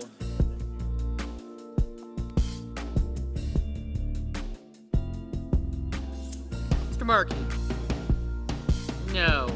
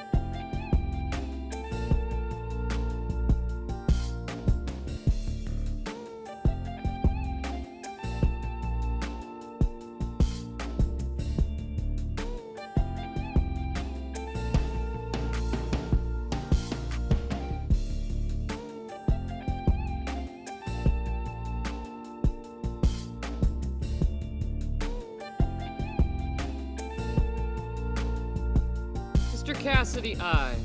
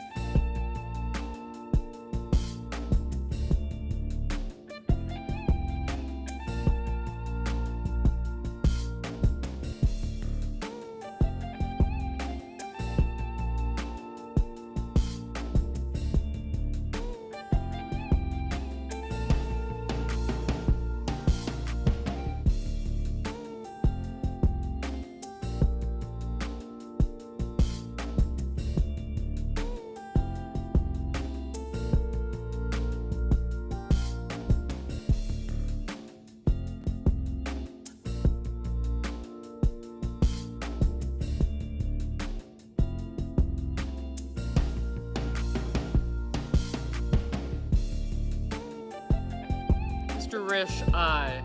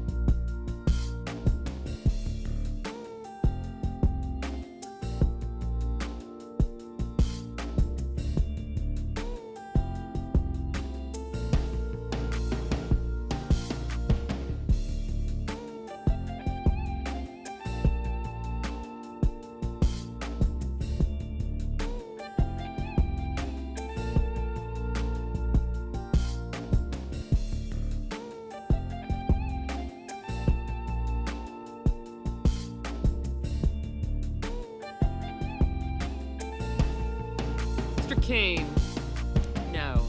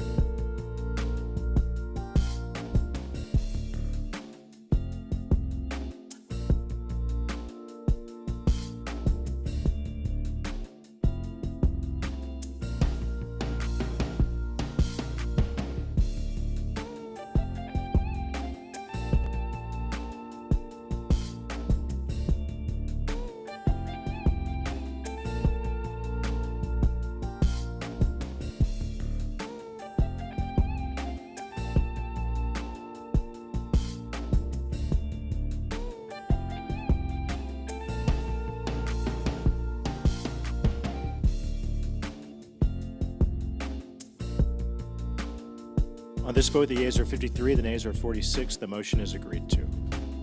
The clerk will report the resolution. Executive Calendar Number 2, SRES 412, authorizing the en bloc consideration in executive session of certain nominations on the executive calendar.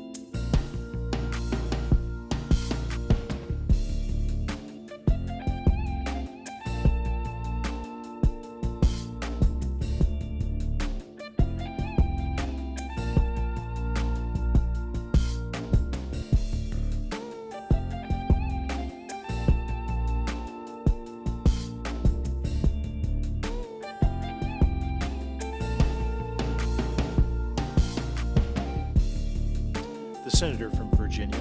Mr. President, I rise to talk about the reality of the shutdown that we are in and the efforts underway to find a path out, which I'm optimistic we can, particularly after discussions among so many colleagues of both parties today on the floor of the Senate. This is the third time during my nearly 13 years in the Senate that I have been involved in a shutdown. The first occurred in the fall of 2013. I had been in the Senate for less than a year. Senator Cruz sort of forced us into a shutdown mode over the Affordable Care Act. Interestingly enough, many years later, that Affordable Care Act is still central to this discussion. In late 2018 and 2019, President Trump forced us into a shutdown of part of government, the part of government dealing with the Department of Justice and other justice-related agencies over border wall funding. The first shutdown lasted for about 2 weeks. The second shutdown, again, of part of government, not all of government, lasted for about a month. And they're horrible. The consequences on those affected, whether they be federal workers or the citizens who need services, are horrible. And no one relishes that in this body. I'm completely confident that all 100 senators feel the same way, that this is not a good thing and there needs to be a path forward.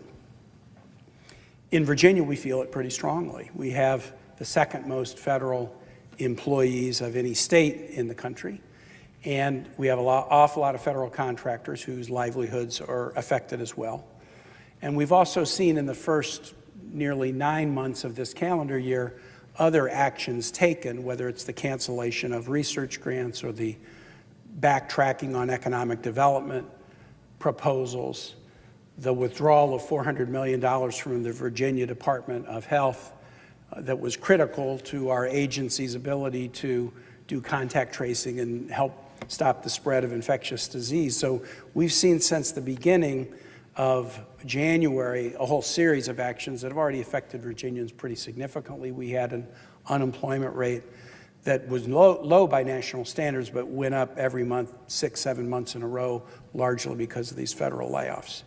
So as we reach this moment, it's not a clean break or something new from what we've seen earlier in the year. It's sort of a continuation of something that's been a pretty painful chapter in Virginia. So what are we hoping for, or rather, maybe not to put words in anybody's mouth, what am I hoping for out of this? The House prepared a short-term continuing resolution under instructions from the president, do not deal with Democrats. And the House, with a simple Republican majority, was able to do that and passed a bill that then came to the Senate. Once we saw that instruction, do not deal with Democrats, Senate Democrats under the leadership of Senator Murray, the lead Democratic appropriator, said, well, let's prepare an alternative. Not a non-negotiable demand, but an alternative. And we put that alternative on the table on September 18th. We didn't wait till the 29th of September or the 30th. We felt like, to be fair to the public, to be fair to our colleagues, let's put an alternative on the table with enough time for us to kick the tires on it and have a negotiation before the deadline that we reached at midnight last night. What is the Democratic alternative compared to the Republican alternative? Actually, much of it is the same, but I would say the two elements in the Democratic alternative that are different are two. One, protecting people's health care, and second, protecting the simple notion that everybody understands that a deal is a deal. Let me explain both of these. On the health care side, the reconciliation bill that was passed in June, together with some other actions of the administration, particularly unilateral actions of Secretary Kennedy and the president in withdrawing health care funds from Virginia, and unilateral actions thrusting uncertainty into areas like vaccines, they've created a huge health care challenge for Virginians and for Americans. Again, not to speak for anybody other than Virginians, but I did a lot of travel around the state in April as some of these proposals were on the table. I did a lot of travel in July, a lot of travel in August, and I just did a good bit of travel last week around Virginia.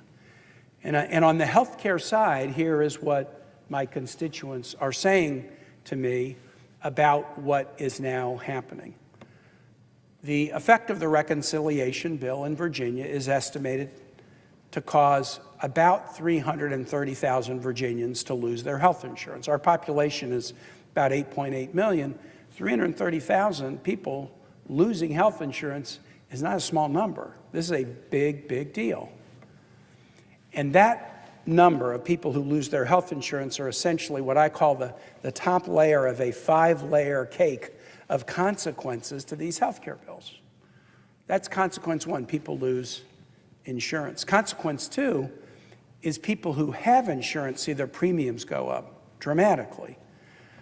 Premium notices are coming out from insurance companies in Virginia, and they're suggesting that premiums this year in Virginia will go up by at least 20%. Why does that happen? There's 2 reasons.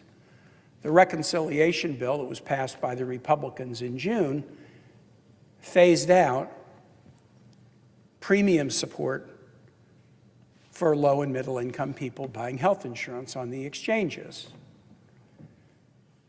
The Republican bill extended tax cuts for the wealthiest, but phased out premium support for low and middle income people in buying health insurance.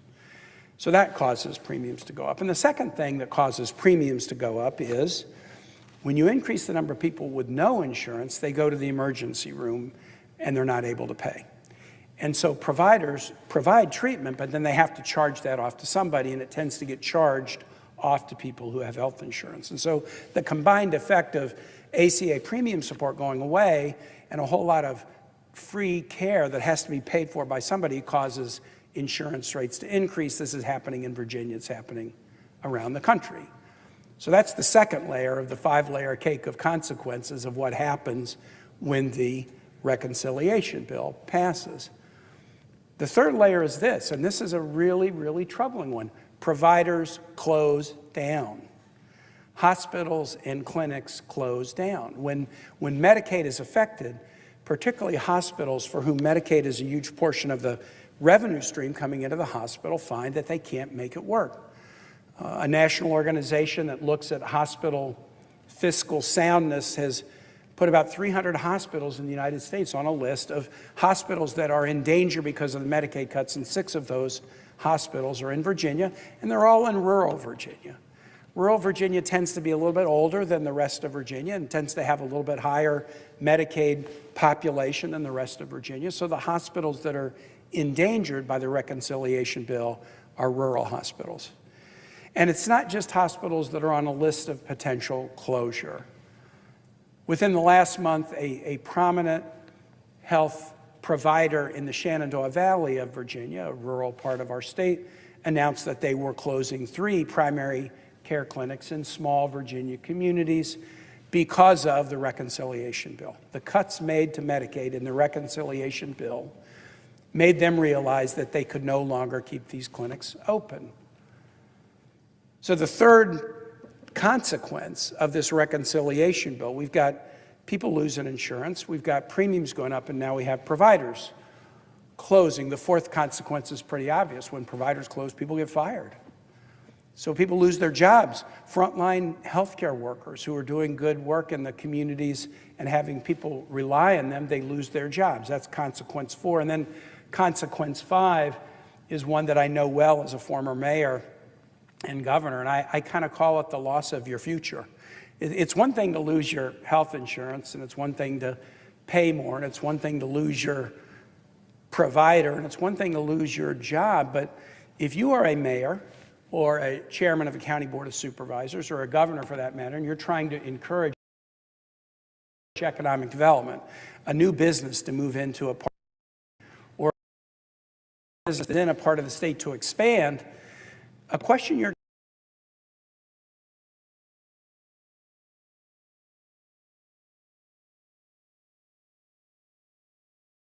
have to look at, or we had primary clinics that have closed down, and now you have to drive farther to get primary medical care.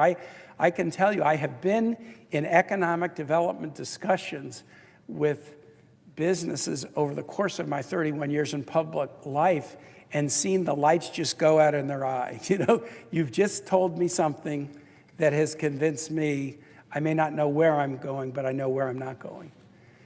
And one of the quickest things you can do to turn that light off is to make a prospect worried about whether the employees and executives and their families will. It's a disgusting video, and we're going to continue to make clear bigotry will get you nowhere.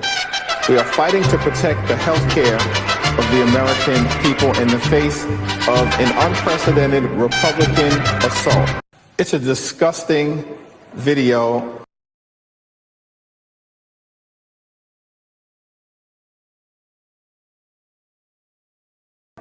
We'd like to design them differently. We'd like to negotiate, and I'm completely open to that. But I do think we ought to try to fix them. And I am heartened that a number of Republican colleagues have said, you're right, we should do that. Now, Mr. President, I have said to my Republican colleagues, coming up with a fix, even if both sides want a fix, I know this is not going to be like a snap decision. There's details. You got to dot I's. You got to cross T's. You have to analyze what the downstream consequences of any changes or fix are. I know that that is a substantive discussion where the details matter, and I'm not expecting that we would all reach an agreement immediately. So on the first point, where the Democratic proposal is different than the Republican proposal, I fully expect that this would be a negotiation that would take some time, and we needn't wait to open the government until that negotiation is completely done. We should commit to the negotiation and get in the middle of it and sit around the table and figure it out. But we needn't wait. In my view, again, this is me, not the caucus, not anybody else. This is me. We needn't solve the entire problem in order to reach a position where we fund government and reopen it. We can do it over the course of a time period that I think is being discussed in this body. The second feature of the Democratic proposal that is important to reach an accord on, I believe, is a simple notion that a deal is a deal. A deal is a deal. If we reach a funding agreement, and some have characterized the Republican proposal as a clean CR, but I would actually say it's not a clean CR unless you are guaranteed that the parties will honor it. Whatever we do, if we do something for 30 days or if we do something for 45 days, I think it is only fair to ask that a deal be a deal, that Congress fully live up to it, but the White House fully live up to it as well. We've seen throughout this year already congressional deals undone by the president unilaterally. Tens of thousands of people fired. Economic development projects that had been announced and celebrated canceled. Funds to public health agencies taken back. Again and again and again, we've seen in Virginia unilateral actions taken by the president that, in our view, undo what Congress and the White House had agreed to in previous budget resolutions. And so it's not unreasonable for us to say, well, if we're going to do a short-term, CR to try to find the path to a full-year appropriations bill, we would just want an agreement during that 30 or 45 days, whatever it is, that a deal is a deal. That we not write it, agree to it, celebrate reopening government, and then have President Trump on day 2 start to fire a whole lot of people, or claw back more money from the Virginia Department of Health, or cancel more economic development projects in Virginia. Let's just say a deal is a deal. Congress will live by our piece of it, and the White House will live by its piece of it. Virginians get this. I was traveling around this weekend, and Virginians do not want government to be closed. They want it open. And they said to me, keep government open. And I said, we want to get that deal, just like you do. We want to get a deal. But if I said to Virginians, and on that deal, Congress should live up to it, right? Right. And on that deal, the president should live up to it, right? Right. People get that a deal is a deal. It's not a complicated theory of government or an argument about democracy. It's just basic fairness that when parties reach an agreement and shake hands, that both parties have to honor it. And so what I am looking for very significantly in these discussions is an agreement for the White House that whatever the short-term period is, they will not take punitive actions against my state, against the state of Indiana, against the city of New York, or against anyone, or against any particular program that is part of a congressional appropriations bill that's already in process, that they will not selectively pick out programs to attack or individuals to fire during the course of that agreement.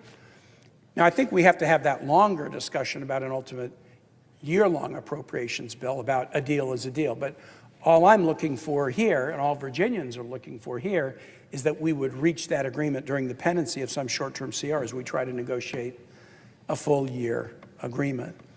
We can do this. We can do this.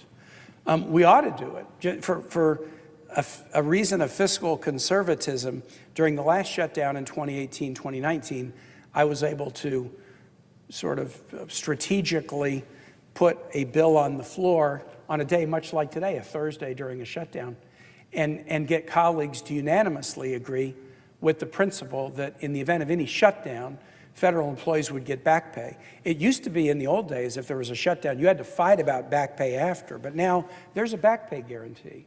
When there is a shutdown, people are guaranteed back pay. And so that makes shutdowns really foolish. Like, you're going to shut down, you're going to lock people out of their office, you're going to tell them they can't do the work, and then you're going to write them a paycheck anyway. The fiscally conservative answer when there is a back pay guarantee is to end this quickly so people can go back in their office and serve their fellow Americans. The fact that we, I believe, have narrowed the point of division down to, can we find a path forward to negotiate health care fixes even if we don't agree on all the details right now? And can we reach an agreement that a deal is a deal, which is a reasonable request? I believe those are the two issues that are on the table, and they are issues that we are eminently capable of solving, and solving very soon. And I'm going to do everything I can with my colleagues on both sides of the aisle to make sure that we do. And with that, Mr. President, I thank you and I yield the floor.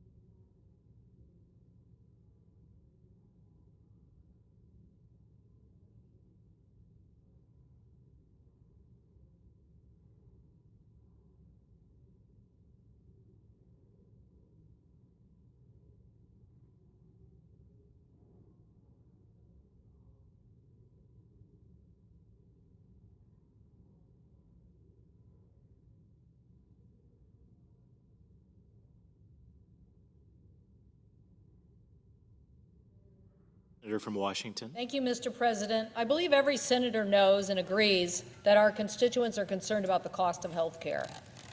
Just this morning, I heard some of my Republican colleagues also talking about health care affordability. The difference is, I think our Democratic side of the aisle wants to do something about it now. We want to fix one of the biggest health insurance spikes that we are going to see locked in 2026 in just a few weeks. We want to do everything we can to stop that. We know that when you kick Americans off of their health insurance, it hurts all Americans. Democrats know that a vague promise to fix it in the future doesn't help us solve the problems of health care delivery today. And we know that the problem is worse than we even imagined just a few weeks ago. Yesterday, the Kaiser Family Foundation released a new report on how expensive the premiums, which the ACA expiration, the Affordable Care Act expiration of those premiums may cost American families. The answer is, it's going to hurt a lot. The new report that found that out-of-pocket premiums for a single person would more than double on average next year if the enhanced premium tax credits expire. That is, we've had insurance commissioners and various offices across various states trying to make guesstimates about this, but increasing from $880 a year to $1,900 a year in 2026 just shows you how dramatic that situation could be for American families. These are families who will have to shoulder these unnecessary increases.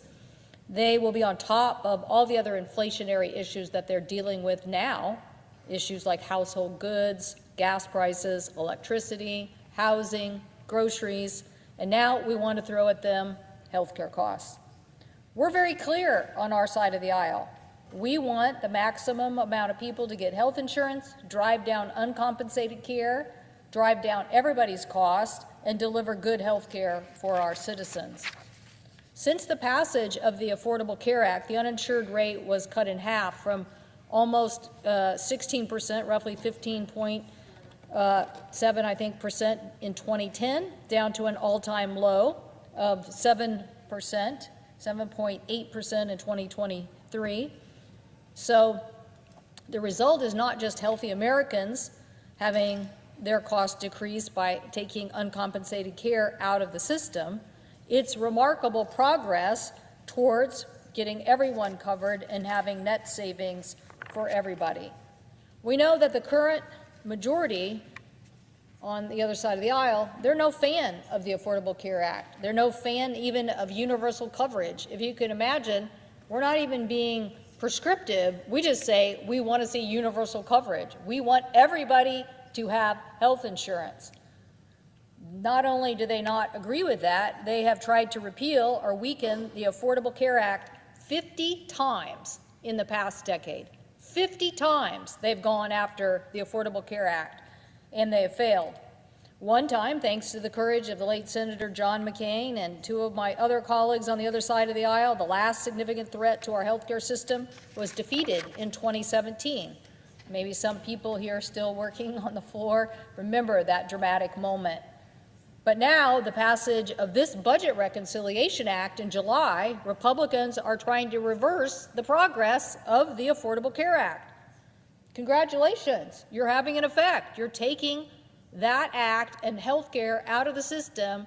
You may be trying to do it in a sneak attack. You may be trying to do it in, a vague way, but we are on to the fact that you are trying to get rid of the Affordable Care Act, and you're trying to get rid of the ability for Americans to get affordable insurance coverage.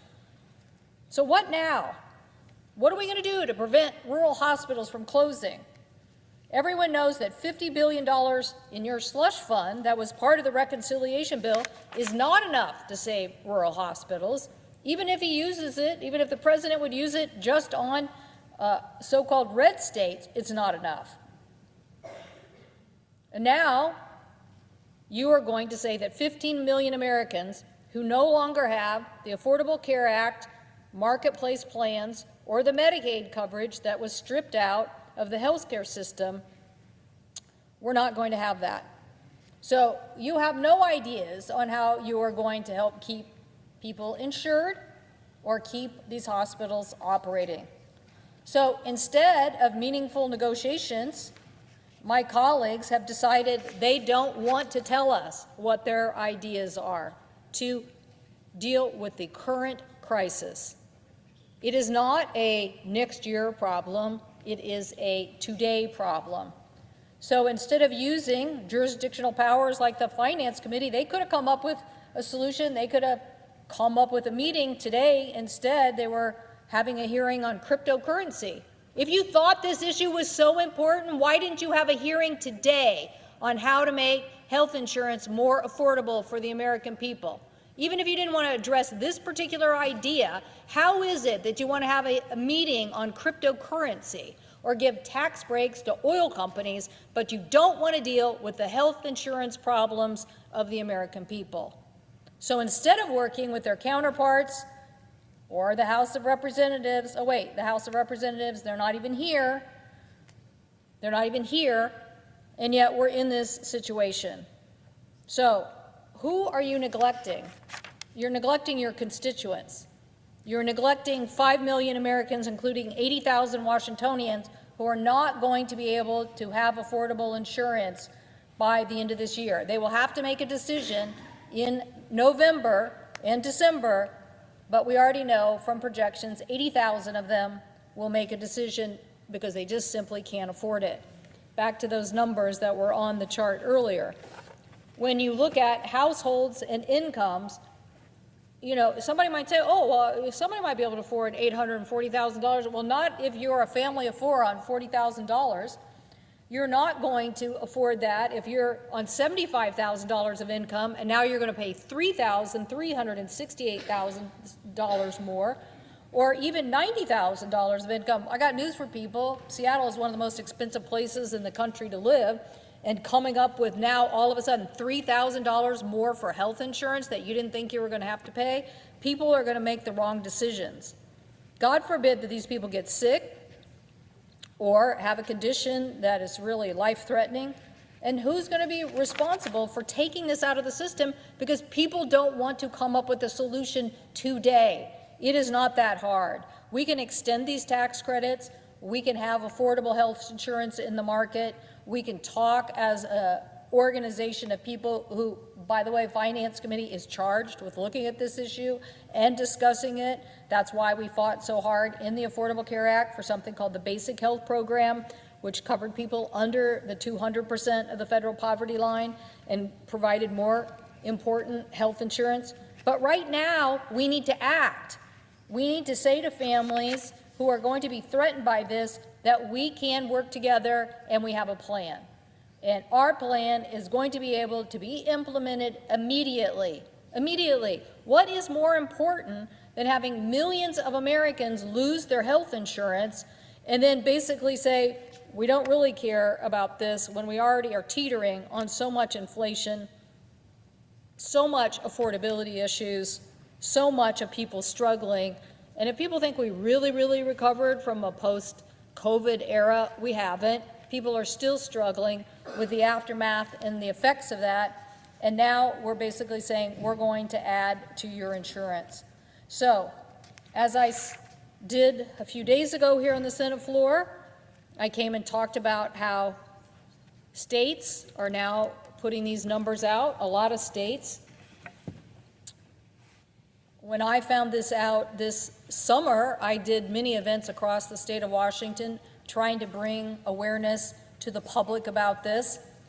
And I found out that some states were really trying to hide the ball. Like they literally didn't want to tell people these costs were going up. Maybe they thought they were going to wait until after the enrollment period opened where there was nothing you can do much past that.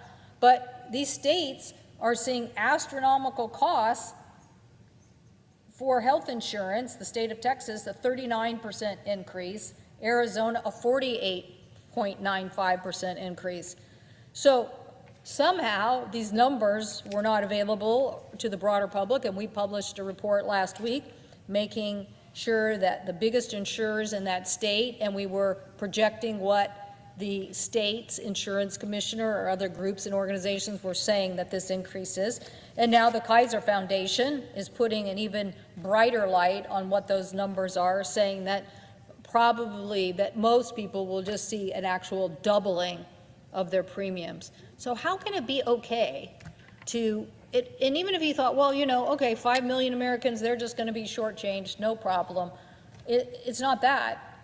It's when those people don't have health insurance, it affects the whole system. It takes that progress we made in uncompensated care, driving it down from 16 or so percent, 15 to 16%, down to 7%, and it means that you are not raising the costs on the entire system by seeing a bunch of people with uncompensated care. We did this to cover citizens because it was the smart thing to do. And my colleagues should just come to the table and say, we agree, we need to fix this now.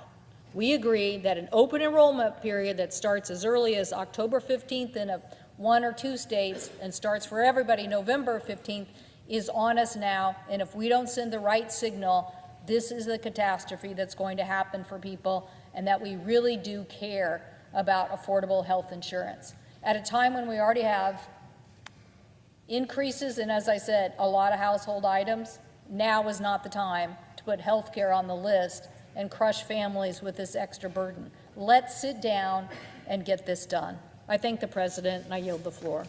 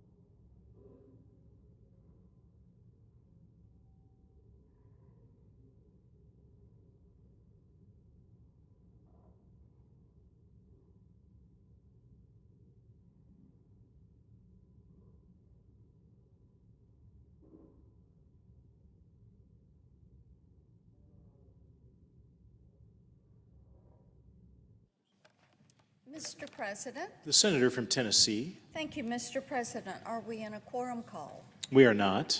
Thank you, Mr. President. Well, I am coming to the floor today as we find ourselves in the middle of the Schumer shutdown.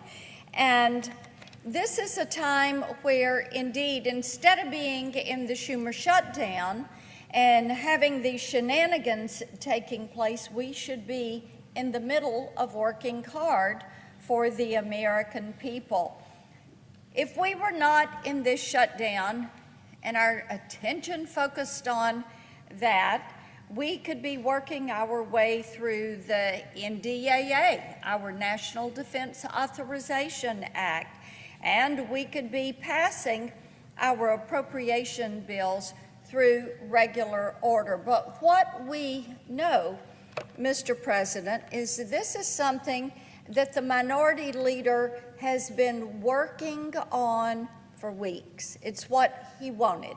He thinks that it is going to benefit the Democratic members of this chamber. And I just really think he is sorely mistaken on this, because the measure, the continuing resolution in front of us, is a clean CR, which means it is funding that is going to continue at levels where they were for a period of about 7 weeks while we finish exercising our due diligence and passing the appropriations bills.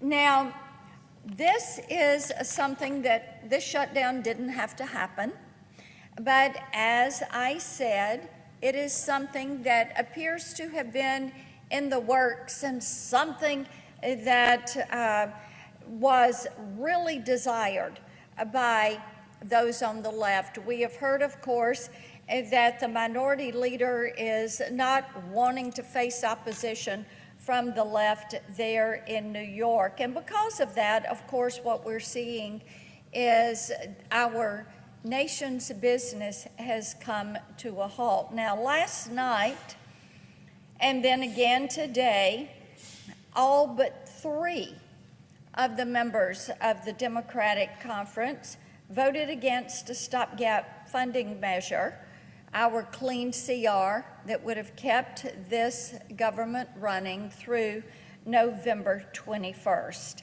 And keeping the spending at current levels, this measure would have given us the time we need to be working on these appropriations bills.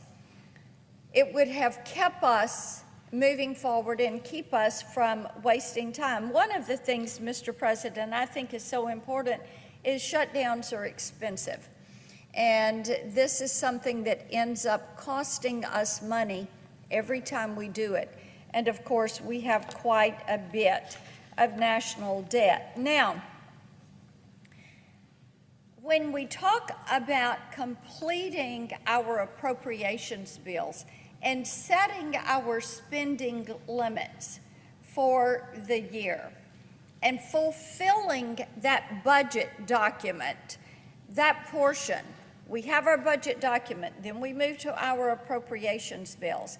Well, Senator Collins of Maine, who has led the Appropriations Committee, has done an outstanding job working with Republicans and Democrats on that committee, building out this appropriations process, making certain that bills moved out of the Appropriations Committee and that they are making their way to the floor. Now, one of the things that is so interesting, 8 of the 12 bills of the appropriations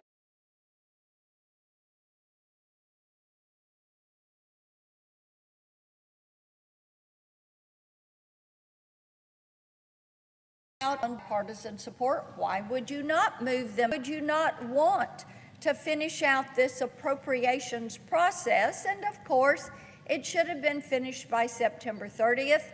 It was not finished by then. So we are hopeful that by November 21st, which, by the way, is what the American people voted for when they gave a mandate to President Donald Trump on November 5th. Now, I mentioned the 12 bills. 8 of the 12 have come out with bipartisan support. 3 of those bills, our agriculture, our ledge branch, and our Milcon VA, have already passed off the floor. And they did so with wide bipartisan votes. This is something that, yes, indeed, we need to make certain that we continue to push these bills. Now, by passing these approach bills, we are ensuring that we get onto the budget the American people voted for. Well, this is not what our colleagues across the aisle are saying they wanted. They don't want the clean CR. They're not wanting to move forward on these bills. Instead, their measure for keeping the government open and running is holding government basically hostage, if you will, for $1.5 trillion in additional spending. $1.5 trillion. Our national debt is north of $37 trillion. It's climbing. And of course, adding another $1.5 trillion for a few weeks is really irresponsible. In this, they're basically trying to undo what we did, the steps and the progress that we made when we did the big, beautiful bill, which is truly a bill for hard-working Americans. So I would encourage my colleagues across the aisle, it is time to come to the table. It is time to pass the stopgap measure, the clean CR. And I would remind my friends that since last year, they have voted for these funding levels 5 times. So let's come together. Let's get this passed. Let's get back on track to pass these appropriations bills. Let's keep the federal government open and working. I yield the floor and note the absence of a quorum. Ms. Alsobrooks.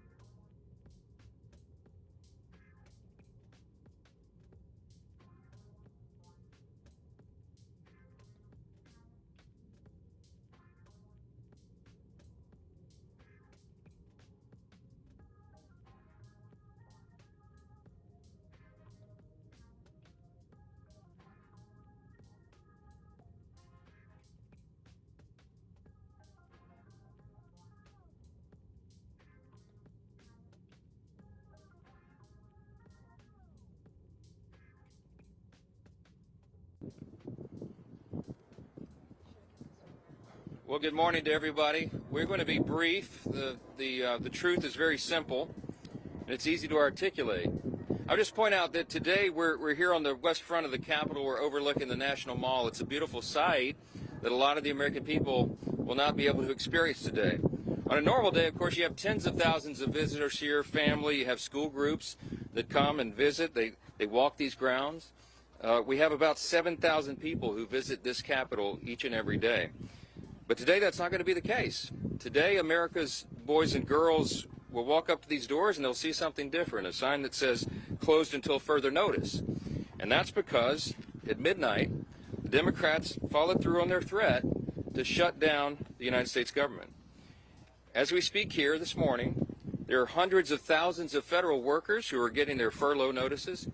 Nearly half of our civilian workforce is being sent home. These are hardworking Americans who work for our federal government. Our troops and our Border Patrol agents will have to go to work, but they'll be working without pay.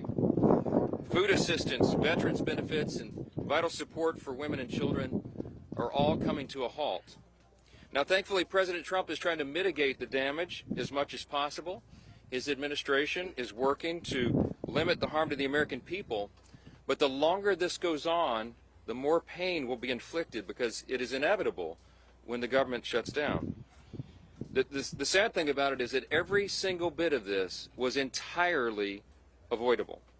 Democrats could have worked with us in a bipartisan manner to avert this unnecessary and very harmful shutdown. But instead, they did something that is rather shocking to us. They prioritized taxpayer-funded benefits for illegal aliens over keeping the government open for American citizens. They themselves position that as a binary choice, and it's patently absurd. Listen to what the Democrats are demanding. They demanded, in exchange for our simple, clean, 24-page bipartisan continuing resolution, the same one that Chuck Schumer and the Democrats voted for just a few months back in March. In exchange for that, they rejected it, and they demanded something else. They wanted us to add over $1.5 trillion in new federal spending, paid for, of course, by hardworking American taxpayers, simply for funding the government at current Biden level spending levels. We are not going to do that. We can't do that. We won't do it. Almost 2 weeks ago, the House did our job. In the House, we passed a common sense, nonpartisan bill to keep the government open. Republicans did our job. We had one Democrat join us there, so it was bipartisan. But every other Democrat in the House voted to shut the government down. And last night, 44 Democrats in the Senate did the same thing. This is a clean resolution. It would simply buy Congress a few more weeks, 7 weeks, to finish the job. Why do we need that time? So that appropriators in both parties can finish their work. They've been restoring regular order. They've passed 12 separate bills out of committee in the House, and the Senate has done its work as well. 3 bills of the 12 passed in each chamber. They don't line up exactly, so there's a conference committee constituted, the first time in years that that's happened. We just need more time because we ran out of clock at the end of the fiscal year, September 30. This is very important to note. Democrats themselves have voted to pass a clean bipartisan CR just like this 13 times in the last few years. During the 4 years of the Biden administration, 13 times this happened. Republicans did the responsible thing, even when we were in the minority, to keep the government open.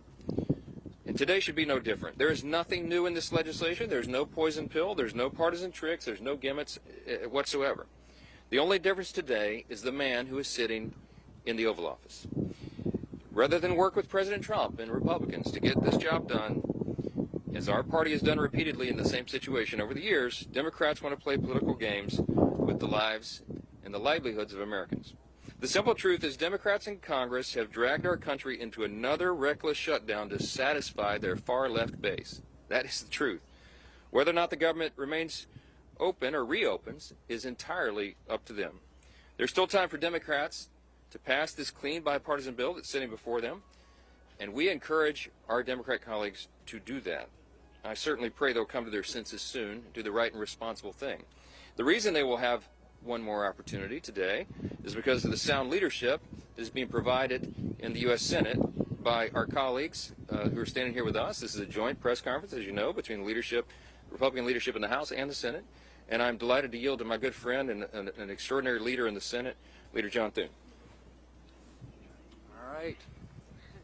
Well, thank you, Mr. Speaker, and our House colleagues for doing the work. You sent us a clean, continuing resolution. Unfortunately, we are here this morning in a government shutdown that Democrats wanted. Chuck Schumer, at the behest of a bunch of liberal, far-left activist groups, has walked his Democrat colleagues into a boxed canyon. There's no way out, folks. There's no way out. This could have been avoided. It's totally unavoidable. And everybody's now asking the question, how does this end? Well, it ends when the Senate Democrats pick this bill up, passed by the House of Representatives, and vote for it. It's on the floor of the Senate. We're going to vote later this morning on this, 24 pages. Does this look partisan? Does this look dirty to you? 24 pages to fund the government. Nothing more, nothing less, nothing else. The House kept it simple. We kept it simple in the Senate. This is something, as the Speaker noted, that 13 times in the past Senate Democrats have done when they were in the majority and Joe Biden was in the White House. This is a very straightforward issue. It's not complicated. They want it to end. Vote with us to open up the government by voting this out of the Senate today, putting it on President Trump's desk, and he will sign it into law. President, House Republicans, Senate Republicans, we're all united on this. And what's interesting now is some of the Democrats are joining us. Our vote last night was a bipartisan vote. There were 3 Democrats that came over and voted with us because they know this strategy is a losing one, and it hurts the American people. It's not about who wins or who loses or who gets blamed in all this. It's about the American people. And they have taken the American people hostage in a way that they think benefits them politically, but at the consequence and the cost of what's going to happen to this government shutdown continues. And so I'm glad to be here with our Republican colleagues. Our Democrat colleagues in the House have been around here the last few days, I guess, flailing around, celebrating the fact that they voted to shut down the government. How ironic. Well, this can all end today, folks. It needs to end today. We will continue to work together with our House counterparts, with the President of the United States, to get this government open again on behalf of the American people. Next up is, there he is, the leader. Thank you, Leader Thune. Today marks day 1 of the Schumer shutdown. As Speaker Johnson pointed out, this didn't need to happen. House Republicans came together weeks ago to prevent a government shutdown. We brought as straightforward of a bill as you can have to say, let's allow government to be funded for another 2 months while we negotiate our differences. Clearly, we have differences with Democrats right now. One of the Democrat leaders confirmed yesterday that Democrats shut the government down to fund health care for illegal aliens. That is no way to hold the American people hostage over some far-left demand. You know, we had an election in November where the country came together and said, let's send to Washington leaders who want to solve problems and get our country back on track. And we've been working feverishly to do that, to get this country back on track, to get the economy moving, to lower inflation, to lower interest rates. And Democrats, just to appease their far-left radical base, have been voting no every step of the way. Well, today it has consequences, because when Hakeem Jeffries whipped every Democrat to vote no and shut the government down, luckily in the House we only needed a majority vote. We were able to come together and do the right thing and get that bill over to the Senate. But as everybody knows in the Senate, you also need Democrats to come together with Republicans to get 60 votes. And so when Chuck Schumer made such a fatally flawed decision to shut the government down, ultimately the American people, I think, are going to get involved and demand that Chuck Schumer reverse course, because it's not sustainable. The American people do not want to be held hostage to Chuck Schumer's radical demands to fund illegal health care and, oh, by the way, to cut and gut $50 billion out of rural hospitals. That's in the bill that Chuck Schumer filed as his alternative. It's outrageous. You want to talk about a partisan demand to hold the American people hostage? That's what Chuck Schumer's done. We have a bill that is clean, that just keeps these negotiations going for another 2 months while the government stays open. And all Chuck Schumer needs to do is get over the tantrum that he's having with the results of the election from November and vote yes to keep the government open. We are here ready to get the job done. Schumer needs to end his shutdown and finally join with us, and let's start real negotiations without holding the American people hostage. With that, I want to bring up my friend, the whip of the Senate, Whip Barrasso. Well, today we're in the middle of the Schumer shutdown. The Democrats have caved in to the radical wing of the Democrat.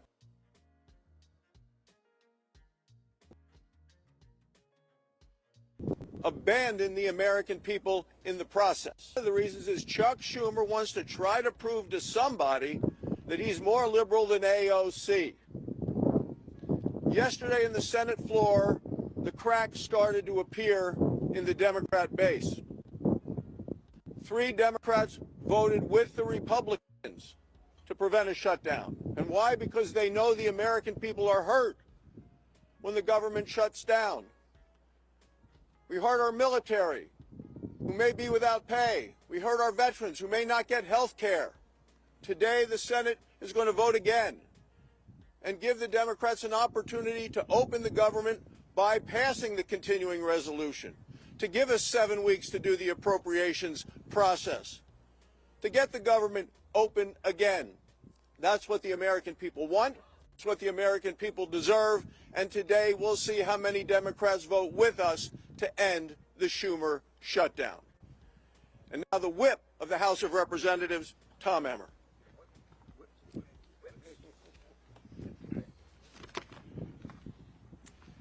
A government shutdown serves no one. Government shutdowns unleash chaos on federal workers, delay pay for service members, and weaken our position on the global stage.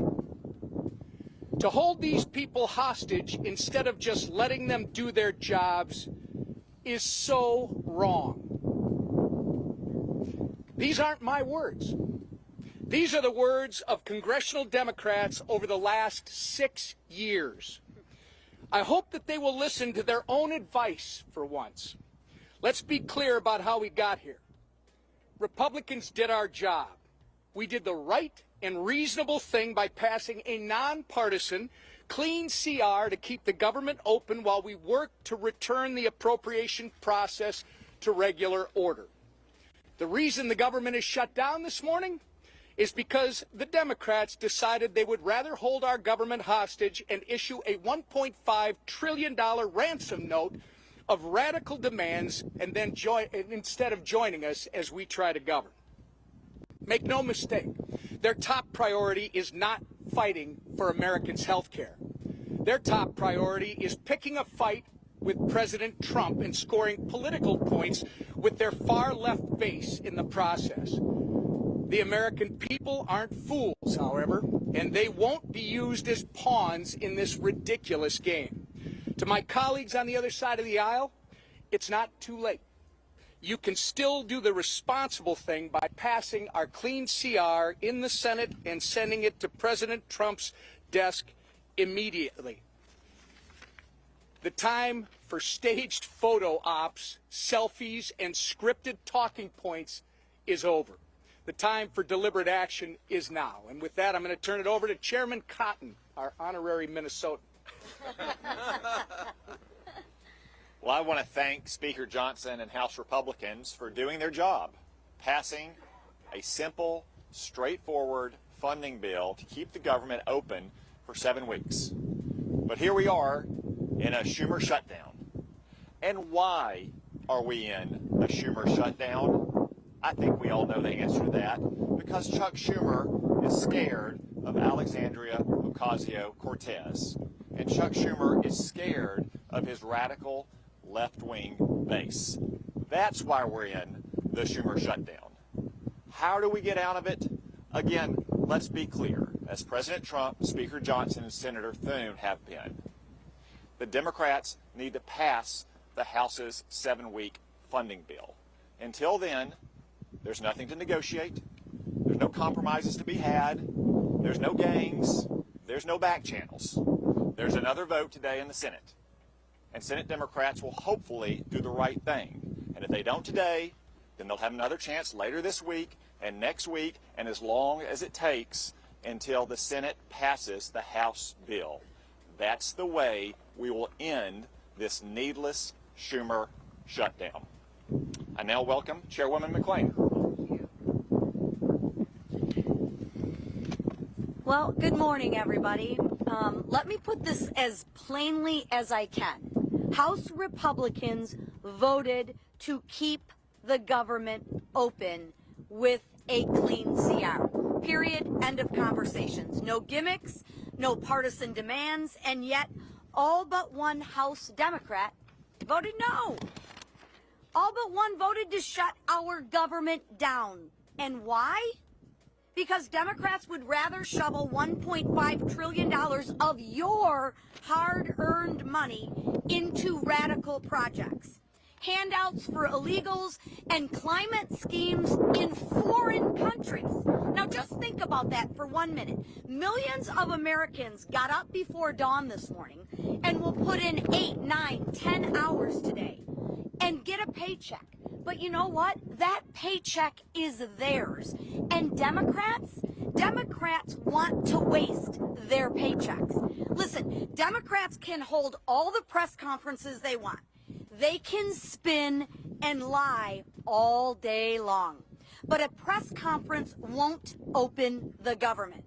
The only thing that will is passing the clean, common sense bill that that Republicans have delivered.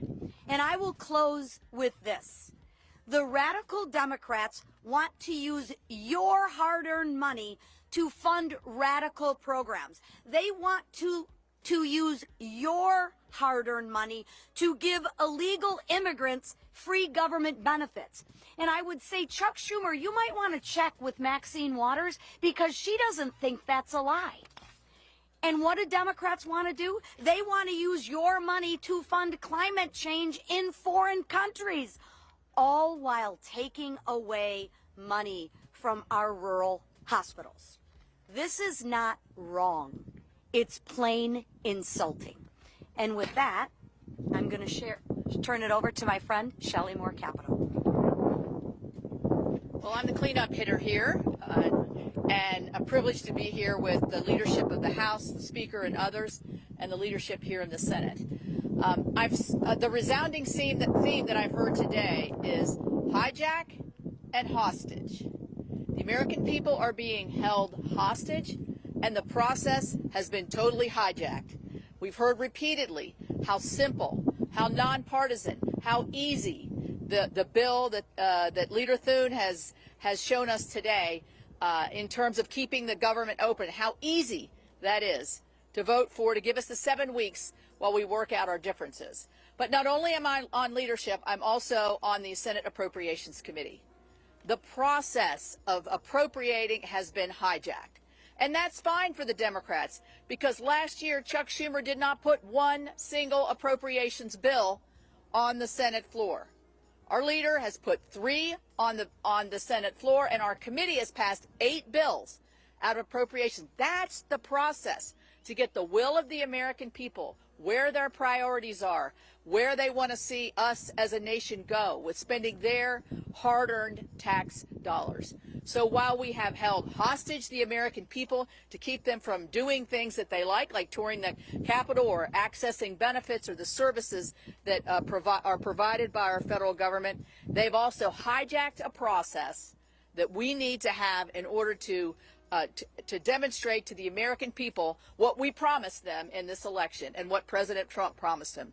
We're going to go back to regular order. We're going to appropriate the dollars. We're going to be fully transparent. And we're not going to ride on some continuing resolution that spends like President Biden wanted to spend. We're going to put our own imprint on this for the American people. That's what they wanted when they voted us in, and that's what we want to give them. Thank you. I want to thank all the senators for being here with us and the House leadership team. These folks have worked very hard. I really appreciate that context that Chairwoman Capito just added here, reminding everyone that this has been a bipartisan process. The appropriators are doing their work. Republicans are in charge of Congress in both chambers, and we are returning the work of Congress back to regular order. But it takes time to do that. We have to rebuild muscle memory. As noted, Chuck Schumer didn't do that process at all. And so it's hard work. It takes a lot of time on the calendar, and all we're asking for is a little extra time. We took the liberty this morning to play the highlight reel of everything our Democrat colleagues have said for the last several decades about shutdowns. Use their own words. We'll roll that out, and it'll be in the hallway for you later today. You can see that as well. To remind everyone that they always said that shutting the government down would be dangerous, destructive, selfish, and irresponsible. And suddenly now they've changed their tune. Don't buy it. The American people are not buying it. Chuck Schumer was reminded of a New York Times poll that came out yesterday. 65% of respondents are saying to the Democrats, do not shut the government down if you don't get what you want.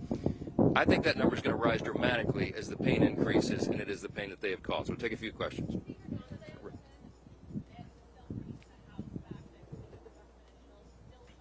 Yes, the House will be returning next week, and they would be here this week, except that we did our work. We passed the bill almost 2 weeks ago out of the House and sent it to the Senate. The ball is literally in Chuck Schumer's court, so he determines that. Now, as you all know, today and tomorrow we recognize the Yom Kippur, the Jewish high holiday, so that's always traditionally a day that Congress doesn't work. We respect that tradition. And so Friday would have been the first legislative day in the House, but there is nothing truly that we can do much on the floor while the lights are almost literally out here. We have to open the government. The first, the simplest, the most important job of Congress is keeping the government working for the people. All the Democrats have always said that until this week. Yes.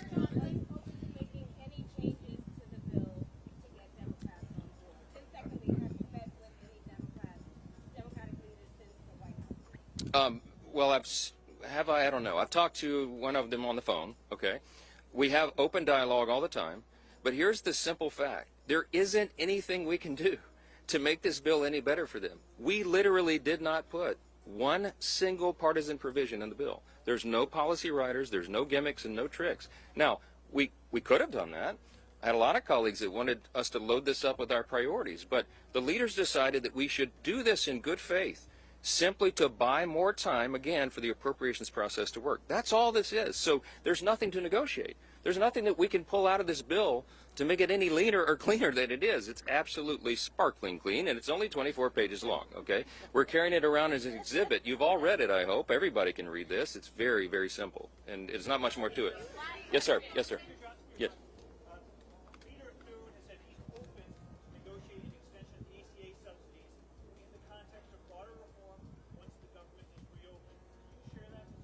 This is an extraneous matter right now. What the Democrats are doing is trying to grab a red herring. They're trying to bring in a December policy decision, which, by the way, is expiring because they themselves, the Democrats, put that into law. They had the expiration date set by themselves. But that is not a decision that has to be made until the end of the year, December 31. They're trying to bootstrap that and bring it into this very simple, very clean decision of a September funding stopgap. Don't buy it. They're grasping at straws because they want to have something to argue. They're claiming that Republicans are hurting health care. You should go read Chuck Schumer's counterproposal for the CR. We have a clean CR. They have a dirty CR, okay? And one of the reasons it's so dirty is because they wanted to cut $50 billion from the rural hospital fund that we all worked so hard to put into the American taxpayers' tax cut, American families' tax cut, because the One Big Beautiful Bill handled that. Now, there's something that you might want to think about. Why do they want to cut $50 billion from rural hospitals? Because many of them, most of them, are in red states. I mean, I hate to say it that way, but I can't figure out any other reason they would argue for that. And by the way, if they care so much about health care for the American people, they would not shut the government down. Because you know what stopped today among the other important programs and services is women, infants, and children's nutrition programs. They have stopped sustenance for people, health care for veterans. medical services, mental health services, all the things that people rely upon. FEMA. How many of you know we're in the middle of hurricane season? There's 2 off the coast of the U.S. right now. They have stalled the work of FEMA, and they have prevented people from renewing or getting new flood insurance programs right now in the middle of this. It's dangerous, it is destructive, and it's unconscionable to us that Chuck Schumer should do this and would do this for his personal political reasons. How long, the only question that we'll leave you with this morning is, how long will the Democrats allow Chuck Schumer to drive them off this cliff? Every single American needs to ask that question. Thanks for being here this morning. Well done.